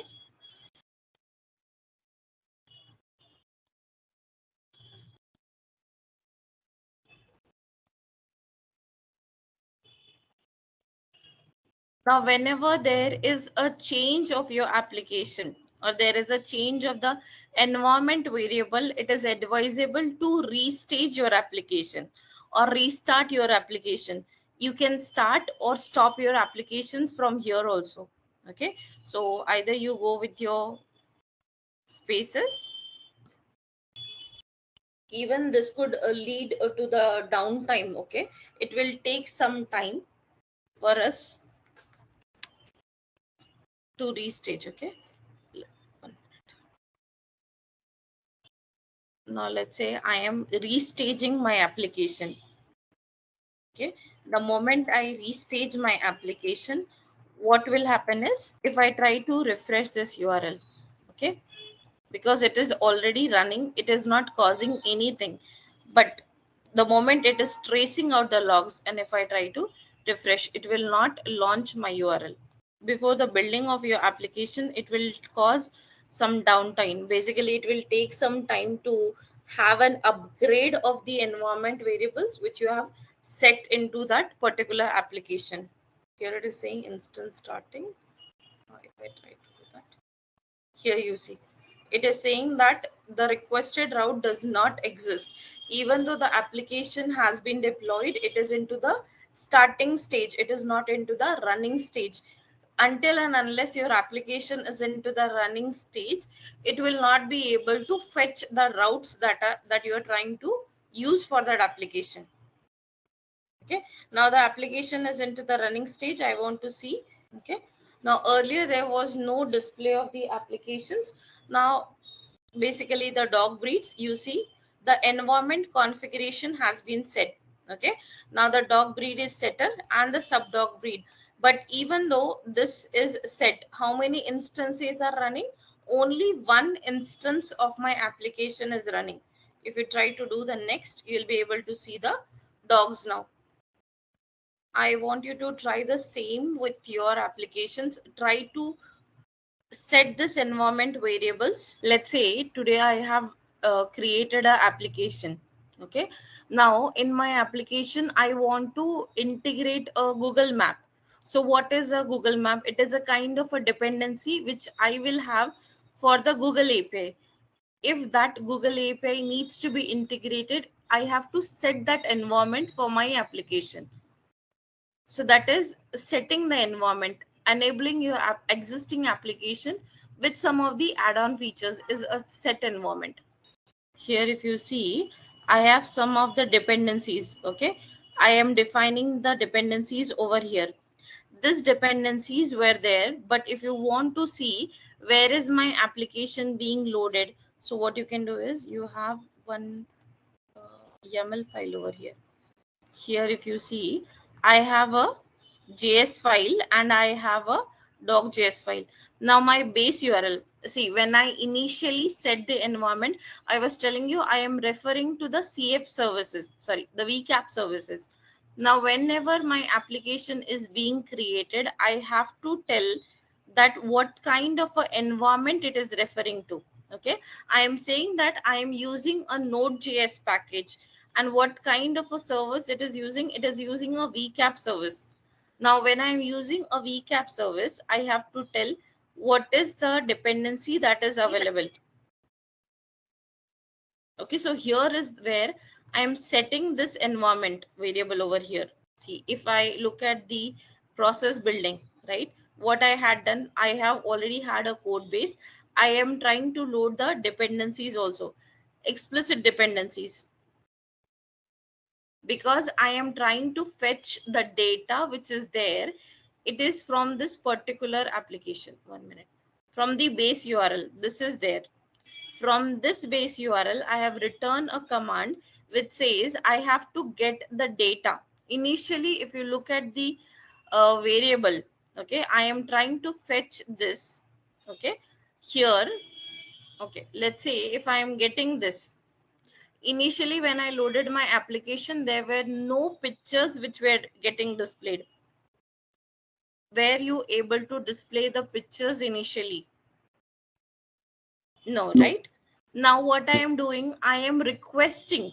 Okay, basically when I'm setting the environment, I am telling the base URL that this is the base URL, but which breed it should fetch, it should process.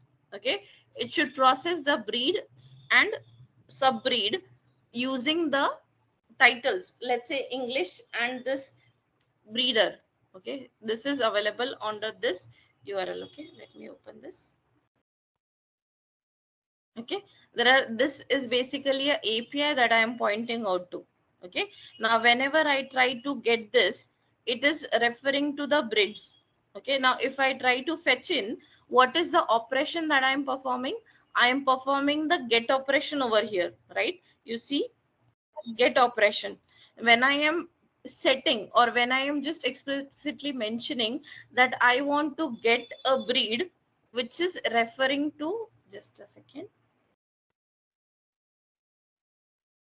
here I am explicitly setting that get me the breed which is a setter, okay, or get me the subbreed which is English. If it is present, then your application is able to load the images, right? Basically, Yeah. I'm performing a get operation. Basically, a get method, that is what I am doing. It is fetching from your response of the get configuration. Here you see setting the configuration over here. It is basically a sample application. Okay, this is just Yeah, to run. make you aware of. You don't need to restage, but it is a good practice to restage your application whenever you're loading something new. Basically, a restage is nothing but a kind of refresh that you're giving for your application. Yeah, correct. In this application, if you look at it, okay, which is running, but here, if I want to add this database to this database doc collection, I will not be able to do so, okay, because there is no database instance available to this. Okay, for example, if I want to create a record, that even though the table exists, if I am not giving any kind of a data, or if there is no database that exists, then I'll not be able to store that data. So basically, for creating a persistence layer or a database instance, what I have to do is I have to check if there is any kind of service which is available for storing this data. Okay, I want to check if there is any service available which can store the data for me. So how do I check if any service is available for me? Discovery Center. Okay, so what is this Discovery Center available for? It is available for BTP, right? But as of now, we are under which space? Are we doing it at the application level, or are we doing it at the BTP level? If I am onto the, if I want to check it onto the application level, what is the runtime that I'm using? I'm using a Cloud Foundry environment, right? Which is a basically runtime for me. So where should I check what are the services that are available for me? Cloud Foundry, but where? So CF Marketplace. So here in my marketplace, I'll be able to find everything that will help me with the marketplaces. Basically, what kind of a services are available. See, here it is for a UI flexibility. So what is the service instance that I can use for? I can use it for a UI5 application. I have one as a trial. Okay, I have few other services. Let's say mobile services are there, build work zone standard services are there, SAS registry is there, HTML5 repository is there, enterprise messaging is there. These are the services that are available. Okay, now for me, I want to see if there is anything that is available for me. Okay, so I'm aware of that there is a Postgres service.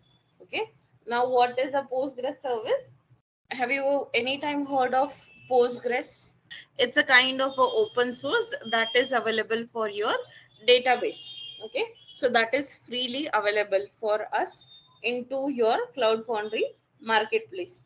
So let's say I am taking the instance of just the Postgres. So what I'll do is I will check if in the marketplace, okay, if that service is available.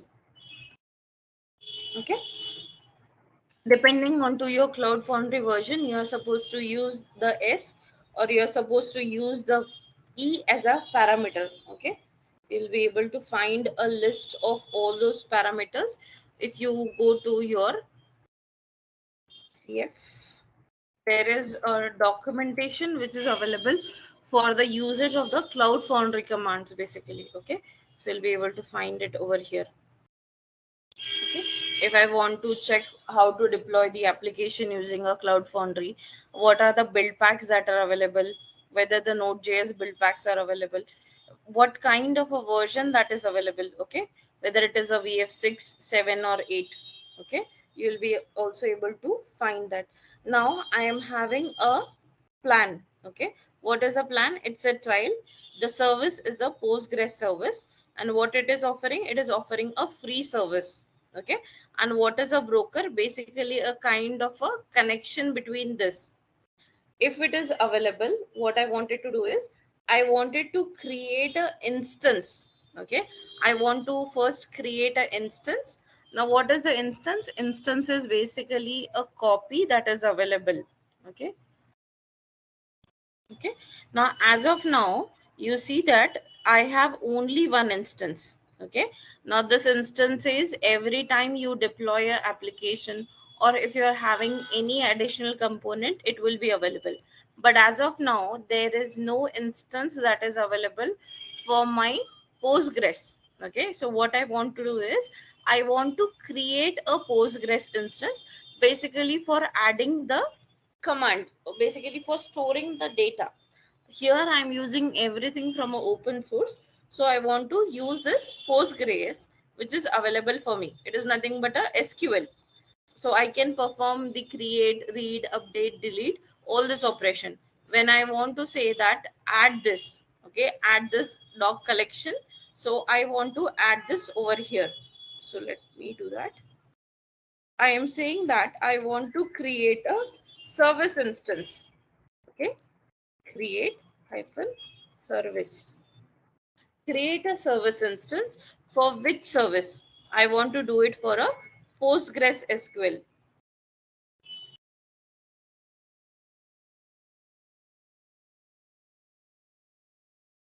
Okay, now when I do that, I want to say the name also for my trial environment, because that is the plan that is available for me. So the command goes like cf create service, the name of the service that you want to use, the plan that is available, and the instance name which you want to say. Let's say I'm using a dog db. Okay, that is the name that I want to give. Now what it is doing, it is creating the instance for me. Okay, now the moment it is creating, it will say the create is in progress. Okay, now if you go to your again over here, you will even be able to see the instance. Okay, the instance name is the name that I have created. What type of a service it will be consuming? It will be using the Postgres SQL, which is a hyperscaler option. What is the plan that is available? It's a trial. And under which environment it will be running? It would be running under the Cloud Foundry. And for which space it would be working on? It would be working onto the dev space. Now till the time your status is not in running stage, you'll not be able to bind your application. Okay, now what is binding? Basically binding is a process. Let's say I have a UI5 application. Okay, now in my UI5 application, I want to consume the data which is available onto some remote system. Even though I list out that data into a OData services into my manifest, unless I define it into the model section, I will not be able to consume it. Okay, so let's say that definition is happening over here into the instances, but until and unless it is available for the consumption or it is into the running stage, you will not be able to bind this. Okay, now for this application it has to be into the running state. Now if I want to see the status, okay, even I can use it under this, or just because I have specified the name, I'll check over here. Okay, the name of the service, what is the GUID, type of a service, the offering, the trial. Okay, the status, for me the status is still in create in progress. Kindly follow, it will just take some time to put it into the running mode.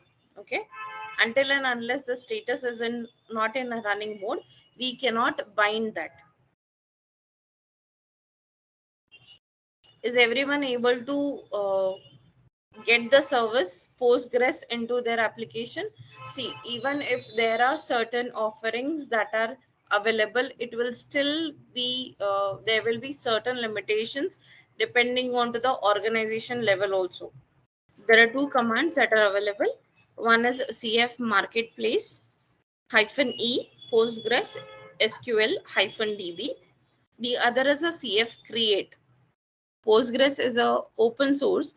It will not incur you any cost, but while you go with your HANA one, it will incur you a cost if, for example, if the data management, the document management is not required.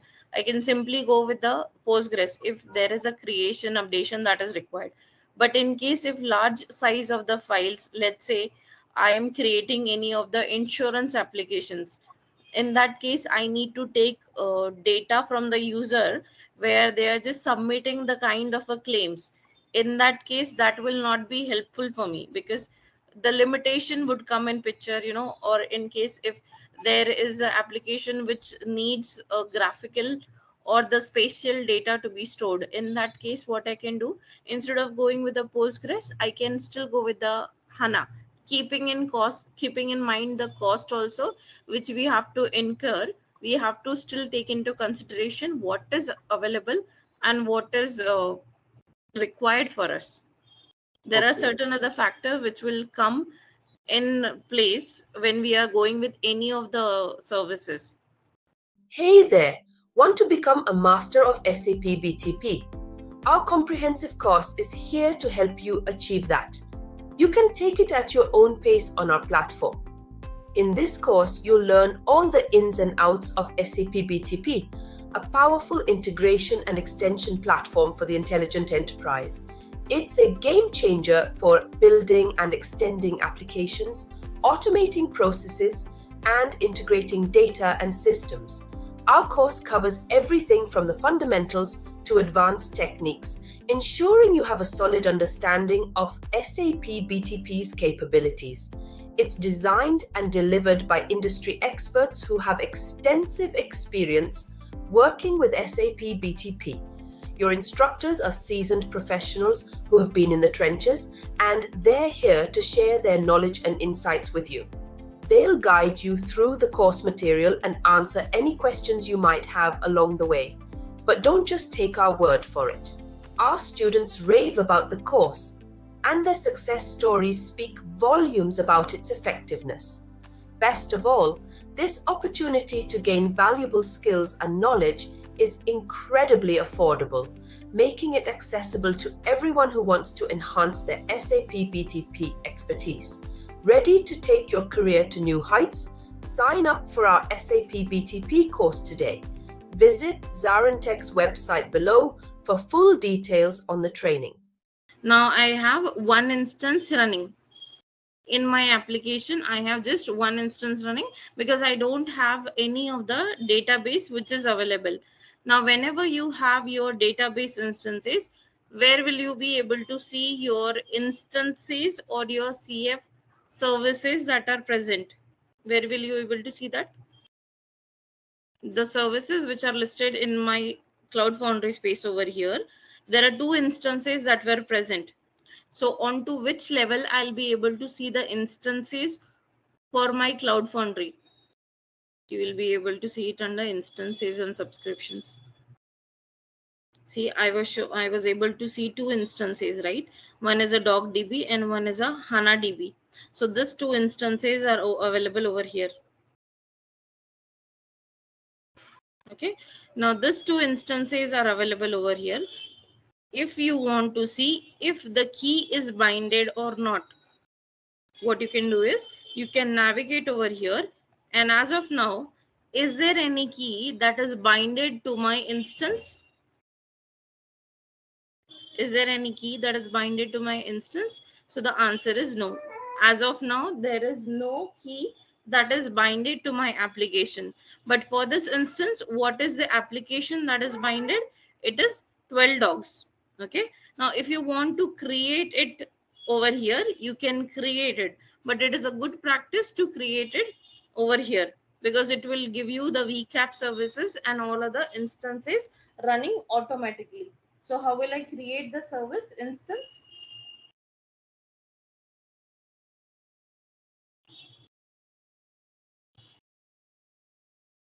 We have already created the service yesterday.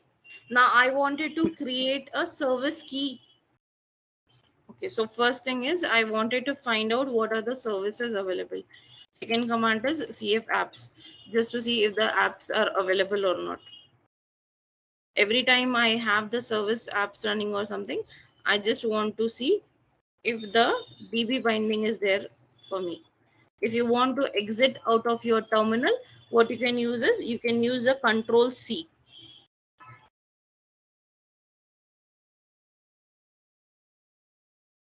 Is everyone able to bind their service? Okay. Now, once your service binding instance is done, what I have to do is I have to create a configuration for my Postgres in a Cloud Foundry. Okay. Even though, see, once I have this Postgres is a kind of an instance that is available. But for me, I will not be able to create. Okay. Let's see. Let me show you this one.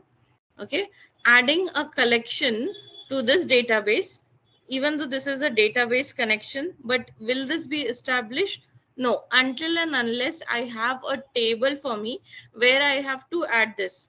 Let's say this is a empty table that is available and this is the data that is getting created in this table. Now, if that is the case, first I need to have a table to store this data, basically this data collection. So what I will do, I will have to connect. Okay, I have to connect this service using the key. So what I will do, I will create a key for the same. Service binding is done. Now I want to create the key.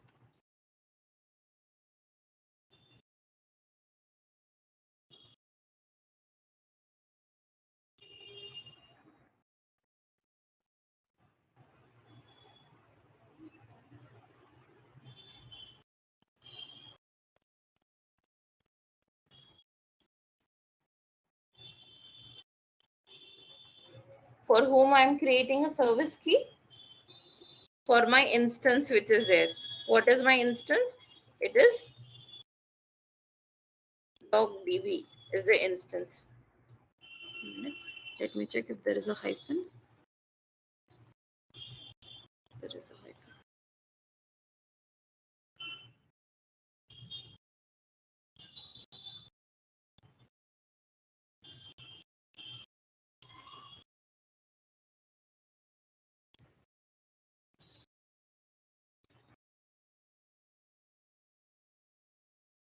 Okay, this create of a key is present. Now where will I be able to see this? I'll be able to see it under my sub account.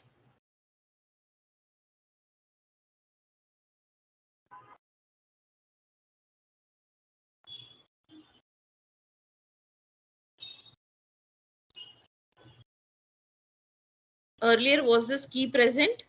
No, there was only the application which was binded. Now I have the key also which is available for me. Now this key, what does it store? It store your DB name, it will store your host, it will store your password, it will store your port. Now, if I have to connect it to my DB, okay, what is my DB over here? Postgres is a DB, but do I have any kind of a terminal or let's say a tool to explore the Postgres? Do we have it? For example, let's say for my HANA trial, I would have a explorer window, which we will see in some minutes.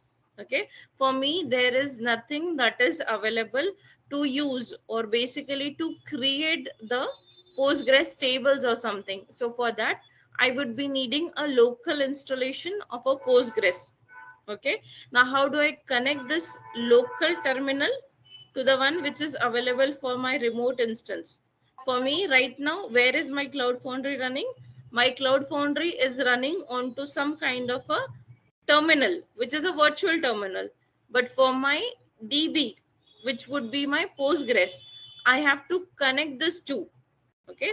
So for if that is the case, I have to go with a local installation of a Postgres to create, to do the service operations like create, delete, all these operations. So taking in consideration the time, I'll just let you know that how we do the Postgres installation. Okay. but I will not be able to show you that. Okay, here you, what you can do is there is a proper documentation which you will be having. Okay, in case if you want to do this connectivity, what you need this binding. Okay, in this binding you will be having this parameters called as db name, host name, the password and the port. Okay, these parameters are required for you to connect your cloud foundry to your local instance. And how you do that? You have to do it using your service key. So let's say cf service hyphen key. What's the service key that we have created? Was the service key that we have created? DB key, right? DB key.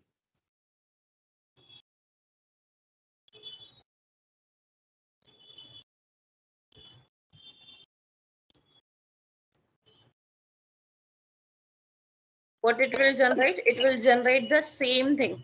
Okay, it will generate the same thing. Here, if you are seeing, you'll be able to see the same credentials. Okay, but how do they connect? I have to connect it to the port which is running. And how do you find the port for your terminals? You'll be able to find it using the netstat-a as a command onto your networks.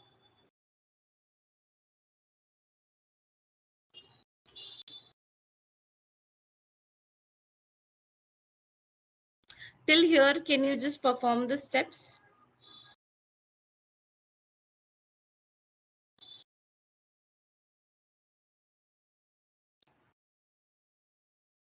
At least till creating your key. Now the service bindings you'll be able to find under your applications also. Go to your spaces. Once it is created successfully, okay, then only you'll be able to see that.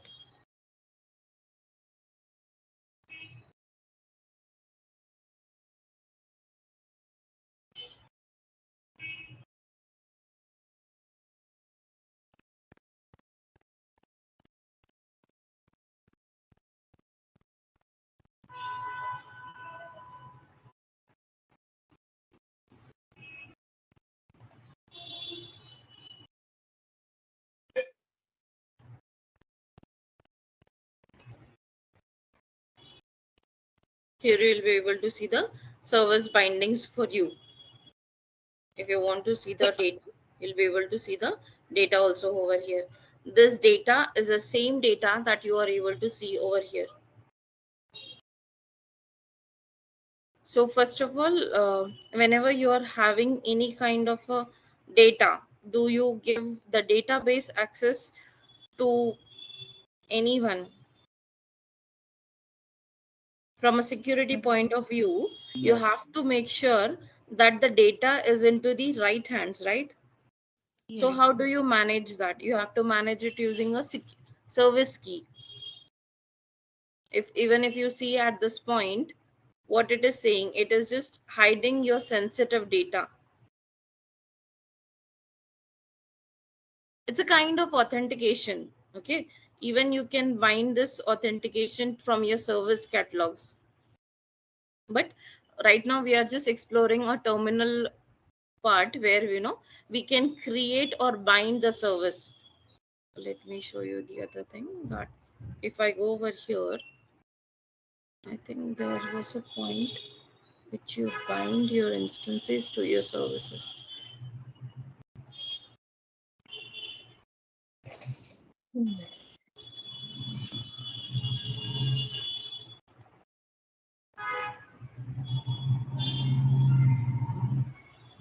Now this is a remote data. Okay, now this remote data I want to connect it to my local data. For example, let's say if you are having a local app, let's say your local Google Drive installation, even though you have a Gmail account, and if you have installed your local Google Drive, how do you authenticate that? ID password, right? So it is acting as a ID password. You see that name, it is a user and a password. Until and unless you are having this user and a password, you will not be able to access that from a local instance. Now what I have is I have a DB, I have a service key. Now the system instance is required. I wanted to create. Okay, whenever I want to create this, first is whenever your service has been created, make sure to have a copy of that. Okay, you can even download it from here. It is the data that is matching. Okay, you'll be able to see that the data is matching over here. Now what I wanted to do is I wanted to bind this. Okay, the application which is running onto my cloud, I want to have a database for my application. Just hold on for a minute. This application, add dog to the collection. This collection should be added over here. Okay, so what I wanted to do is I want to have a handshake, okay, between the two different systems, the system which is available onto my local instance and the one which is available onto my cloud. So what is the instance that is available onto the cloud?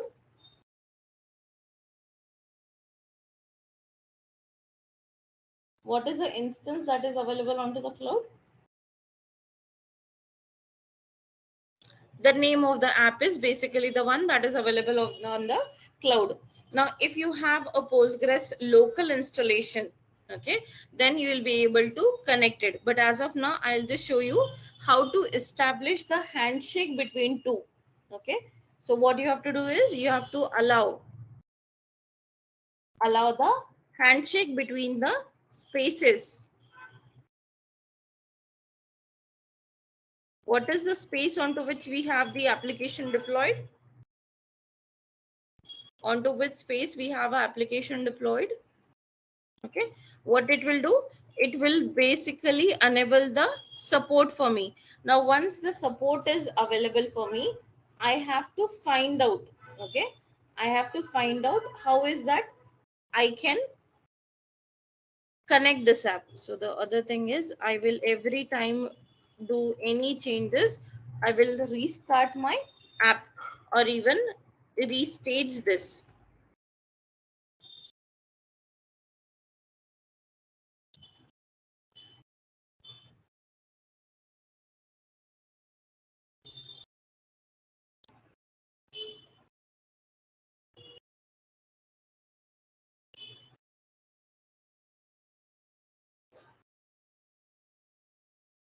Okay, the number of instances are running are 0.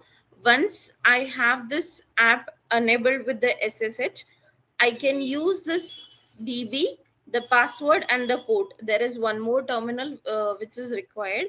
So what I need is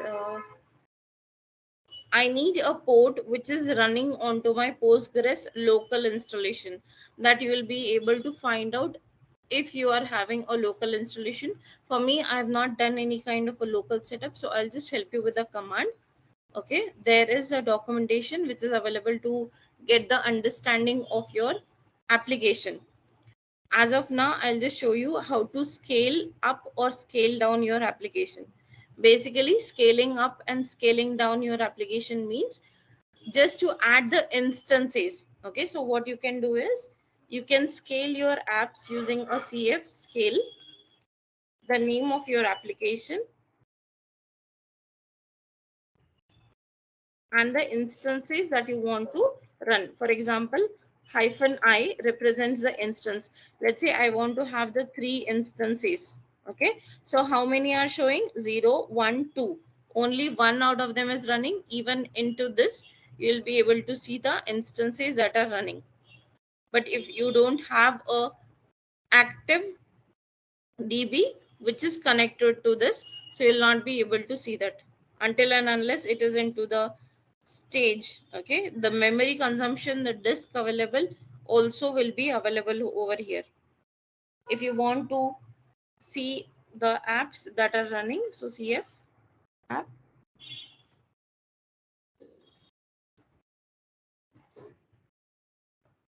so how many instances are running? As of now, these 3 instances are running. To see if it is there, there are 2. It is starting one by one. Okay, basically the scaling of the app represents your modularization, or let's say your containerization. If something breaks in between, your microservices are capable of taking care of the service instance without letting it fail. Okay, so that is why we are required with the scaling. Okay, so this is about the introduction which we had it for your Cloud Foundry command line 12 factors. So the Cloud Foundry apps are scalable. Okay, now let's say I am using one server, let's say a Facebook server. So how many servers, or let's say instances, are running for Facebook? So the answer is the number of users who have logged in, who have authenticated, are a kind of an instance that are consuming that application. Facebook is one application only, right? But how many instances are running? The people who have used that application, they have logged in. So that is an instance. So I cannot have one application. I cannot have only one person logging in. I need to have multiple instances. Instance is nothing but a copy. Let's consider it as a copy of the application that is used by multiple people. So can you keep one instance for you only, or if you're using an application, it will be used by multiple people, right? So are you creating 100 applications, or you are creating one application and distributing it with 100 people? So the distributing of your application is via the instances. If you have enabled auto scaling, it will be able to take the number of requests irrespective. For example, let's see here it is saying unlimited. It is saying unlimited. But what is the status? Earlier the status was running, starting. Only first instance was running because that was already consumed by me, right? If you look at it, the number of times I have refreshed it, it was showing you the different instances over here, right? So that is how we are just trying to scale up the apps. Okay, but you cannot have a limitation onto your applications that is being consumed. So there are certain configurations also we have to take care of while we are using the application. Let's say a generic scenario of your Fury applications itself, right? That I am a authorized user, but sometimes for me, if I am not allowed to consume a database, I'll not be able to see the data. So again, I need some roles which are required for me. So how is that I do? I have to request a person. So that person is enabling me with that role, and then only I'll be able to consume it. So there are certain other configurations or the factors that would come in picture for having the application running for multiple people. So that's how we have completed the 12 factors for us. Fine, let's start. Okay. So guys, we learned ABAP environment, we learned in new environment, we learned Kima environment, and we also learned the Cloud Foundry environment. Okay. And so what is the difference between the new environment and the Cloud Foundry environment? And this is a very commonly asked question inside the interview as well. So I hope you can see the differences, right, guys? So it's an open source. Neo is the SAP proprietary. Here we can have multiple languages: Node.js, PHP, Python, Go, Ruby. Right here we can have the limited languages, right? Java, HTML5, HANA Access.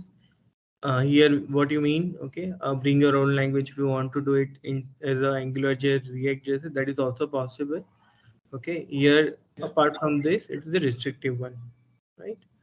Uh, Programming language are supported by this and this, and okay, these are the supported. And the last one is supports only the SAP data center. Okay, and this is across the any kind of hyperscaler, AWS, Azure, GCP, right? Any other, even Alibaba, it can support the other data center also. Cloud connector settings. Okay. Uh,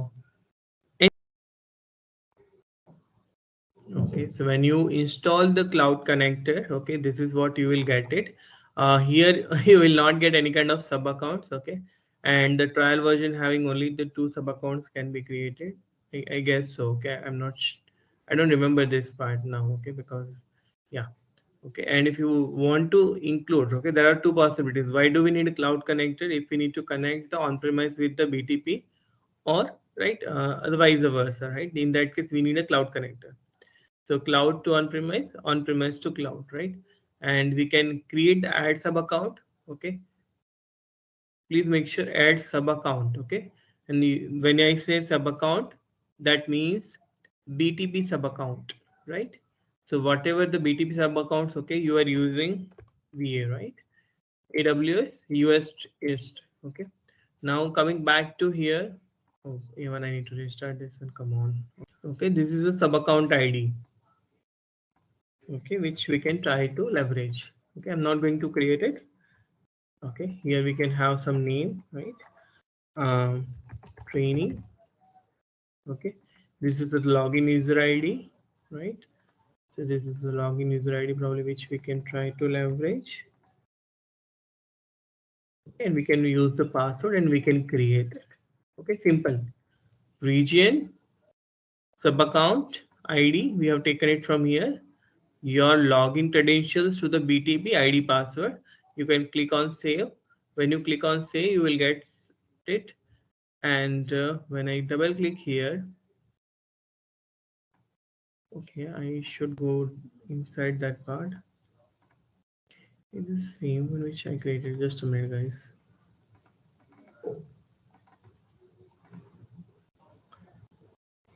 Okay, fine. Yeah. So when I go to here, right, this will be blank. So you can create ABAP system or HANA system if you have standalone HANA systems, Java process integrations. If you have gateway systems, right, you can select it. Okay, for now I'm selecting the ABAP systems. Okay, next.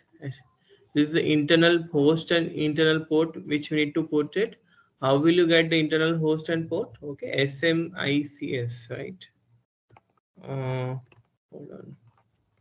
SAP ABAP system host and port. Okay, simple one. Okay, so if you go to SMICM, okay, SMICM, yeah, go to services, you will get the HTTP port number and IP. The IP address of it. Okay, so you can put the actual internal host, internal port number. You can click on next. Okay, it will not allow us, and then it will go virtual host and virtual post, and then it will be finished. Okay, so once you add all these details, right, you also need to add the resources available to that. Okay, and you can select slash SAP slash. Okay, path all and subpath. Okay, if you select this one, probably you need to add a couple of other path also. But if you select the all the path, it means under this folder, which is under SAP Gateway on-premise system. Okay, all the folders will be accessible to this one. Okay, and you will be able to access this. So basically, we'll be able to access all kind of Fury, all kind of gateway services which are available to this one, which we can try to leverage. So this is the configurations of the cloud connector. All right, let's test your knowledge. Here's a question for you. What is the SAP Intelligent Robotic Process Automation (IPA) service used for? Option A, automating repetitive tasks and processes. Option B, providing artificial intelligence capabilities. Option C, integrating cloud and on-premise applications. Option D, developing and deploying mobile apps. Take a moment to think, and when you're ready, choose the correct option. Remember, each choice holds a key to unlocking the answer. Good luck. Type the correct answer in the comment section. So fine, okay. So this is how we can do it. Okay, I already shown inside the system how we can configure it. Okay, just with interest of time, download and install the SAP Cloud Connector. Okay, you can go to this slide. Okay, link. Okay, and here we have, yeah, okay. Here we have Cloud Connector, and here we can just try to install this one. Okay, so if you install this one, okay, so if you are using a personal laptop, definitely you will be able to install it. Okay, it requires the JDK version. Okay, so that is required. Apart from that, we will be able to install it. And once you install that JDK and the SAP this particular MSI file, which is executable, right? The cloud connector settings have been configured. Okay. So this is a download and install SCC initial configuration. So we'll have the port name. We'll have the the host name and the port number. Okay, and host name is which we can get from the system itself, right? So okay, and the default is this is the username password. Okay, you can change the password, but administrator and password, make sure if you are changing the password, please note it down. Okay, otherwise you need to uninstall completely along with the registry, and then probably need to set it up. Okay, so this is the username and password what we have, and then post to that we are having the similar screen, right? Region, sub account, display name, login email ID, password, location ID, and this thing.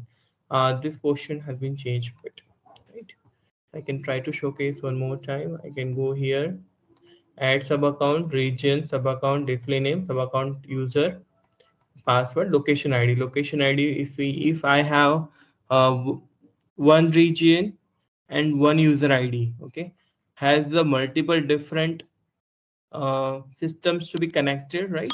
I can always use the location ID. Okay, maybe let's say ECC1. Okay, just ECC1. Okay, ECC2. Okay, 2 or maybe 8, right?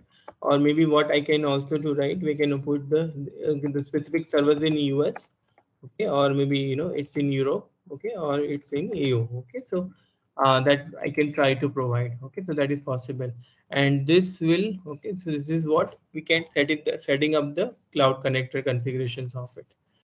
And when I go to here, I think I don't have it here. Yeah, it's already been connected. Okay, it's already been connected here. First step for cloud connector, the first step is, okay, you need to install it, the cloud connector. You need to configure it just like the way I showcased you.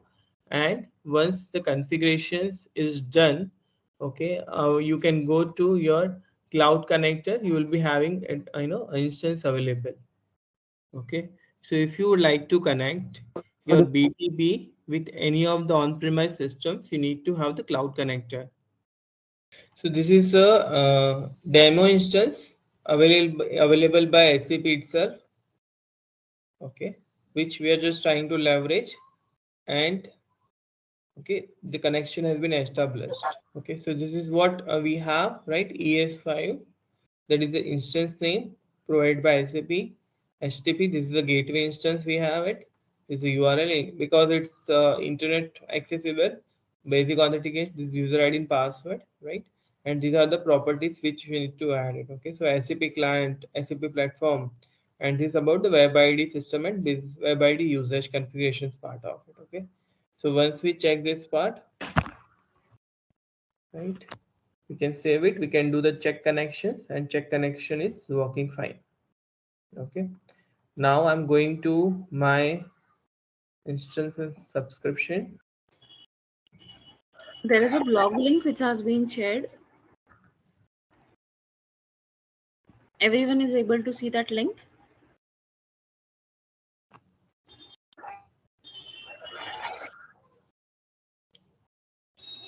Okay, so guys, we can create user account to the SAP gateway instance. Okay, and we can try to register and we can try to log into SAP gateway instance. Okay, this is what we have done as part of this one, and I'm clicking on the start from template. Okay, I'm in my BS. Okay, this is a wizard driven. Okay, I'm using the Fiori application.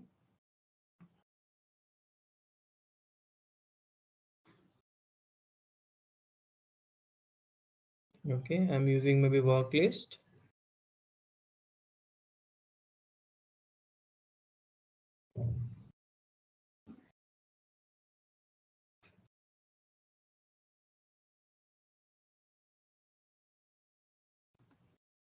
Connect to system because I wanted to connect with the ES5, which is the SAP system.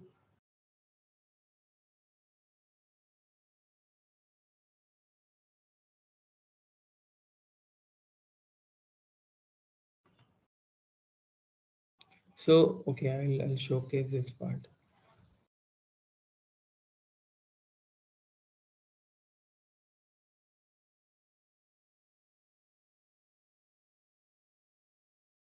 Okay. So whatever the new destination you are going to create, right? The first one would be default one, but the ES5 and Northwind. Okay. If I go to here, right, I have a two destinations here, right? ES5 and Northwind. Okay. So all the destinations will be appearing over here. Okay. So basically, you are selecting the systems, and basically, what is systems?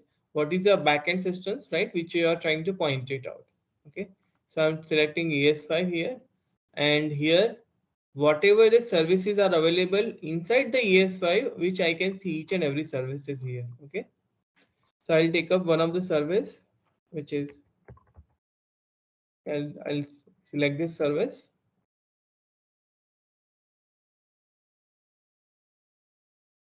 See, here we have selected work list page template applications. Okay. So by default, it is giving us the main entity. Okay. We can change it. Sales order set.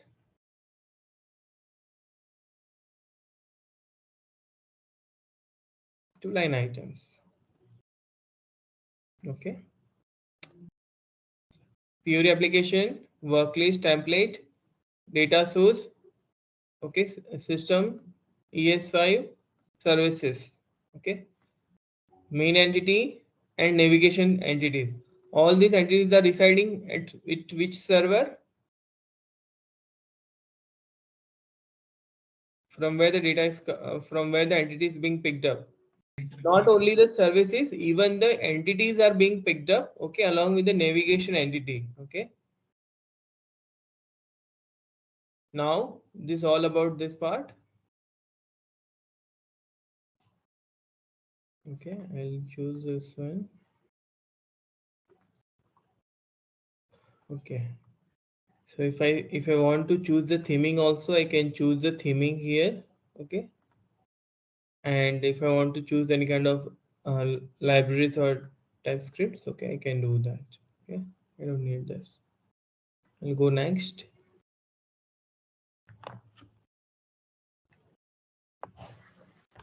Right, I'll say first.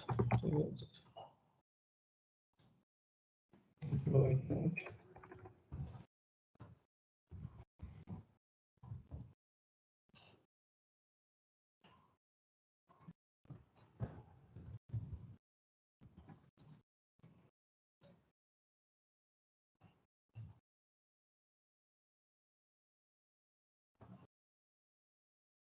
So here it is installing all kind of dependencies, and it is going to create the applications from the template driven. Okay, and it will take couple of minutes, and the application should be ready.